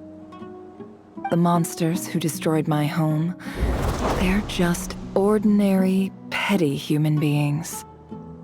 What A joke.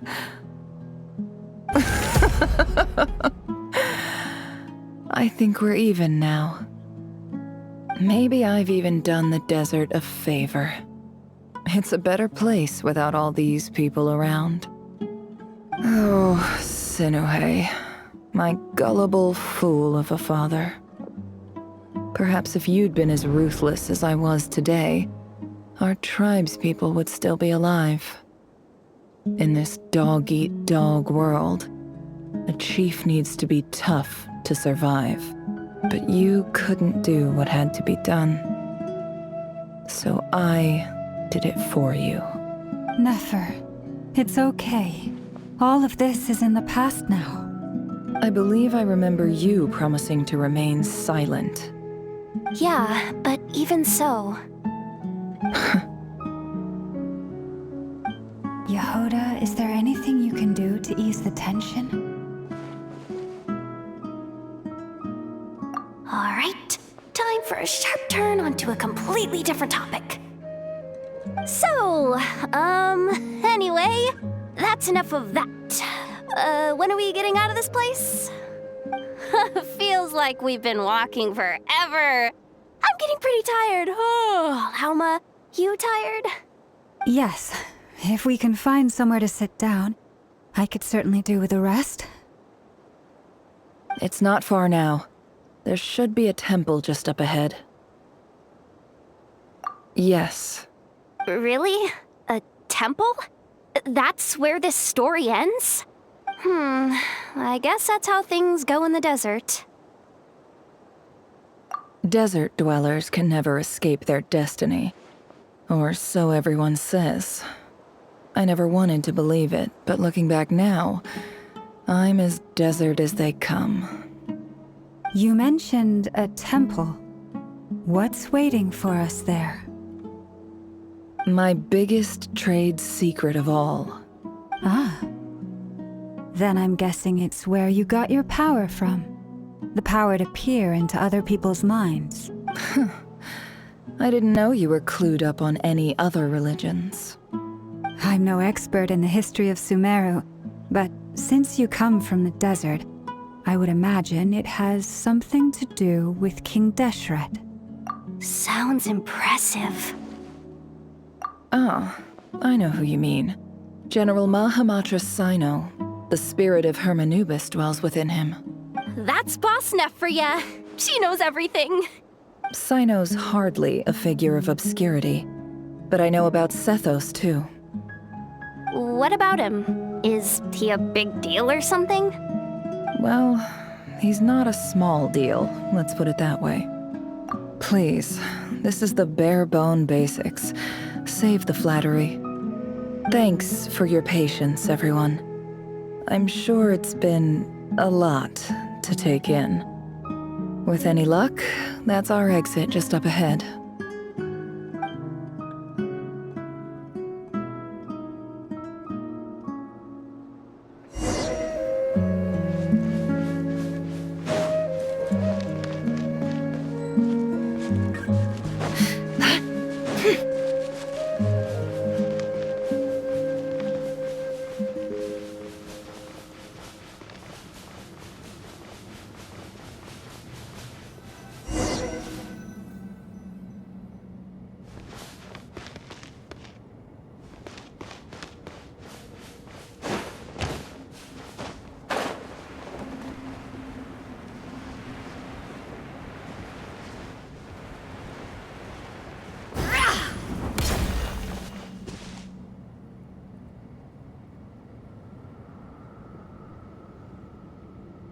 Uh-oh.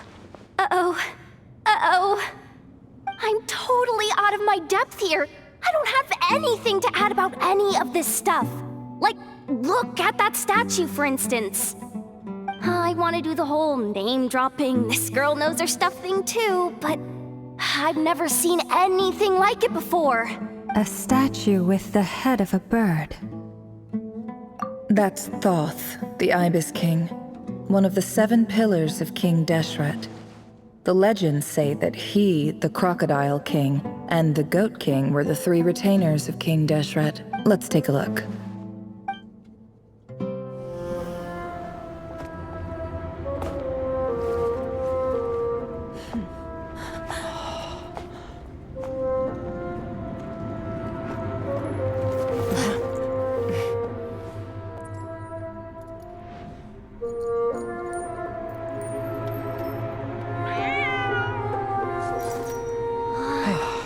It's just Ashru. So, all is well?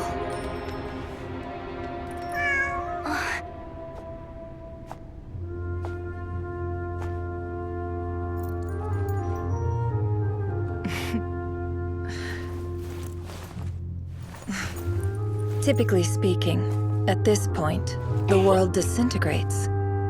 Then we find ourselves back in the outside world. Besides, these are my memories. There's nothing to fear. You're sure? Of course. It's almost over.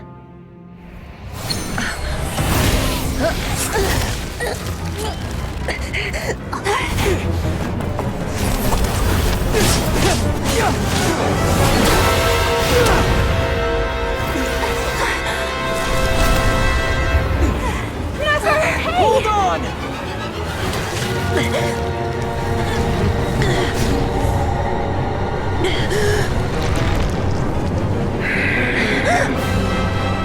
Knowing too much is always a death sentence. Speak for yourself.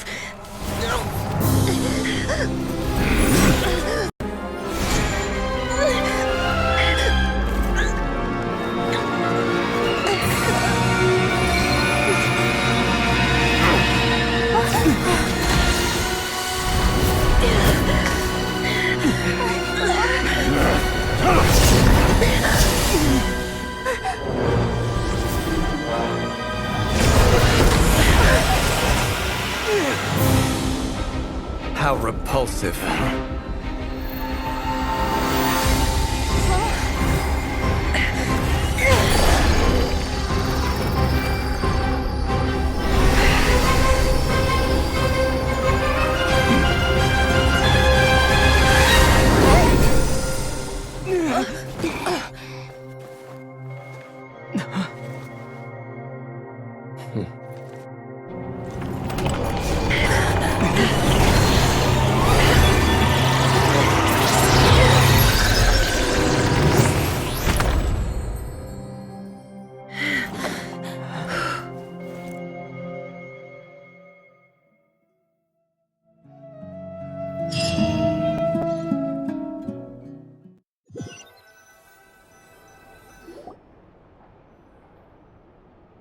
Timed that pretty well, didn't I?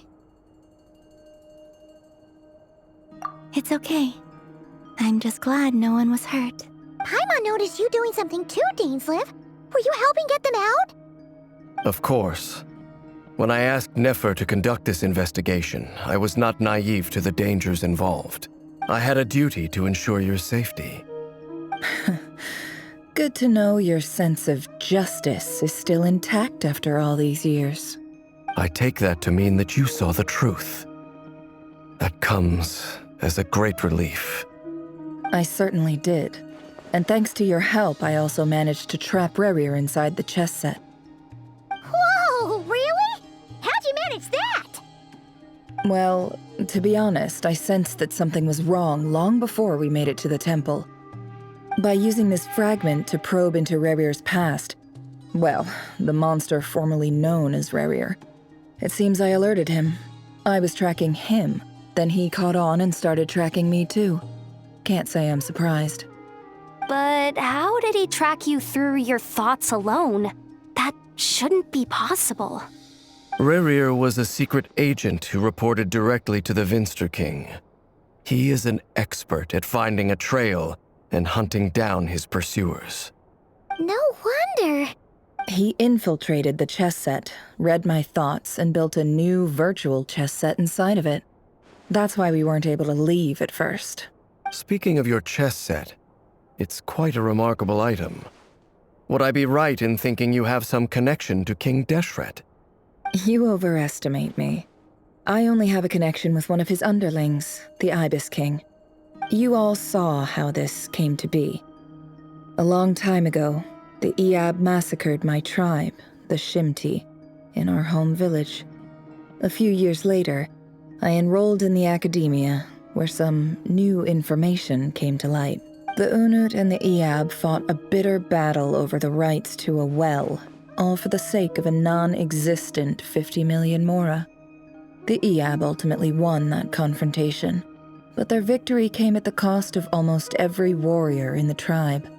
The final blow to the Eab came at the victory feast, when an Unut assassin beheaded their chief right before my eyes. The remaining Eab fled and have been scattered to the winds ever since. Having gotten my revenge, I returned to my hometown, where to my surprise, the nearby temple was still standing. There it was, seemingly immune to the relentless hostility of the desert, while my tribal home lay in ruins. As I stood there gazing at the temple, I noticed a cat just outside. This cat, as it turned out, was home to the spirit of the Ibis King. He led me to a gate deep inside the temple, and there he made a deal with me. This chess set is my gift from the Ibis King. The chessboard within is made to the same specifications as the one in the mausoleum of King Deshret, and represents his power of piercing analysis. With this chessboard in its container, I gained a certain ability to perceive hidden secrets. Now, you could conclude that the Ibis King simply wanted to give the people of this world the power to seek the truth, but I don't believe that's the full story. Every god plays favorites. Their hearts are as fickle as any human's, full of secrets, perversions, egotistical tendencies. But precious few gods are willing to admit this. It is the same with all powerful forces, including fate itself. Their gaze falls preferentially upon a select few. As you rightly point out, this is an act of favoritism. If you're alluding to the Abyss, then yes, I agree. Gather the others. It's time to share everything I've learned.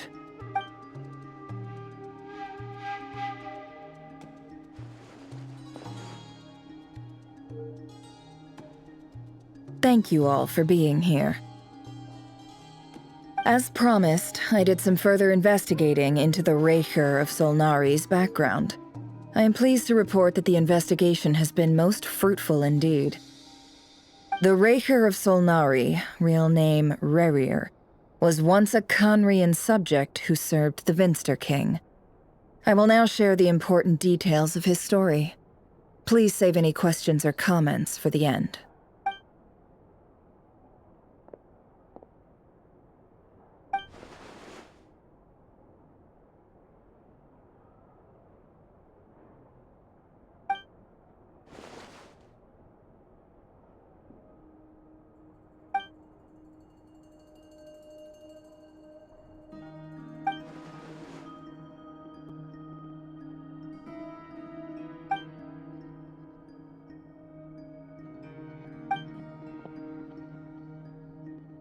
So that's why he's so obsessed with the moon. A tragic tale, to be sure. But it does not excuse his many transgressions.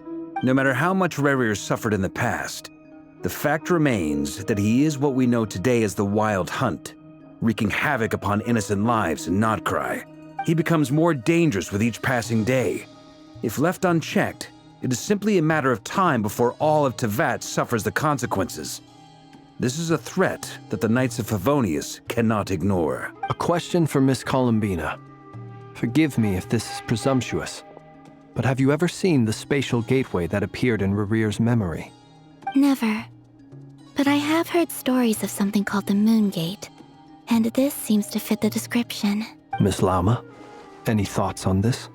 In the lore of the Frost Moon Scions, the moon is believed to hold many secrets. Some sources speak of ancient knowledge, others of a gateway to the unknown. The term Moon Gate is one I have heard before, but as is the case with all of our legends, there are no records of any first-hand witnesses. We cannot know whether it truly exists. Then back to Miss Columbina. As a moon goddess yourself, do you have some idea of where the Moon Gate leads to? Not at this stage, sorry. I do hold the power of the Frost Moon, and my strength is recovering well. I can sense that the gate would open at my command, but... But There's more to the power of the Frost Moon than that? Yes. A moon goddess has the right to open the moon gate, since it is a path to the moon. But as Nefer mentioned, holding open a spatial gateway takes a huge amount of power. And right now, I need to conserve my energy to fight the Rahier of Solnari. I'm afraid this is one mystery we may have to leave unsolved for now. I agree. Better to save your strength. But if you'll humor me for a moment, I have a bold conjecture of my own regarding the world beyond the gateway. I highly suspect that neither Tholindis nor Rarir made it through unscathed. The evidence pointing to this is the fact that the Rahier of Solnari exists in the form of countless fragments. With the abyssal power he wields, no ordinary foe can touch him, let alone tear him to shreds. And yet, the Wild Hunt proliferates wherever his scattered fragments lie, drawing hordes of monsters to many different locations across the land. So your theory is that Rarir was physically torn to shreds by some powerful force? Hence, why the Wild Hunt is a distributed phenomenon, rather than a unified one? Makes sense to me. Explains why the Wild Hunt is so pervasive, and why he's been trying to piece himself back together. He was whole to begin with, and he wants to be whole again. Without the power of the Abyss on his side, he almost certainly would have perished the moment he was torn apart. But the Abyss, much like a curse, has kept him alive. I could not agree more. The power of the Abyss is most surely a curse. It is a compelling explanation, and one that accords with my present understanding of Abyss creatures.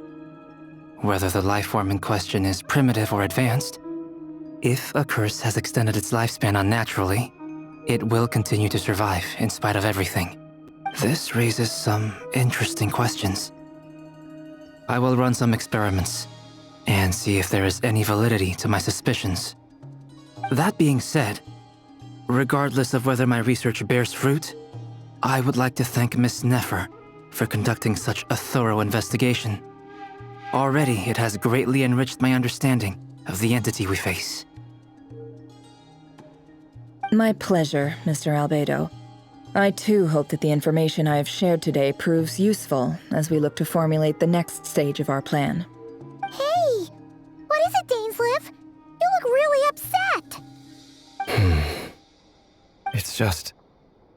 when I think of the man I once knew as Rarir, I struggle to understand why things had to turn out like this. The two of you used to be friends, didn't you? I don't know if these words will bring any comfort, but my heart goes out to you. Mine too. We can never know all the hows and whys of the way things are. The moon and stars are full of untold secrets and lies, and the skies are host to many more mysteries than these alone. Yet, none of that can begin to compare with the complexity of human life. Those are the first comforting words I've heard in a long time. Thank you, both. Well, I think this is a good place to end today's meeting. I'm sure Nefer needs some time to recover. She's been through an awful lot today. That's very thoughtful of you, Lama. Of course. Sounds good to me. Take some time to rest and digest before we reconvene to nail down a plan.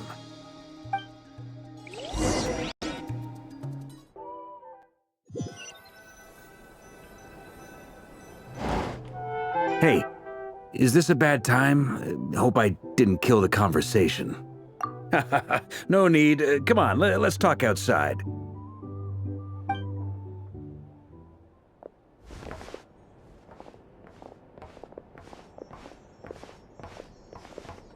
Anyway, Nefer went back to the curatorium to get some rest. But before she left, she shared some things with me that I thought you should be aware of.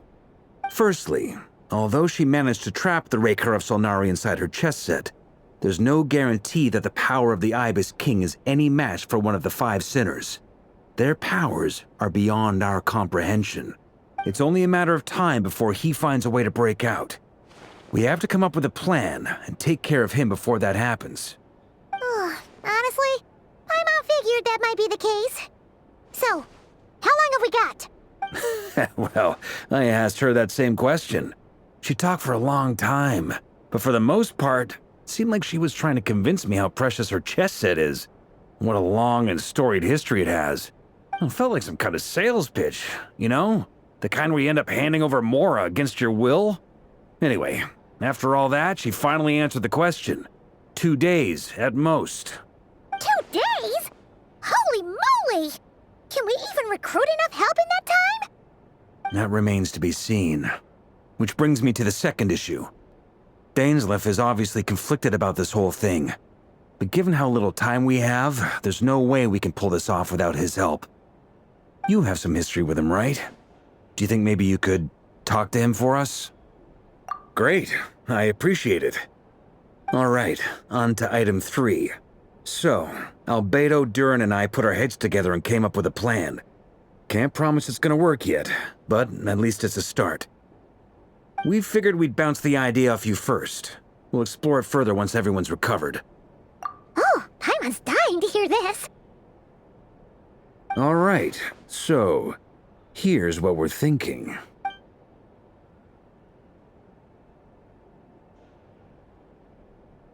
We felt a little uneasy about roping you into this. I mean, firstly, you're not locals, and secondly, none of us are your boss. You're well within your rights to refuse if you so choose. Roping us in? Why would you even say that? We know the stakes here. It's all of us against the Rayher of Solnari, or none of us stand a chance. I choose my words very intentionally, I'll have you know. I like to think there's an art to striking a down-to-earth tone even when the stakes are through the roof. Sir Varka, I have a few thoughts about this plan. I'm all ears. I think we can be more flexible with how the roles are allocated. In my view, the most sensible lineup would be like this.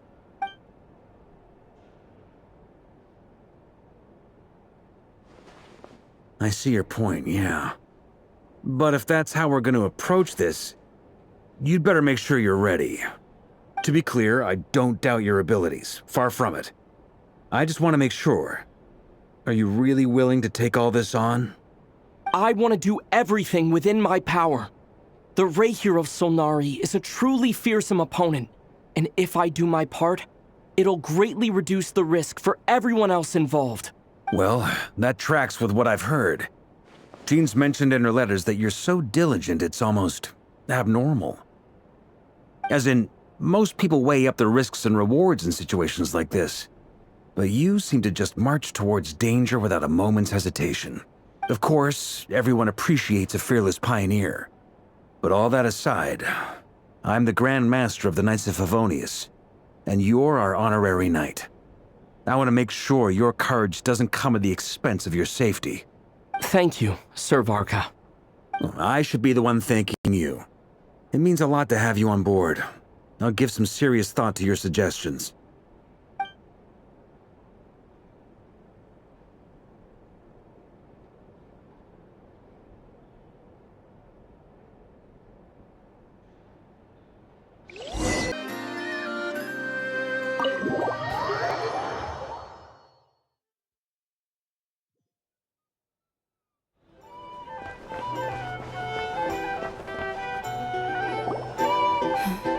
This is a thorough plan, but I do have one last question before we take action. How can we be sure that our enemy won't leave the designated area? Great question. Albedo's been hard at work analyzing Rayher and the Wild Hunt's behavioral patterns. His conclusions are as follows. Firstly, from the earliest known confrontation until now, Rayher has never displayed any ability to manipulate the dimension of space. So it's unlikely he has any power in that domain. Secondly, he seems to have a particularly strong vendetta against our group. If we put him in a fight-or-flight situation, he'll choose to fight every time. Thirdly, finally, and most importantly, he is consumed by hatred, both for the moon and for his enemies. Turns out, we tick both of those boxes. We have a reincarnated moon in our ranks, and a spy who accessed his private memories without permission. He'll be As someone who's had their fair share of interactions with the Wild Hunt, Those all seem like valid observations to me. Understood. Then I will defer to the verdict of the group. Well, everyone, that's the plan in full detail. Albedo and Durin are carrying out their part as we speak. Plan approved. Scheduling. Okay, any firepower you need, I got you covered. Let's light this baby up. The Frost Moon Scions are behind you as well. And the rest of you?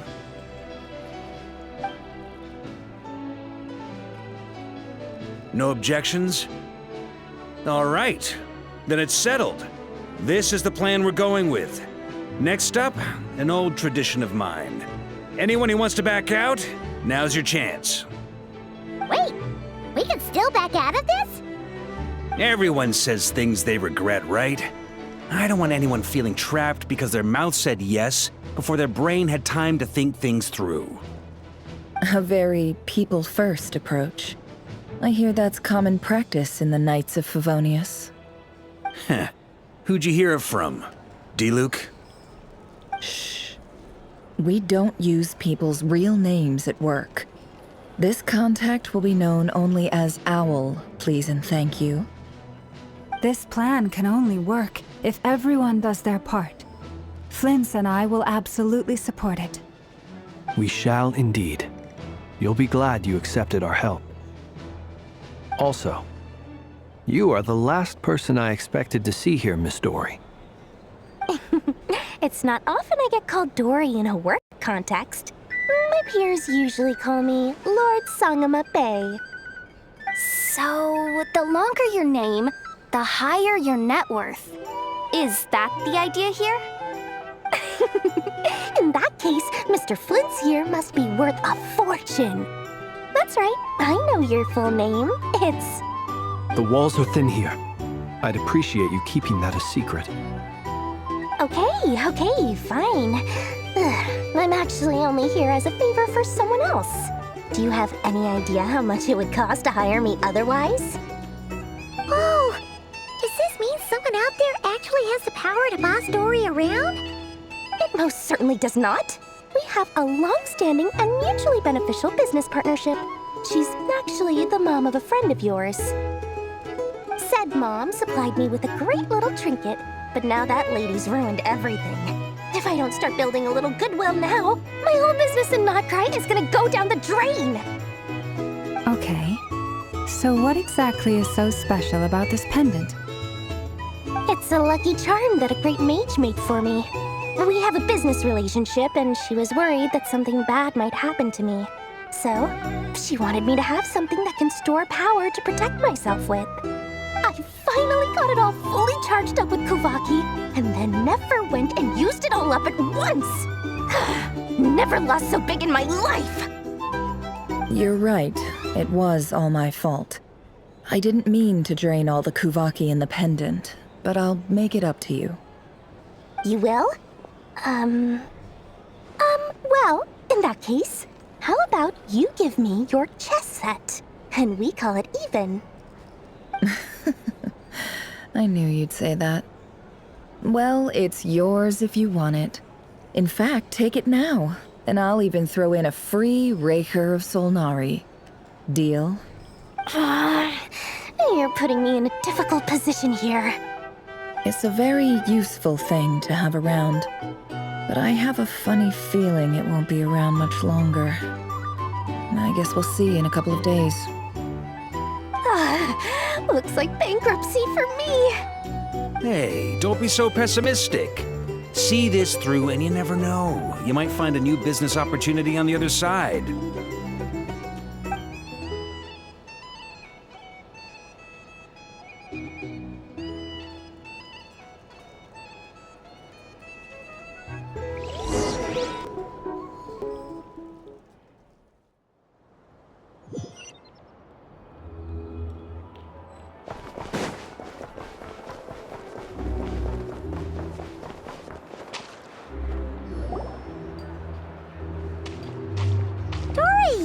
How are things going? Feeling ready? Oh, I was born ready. We only have 2 days. You think Lord Sangama Bay would let an opportunity like this slip by? Don't forget, when something's in high demand, the people with the goods on hand get to charge the highest price of all, even higher than the sellers taking advance orders. Ta-da! See? It's right here! Oh, it's so pretty! Did you make it? No, I have a supplier. We go way back, so he made me a very attractive offer. Aha! No wonder you were talking about Lucky Charms at the meeting. You've been getting Kaveh to make them for you. That's not the full story. It actually started a while back as a project between me and the Dendro Archon. Mage Alice once warned me that this world won't stay safe forever. There may come a day when everyone faces a great crisis. I passed this on to the Dendro Archon, and she secretly brought together a research team made up of Sumeru's top scholars to invent a technology that could keep people safe. I won't go into the details because it's all very complicated, but if you want to know more, you can ask the Dendro Archon about it sometime. Anyway, point being, it was the Dendro Archon who asked Kaveh to build this little contraption. As one of the top Kashara War talents, he was the obvious choice. Took him long enough. He stressed over it for ages. Must have gone through at least a dozen designs before producing a final product. But that's Kaveh for you. Marak delivered it to me a couple of days ago, along with a letter from Kaveh. Could I ask why I'm sending this technology to you? And what's your proposed use case? Has it been approved by the relevant authorities? So nosy. My fault for sending him the research permit to begin with. Surely Nahida must have told him you were involved in this project. He was probably just nervous because you're always so secretive about your business. Could be. Anyway, I just replied, let's hope there never has to be a use case, because it would involve grave danger. Fair enough. But it sounds like he was just being cautious. He probably felt responsible as the one who made it. Or maybe he was asking as a favor for his housemate. He's done that before. Not sure why, though. His housemate doesn't seem to really care that much about this kind of stuff. Either way, all's well that ends well. I'm just glad to finally have my hands on the product. I wouldn't want to be without it, given the potential dangers that lie ahead. Huh? What does that look mean? Paimon's just super surprised. This must be the first time we've ever seen you actually get serious about something. Well, a long time ago, I made a promise to myself. I promised that I was gonna live every day of my life with a big beaming smile. Obviously, Mora plays a big part in that. But there are always gonna be times in life when you have to give something back. That could mean paying back a debt, returning a favor, or showing some kindness. Alice has been a huge help to me over the years. She was the first investor I ever had. And I want my investors to know that Lord Sangama Bay is the best in the business. And more than that, no one knows what the future will bring. Whatever happens, I want to make sure the Dendro Archon and all of Sumeru is prepared to face whatever comes. Oh, that? I was just making sure Nefer and I are square. Don't be thinking it was some sort of benevolent act. I'm no saint, so don't treat me like something I'm not. My priority is doing the business that I want to do, so long as my conscience lets me, but it usually does. That's the Lord Sangama Bay business model. All right, if you say so. I do say so, and that's the whole point. I'm a businesswoman. Don't go trying to figure out what kind of person I am. You'll exhaust yourself. Much easier for everyone involved if you just take my word for it. Oh, and could you two help me get this stuff where it needs to be? Thanks so much. You're my favorite assistants.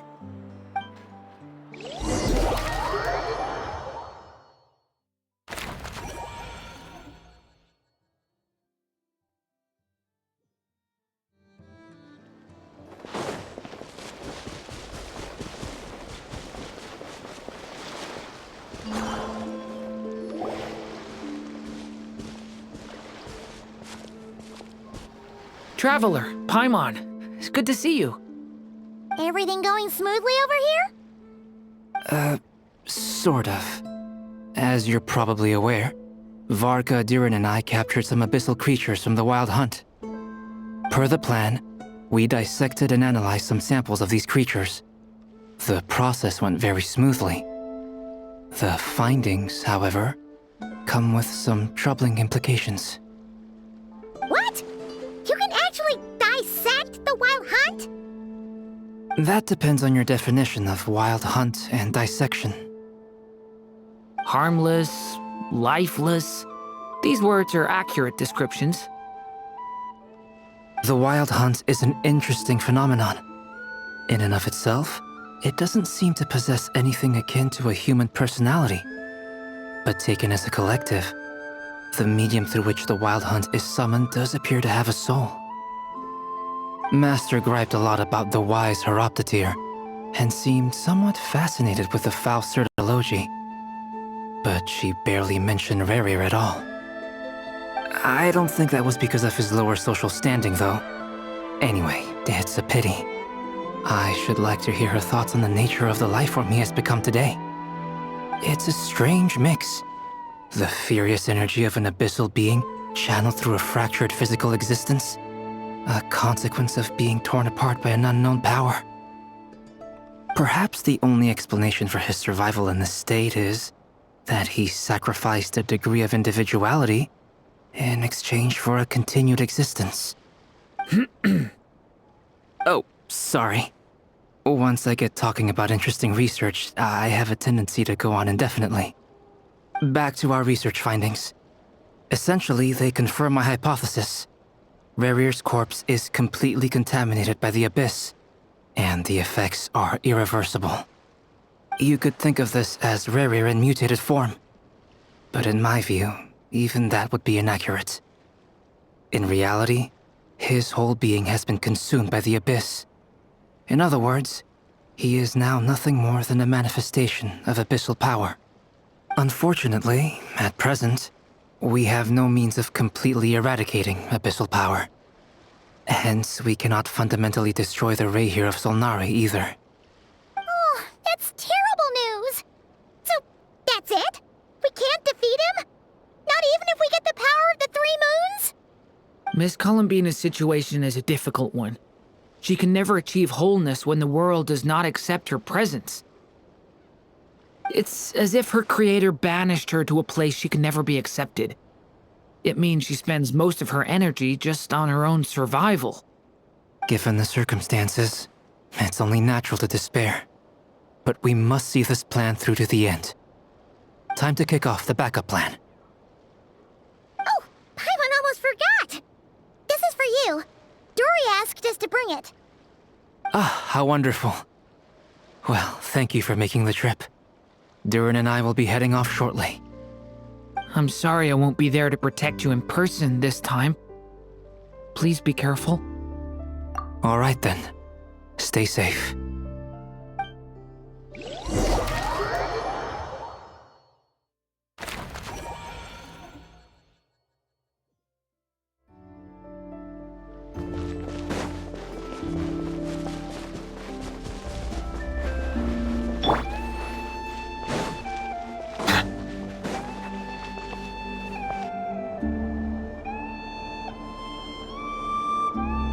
Miss Lauma, is everyone here?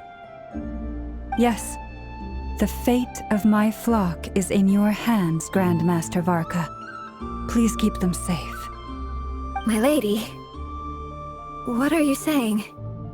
Within the next 24 hours, we will face the biggest crisis the world has ever seen. This is not a burden that we deserve to bear, but I believe that we reap what we sow in this life. So I intend to act. I must do what I think is right.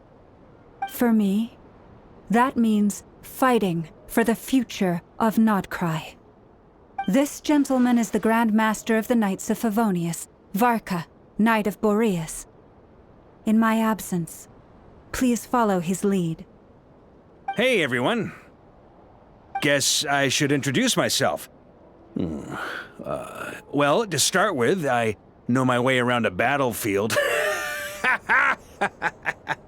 The biggest strengths are honesty and hard-workingness. Anyway, point is, I don't intend to let Lauma down. I'm gonna do everything in my power to keep every last one of you safe and sound.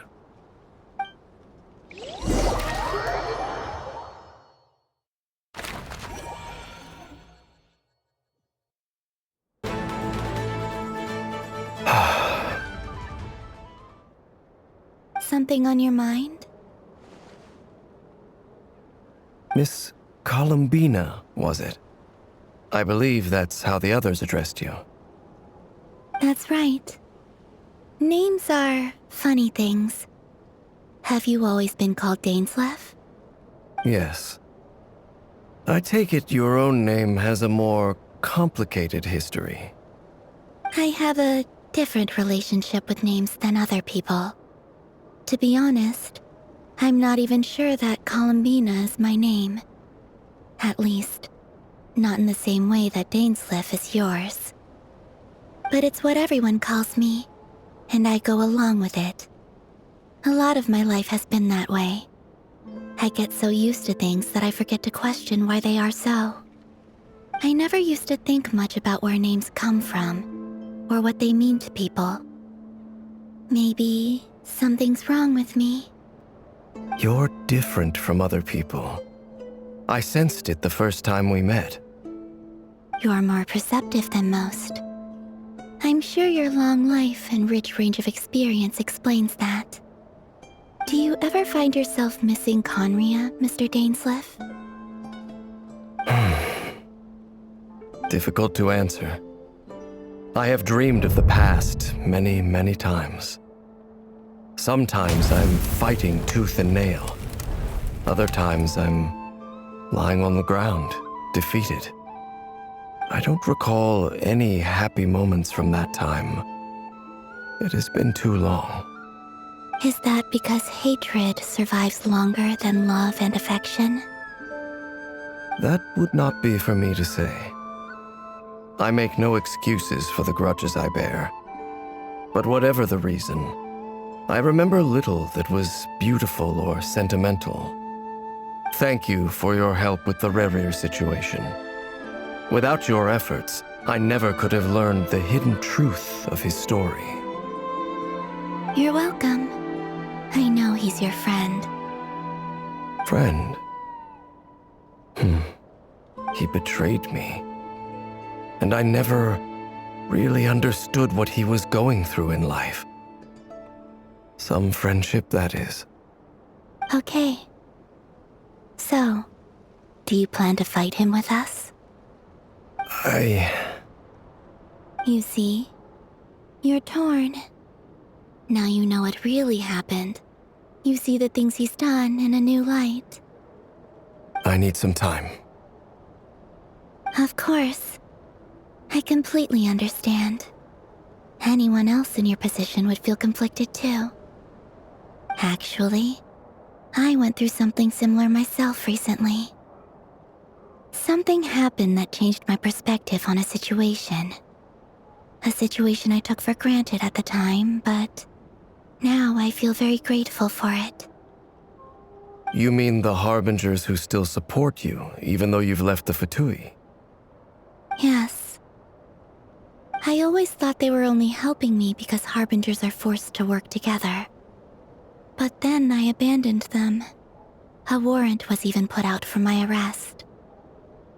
And even now, they still support me. Which means I was wrong about them all along.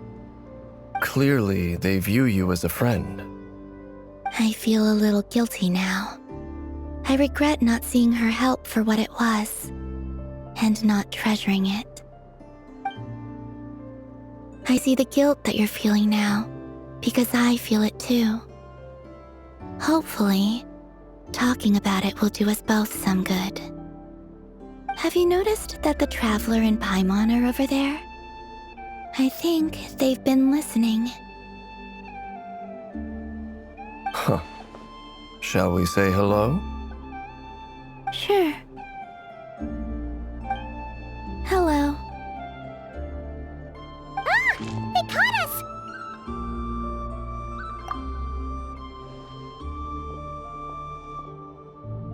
I apologize for making you worry.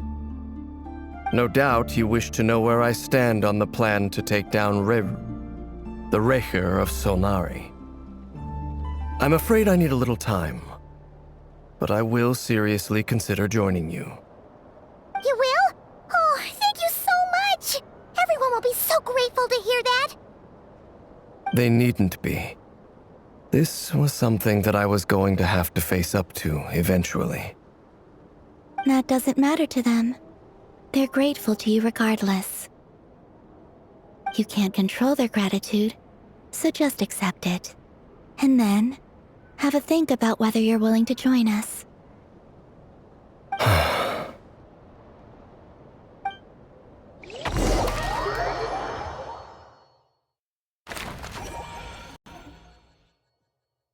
It's nearly showtime! Let's go rendezvous with the others. You know the place.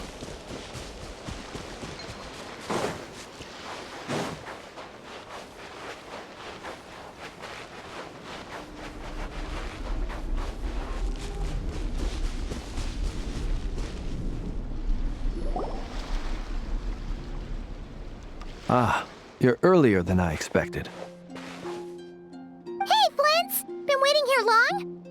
Not too long. I came a little early so I'd have some time to think. Are you nervous about the battle? Quite the opposite. I'm reminiscing on my past battles. When I was awakened by the Ratniki, I had not touched a weapon in many years. I felt like the battlefield was not where I belonged. But after waging war against the Wild Hunt for so long, I came to realize something. A life of absolute peace is simply not a possibility for me. My restless flame indicates that somewhere inside of me, there is a deep yearning to root out the evil in this world. Oh, that doesn't sound like such a bad thing. Well, in the past, when I was a Fae whose primary concern was hibernation, it was hardly ideal. But it certainly serves me well here in the present. And I am delighted to be able to join forces with you in this endeavor. Looks like I'm not the first to arrive. Ah, Miss Lauma. Did you sleep okay last night? I struggled to settle down at first, because of the nerves. But don't worry, I got enough sleep in the end. I'll be just fine. Please, I'm just doing my part. Never! Over here! Aino asked me to relay a message. She said Anefa will be on high alert and keep a close watch over all secondary districts where defense is required, providing support as necessary. Meanwhile, Aino herself will provide range support to us directly, using her latest invention. Excellent. My thanks to all involved. The chest set's looking a little unstable. It won't hold him much longer. We should be prepared to engage at a moment's notice. No sense sitting around waiting. Let's make the first move while we still have the option. I agree. Paimon, find a safe hiding place. Got it! Be careful, Traveler! I will.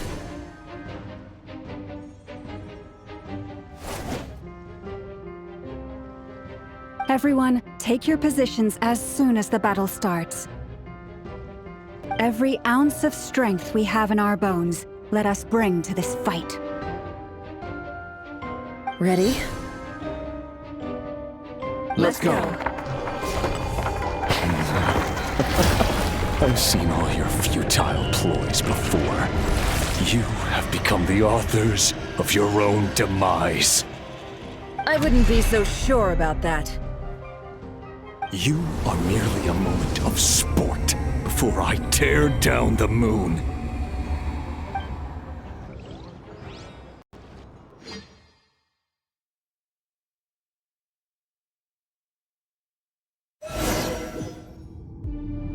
Let's see what you're made of.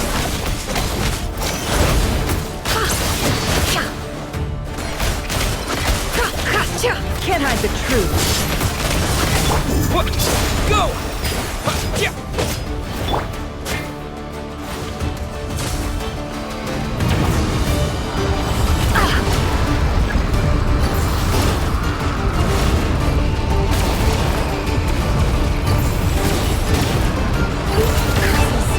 There's no other way.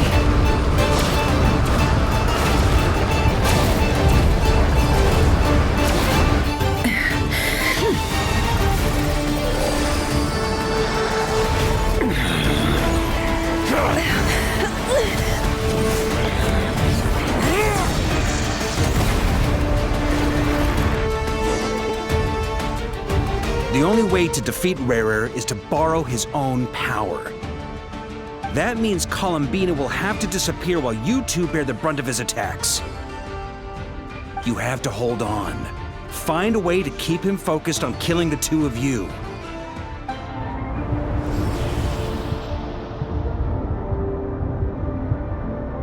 Never. Your eyes are bleeding. Soon you will be powerless to resist. And then, I will reduce you to dust. But that dust will plague your memories. Come on, keep holding on. Any other tricks up your sleeve? Let's see them. As entertaining as they are. You've backed yourself into a corner. You don't fool me. I see your fear clear as day. I have to stoke his rage. Make him unleash everything. You fear what you could never defeat. You fear the thought of never being able to save your beloved. You cannot win the fight against fate, Rarir. Is that what you think? Well, now it's your turn to feel afraid!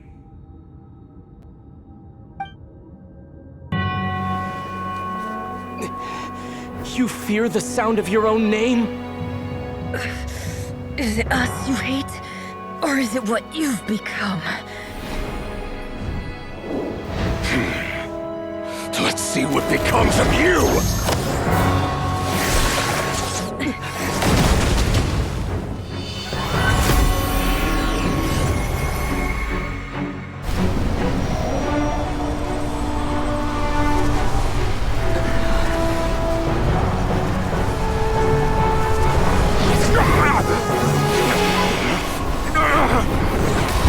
What's happening?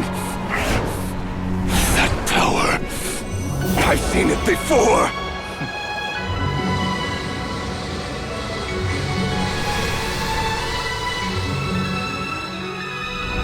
His power is on another level. We'll need to use an alchemical array to convert his power into a usable form. Then quickly channel it into Columbina, rendering her powerful enough to compete with him. I'll join you. I can help. If I release enough abyssal energy into a confined space, it'll create a potential difference, allowing us to extract a huge amount of elemental energy.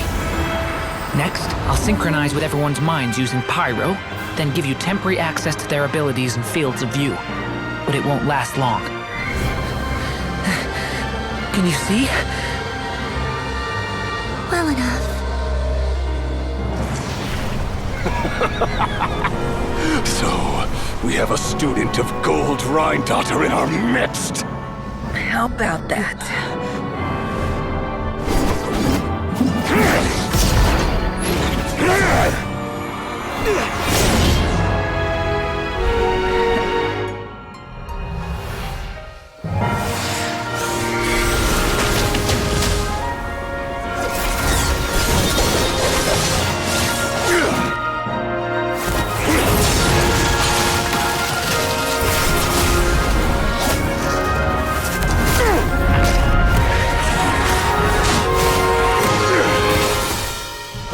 You use my own power against me? Just like how you stole Kuvaki. Look familiar?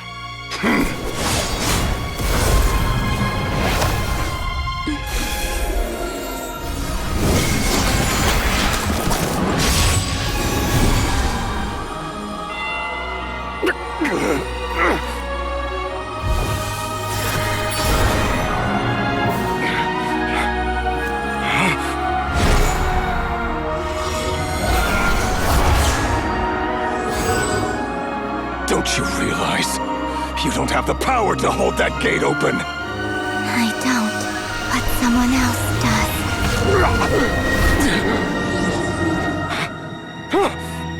Goodbye, Rerir.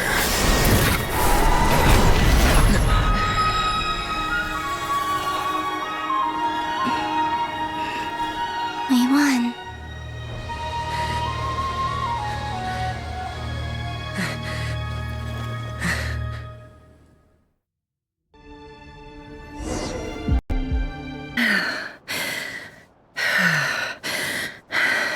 Nefer, how are your eyes? They're fine. Apart from the blindness, of course. It's not too late. Let me handle it.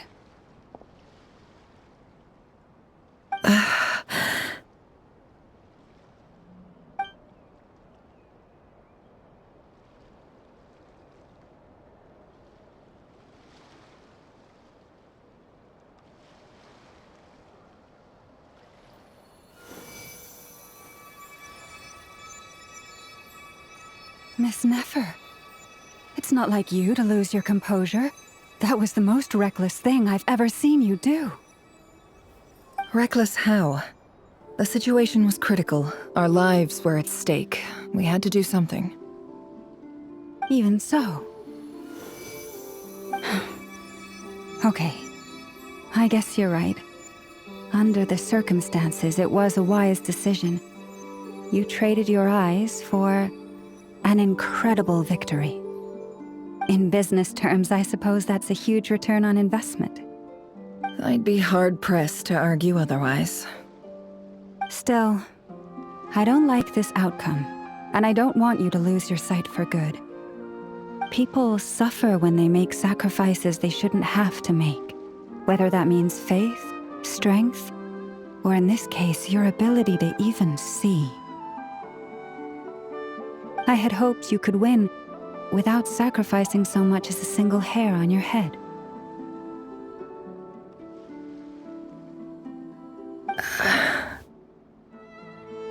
Thank you. Really.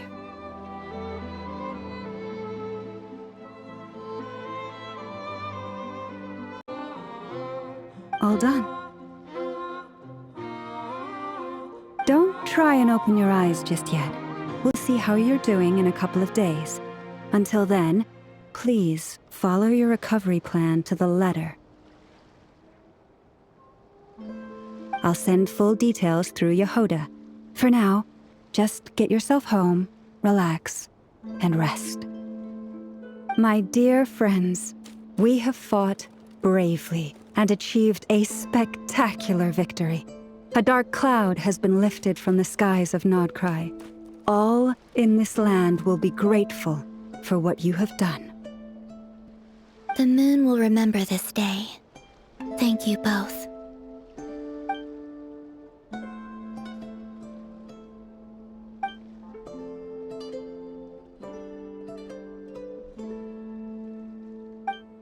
There's something I want to let you know.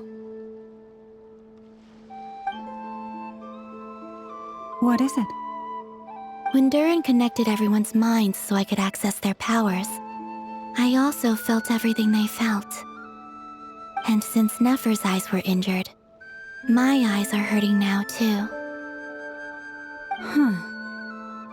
Hold on. Let me try.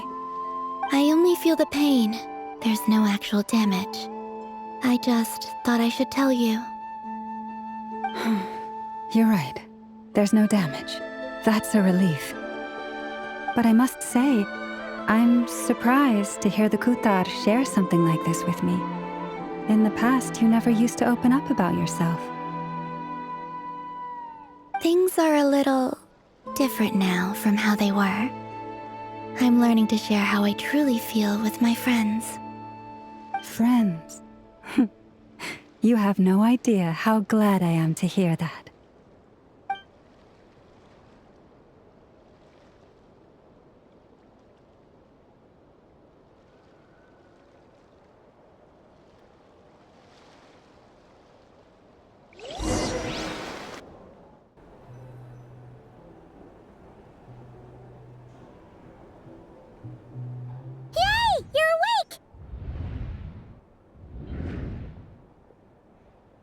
you feeling? Any aches and pains? Did you sleep well? I'm doing all right, Paimon. No need to worry about me. Phew! Well, that's good. Paimon's been sitting on the edge of the bed worrying about you for ages. You slept a whole day and night. Poor Paimon had to eat all by her lonesome. Glad to hear you didn't starve. How was the food? Well, it wasn't the same without you there to share it. Honestly, Paimon just can't relax when you're not your usual self. She couldn't enjoy the food and settle down to sleep. Well, I'm back to normal now. Oh yeah, and Albedo swung by earlier. He said to tell you to head to the tavern when you woke up. Varker and the others are organizing a victory feast and they want to celebrate with you. He also dropped off some medical supplies, but you seem fit as a fiddle, so guess you won't be needing those. If you're feeling up to it, let's head over now. Wouldn't want to keep them waiting.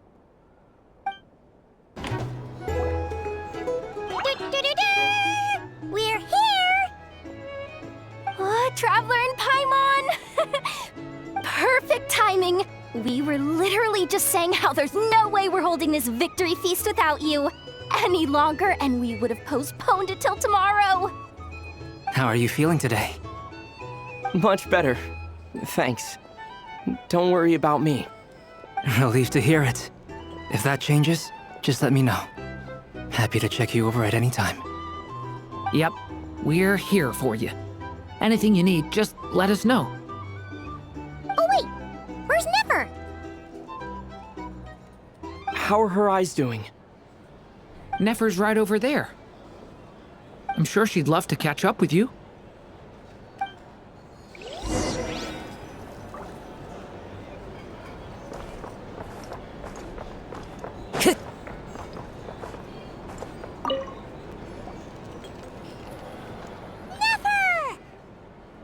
Traveler, Paimon, are you recovering well? Turns out that moon chanter has some real talent after all. My eyes were mostly recovered after just a couple days' rest. I can actually open them again now. Yeah, but you gotta be careful. Lauma says not to strain your eyes while they're still healing. Yes, thank you. I'm well aware. Yehoda, could I borrow you for a moment? I could do with an extra pair of hands. Oh, sure. Coming. Did you hear that? I gotta go help Lauma for a second. You guys chat among yourselves. I'll grab us some drinks on the way back. Paimon, you still like 'em sweet? You bet. Make it extra sweet, because Paimon's earned it. Sure thing.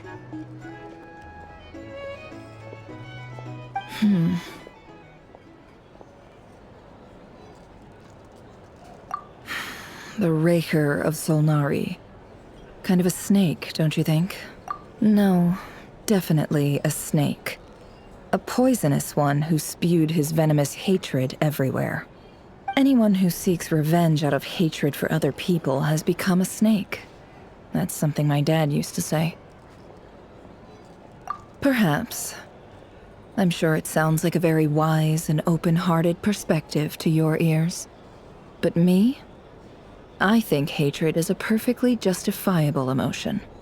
What else is left when everything you depended on in life gets stripped away? Something's gotta fuel that drive to keep on living. If you're worried about me, you can nip that in the bud. I'm not someone who gets stuck in the past. It's just... I suddenly feel like I was wrong to call my father a liar. He was just a fool. That's why the Academia turned their back on him. And, oh, Father. How much better things could have been if you were a skilled liar. Look at the Ibis King. Thoth is a fiendishly cunning liar. And yet, strangely, he feels more like a father to me than my real dad ever was. He's never brought it up, but I'd bet he feels the same way. Why else would he give me the power to perceive the truth, while at the same time training me in the art of deception? Well, King Deshret banished him to Aru, which is essentially a prison, and posed 3 questions to him. He promised that he'd have his freedom if he could find the answers. His response was to take on a physical form and approach me, hoping that I could become his envoy and search for one of the answers on his behalf. Did he really think I'd fall for that? He's stuck there. He can't make me return what he gave to me. So that's enough for you to decide he's nice, is it? He's a prisoner, and he was scared. So he decided to perform some good deeds to win people's approval. He lives in fear because he's a deceiver. How is Rerir any different? You can't work as a spy your whole life and expect a happy ending. It's preposterous. Yet I can't say I don't understand it. Liars live in the darkness of their own making, but it's still human nature to want to go on living. They say that a liar's soul is the most worthless thing in the world. What do you think? Good. If you understand that, it means you're smart, and you see things objectively. If you ask me, the soul of a liar really is worth nothing, because all they care about is themselves. For example, when something good falls into my lap, I don't go sharing the news around. Stops other people trying to steal it from me.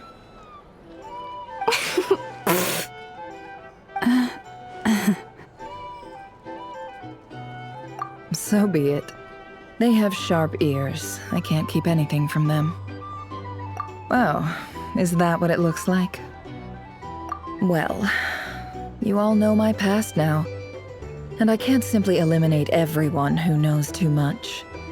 So I guess I just have to put up with you. For the foreseeable future, at least.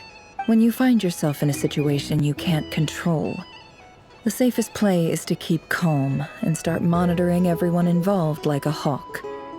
In the intelligence world, you need to have a sense of perspective and play your hand accordingly. If you understand what's at stake, please ensure my secret is safe with you. Very good. Oh wait! Now that the panic's over and we've all calmed down, Paimon suddenly remembered something. After all that build-up, our mystery ally never showed up even once!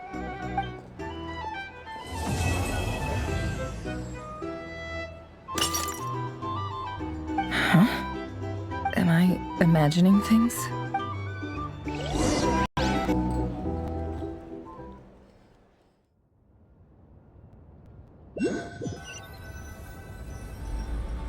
So, that close colleague who stayed behind with you? What's he been up to recently? Don't know, don't care. I get more normal human interaction from hanging out with Bosco too than him. Although, now you mention it, he hasn't bothered me in a while. I wonder if... If he's disappeared without a trace, it's the biggest gift he ever gave to the world. But I somehow doubt that's what's going on. He won't lie low forever. So we'd better stay on guard.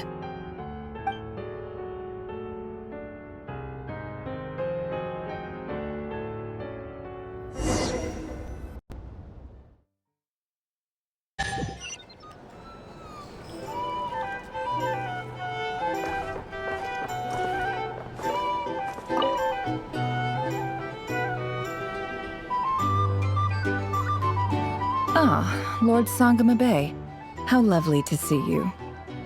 I must thank you for the device you provided. It was an enormous help. Would I be right in thinking that it was developed by the Academia? Why come and ask me when you clearly know already? I mostly came to thank you. That's more like it. A little gratitude goes a long way with Lord Sangama Bay. Play your cards right, and you might even stand a chance of becoming my long-term supplier. The chance to work with such a kind and charitable investor as yourself would be a great honor for the Curatorium. Huh? Charitable? Who said anything about charity? First time hearing about it. Let's see. The first plot of land you purchased in Nodcry, your desert interests, and... Stop! What do you think you're doing? Exposing my investment history! It's nothing to hide from. They're all perfectly legitimate investments. And some of the land you purchased was with the intent of building a sanctuary? Yes, I heard about that too. How did you... You're a curious case, Lord Sangamabe. You don't like people finding out about your good deeds, do you? But I'm afraid no matter how hard you try to keep things under wraps, where there's a will, there's a way. You did it for Sumeru, didn't you? It was empty land that was gonna go to waste otherwise. I figured if I built something there, it might at least get some use in an emergency. Disasters are capricious things. They strike without any warning. I've lost family to a disaster before, and I don't want to lose any friends or business partners if I can help it. My elder sister used to dream of finding a sanctuary. Somewhere with plenty of food, water, and medicine. Where everyone could live happy lives. It was something I looked into, but after discussing things with the Dendro Archon, I decided on a more effective strategy. The tech people handled the tech, and Moneybags provided the Mora. It just made the most sense. It's a pity that so few people know the truth about you. Everyone says that you view everything in terms of Mora, and all you care about is growing your own wealth. So, what's the problem with that? Everyone wants to be rich. It's human nature. So yes, I love Mora, and it's nothing to be ashamed of. But surely you have dreams of your own beyond just making Mora. You don't get it, do you? My dream is to invest in other people's dreams. And, you know, make a nice little slice for myself along the way. Just thinking about it makes me happy. That sweet, sweet sound of Mora. Thank you. For the device? And the pendant. Oh, that. I was just returning a favor. Don't worry about it. Seems like we've both been away from home for a very long time. Yeah. So long that I barely remember what my family even looked like. That would be your mother, father, and sister?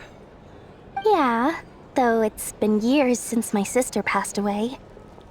It's not like I want to forget them, obviously, but memory can be even more ruthless than the most calculating business person.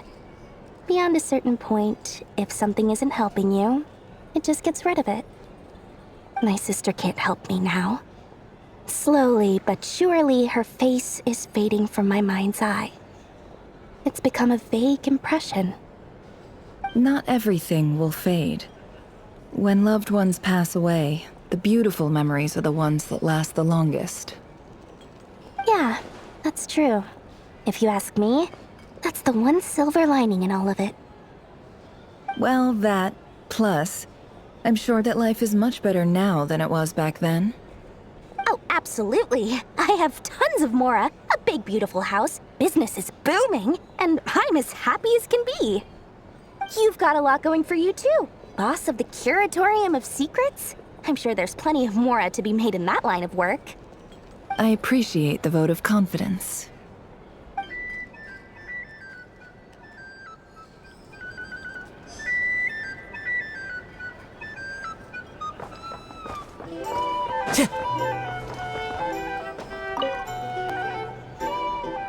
How have you been holding up? Any adverse reactions? If you start to take a turn for the worse, make sure you tell me right away. You don't need to worry about me, Grandmaster. I'm fine. I mean, I barely did anything, so... What? You're too humble, young man. You played an indispensable role in the battle for Nodcry. We can't thank you enough for your support. Sometimes, when people praise you, it's because you deserve it. The best thing is to accept it calmly and with grace. It's important to learn how to respond to words of admiration. Let's do a quick demonstration. Albedo, that was an incredible feat of alchemy. The pressure was on, but you worked flawlessly at lightning speed to get the job done. Thank you. I can't take all the credit, though. Durin played a big part in forming the alchemical array. See? Did you catch that? A master class in how to take a compliment. Okay, yeah. I did work pretty hard to help prepare for the battle. No point denying that. Hey, you guys! Hey, look who's bounced back. Looking good, traveler. Seems like you've recovered. You won't need to take any more medication. Can I get you a drink? Huh? You know how to order at a bar now? You've sure learned a lot recently. Handling a drinks order is ridiculously simple compared to alchemy. Don't worry, I'll blend into society yet. Paimon believes it. You're clearly a fast learner, just like your brother. To be totally honest, though, Paimon didn't quite follow all the details when you first explained the plan to us. Don't worry, that's completely understandable. Unless you're a student of alchemy, it's hard to grasp the principle and how the process works. To put it in the simplest terms, we saw how our enemy stole the power of Kuvaki, and that gave us the idea of stealing his power to turn it against him. When facing an enemy you have no hope of defeating, it's best not to engage them in battle. So, instead of looking for a way to overpower him, we decided to help Columbina get strong enough to at least stand up to him in a fight. For this to work, we had to analyze his modes of attack, confirm who his main target was, and make sure that he wouldn't go beyond the range of the alchemical array. For added security, we prepared a total of 4 arrays. But to mitigate the impact of the battle, we identified one location in particular as the ideal spot, which is where the confrontation took place. The alchemical array absorbed his abyssal power. Then Durin processed it to render it usable by Columbina. That power enabled her to do what would otherwise have been nigh on impossible. What surprised me was that Dainsleif actually agreed to join us.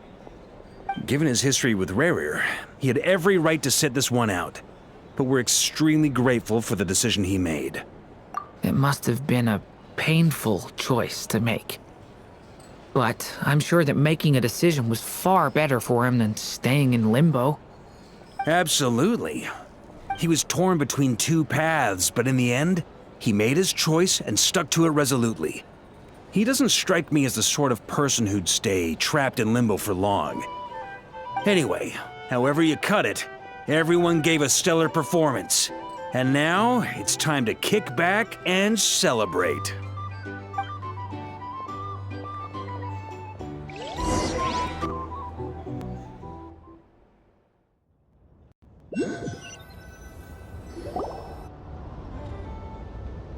That's the only reason you're here? Yes. I've thought a lot about it. And I've realized that you, me, and Arlecchino should be friends. I think this is very important. So I felt I had to come and tell you. Well, this is a new one. I'm so moved. I can't even hold my teacup. If that's all, you can leave now. Do you not want to be friends with me?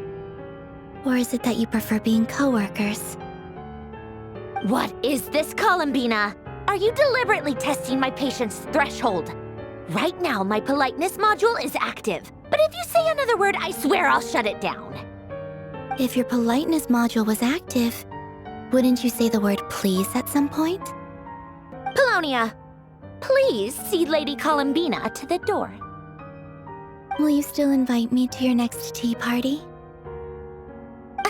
What? Yes, I think you will. Bye-bye, dear Sandrone.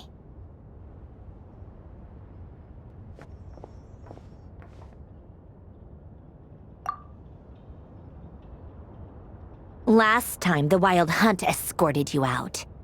Would you rather I handled it myself this time? We just wanted to, see how you were doing now that it's all over. Why? Out of concern for my safety? I hope you didn't seriously think that the Rahier of Solnari would be able to lay so much as a finger upon me, given how prepared I was. Mostly because You kinda helped us out, so we just wanted to check you were okay.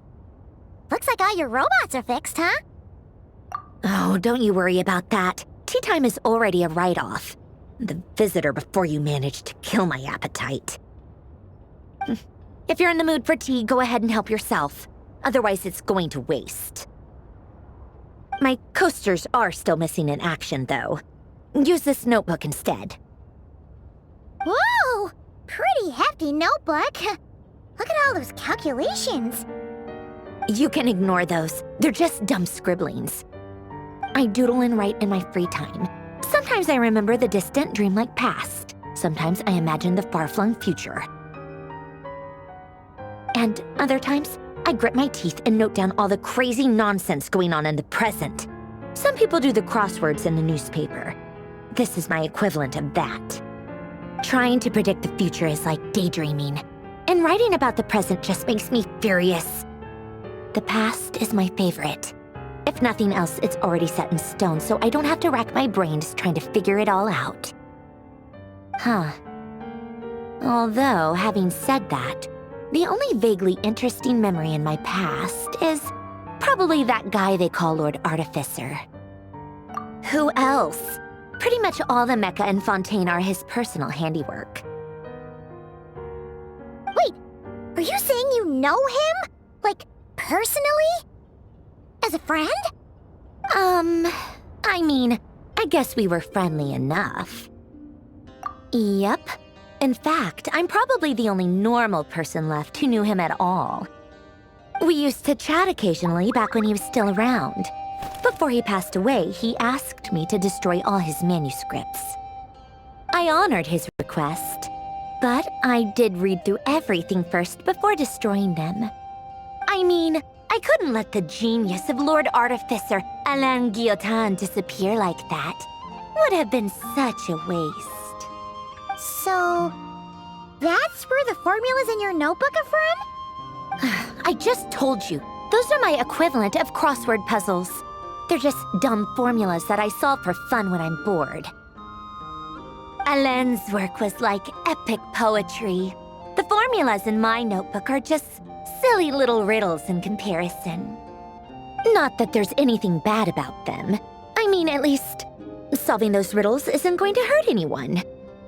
Except me, 'cause I lose a few brain cells in the process. Anyway, while we're on the topic, I might as well tell you about what happened to him and his friends. Alain Guillotin had two close buddies, René and Jacob. They spent their childhood years together in the Narzissenkreuz Institute. They were all quite competitive, so there was some rivalry between them, but it was a friendly rivalry. But beneath the friendship and the rivalry ran something deeper, a sense of nostalgia for the past.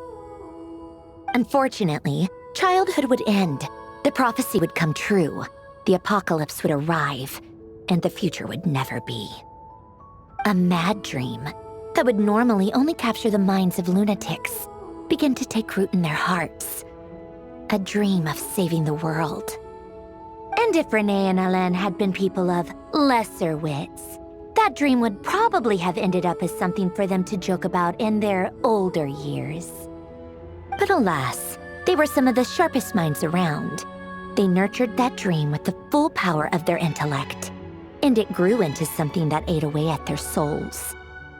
The first of them to fall under its spell was René.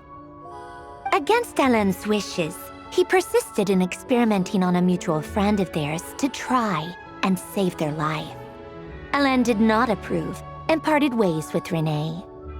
It's complicated. Alain wanted to believe that René only did what he did for the sake of their friendship. But when he told me about what happened, I could tell he still had some suspicions about René's motives. Perhaps the seed that would grow into a nightmare had already sprouted in René's mind. Even then. The next time they met, René's soul had been completely engulfed by the dream of salvation. His futile attempt to change the tide of fate only resulted in a wave that swallowed up the world, even before the apocalypse came. And although that wave died down eventually, I hear that it just recently came back with a vengeance. As I understand, Renee wanted to live out his dream of salvation once more. But I'm told that the attempted resurgence finally died out for good. At long last, Renee awoke from his deluded dream. Though of course by then it was far too late. What do you think of Renee? Do you admire his transcendent genius? His view that any price was worth paying to achieve the lofty goal of saving the world? Or do you despise him? Dismiss him as an evil madman who wrought havoc on the lives of everyone around him as he pursued his delusional dream? Same difference, really. Just a matter of perspective.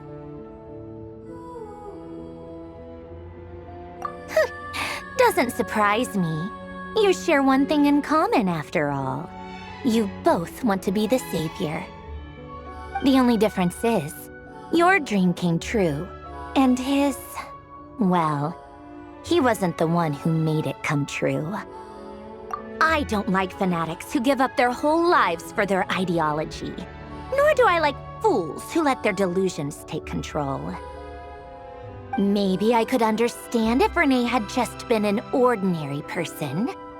But he had a sage-like intellect, and still managed to get himself lost in a labyrinth of his own desires.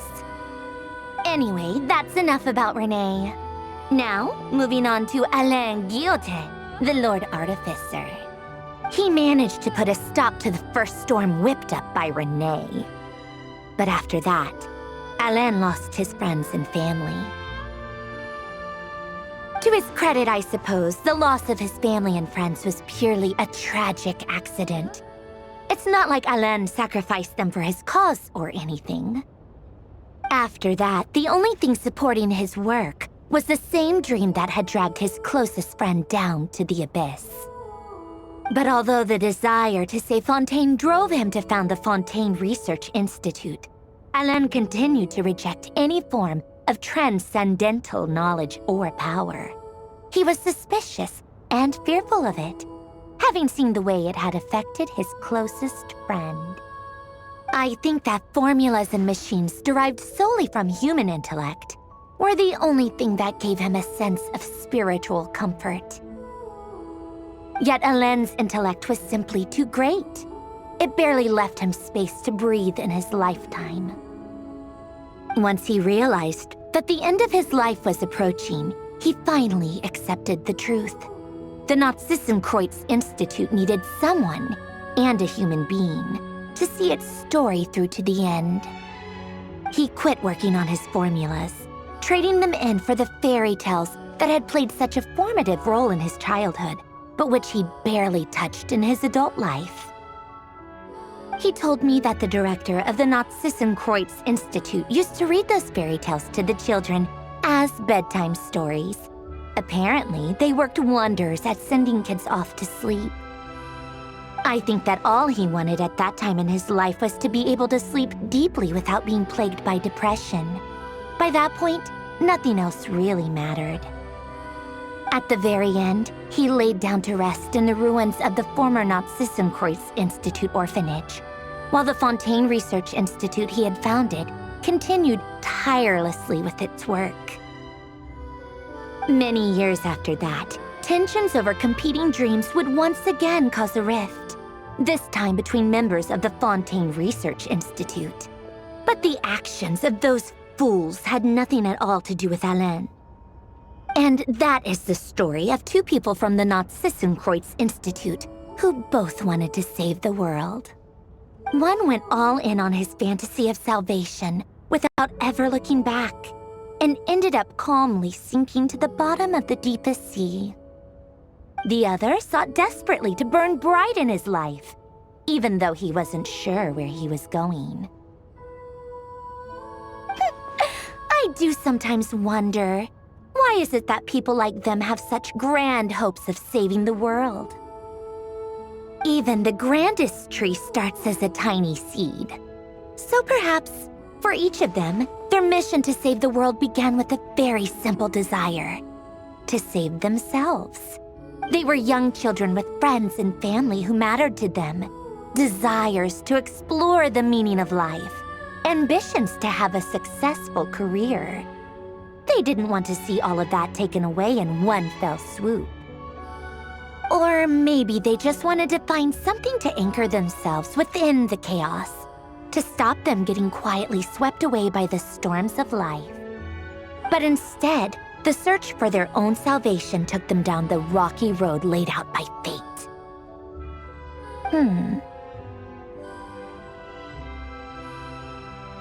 Do you think the desire to save oneself is enough of a justification to try and save the world? The way you said that sounded just like Alain. I asked him the same question back when he was in his prime, putting all of his energy into his work. He gave the exact same answer as you did. No elaboration, just a quick short answer before getting right back to his work. He was always that way. All right, tea time's over. I owe Arlecchino a favor for telling me these stories. I'll have to bring a whole sack of gifts the next time I visit the House of the Hearth. I'm gonna go tinker with Polonia now. You guys can do whatever you want, as long as it doesn't involve interrupting me. Polonia, exit hibernation mode. Begin diagnostics.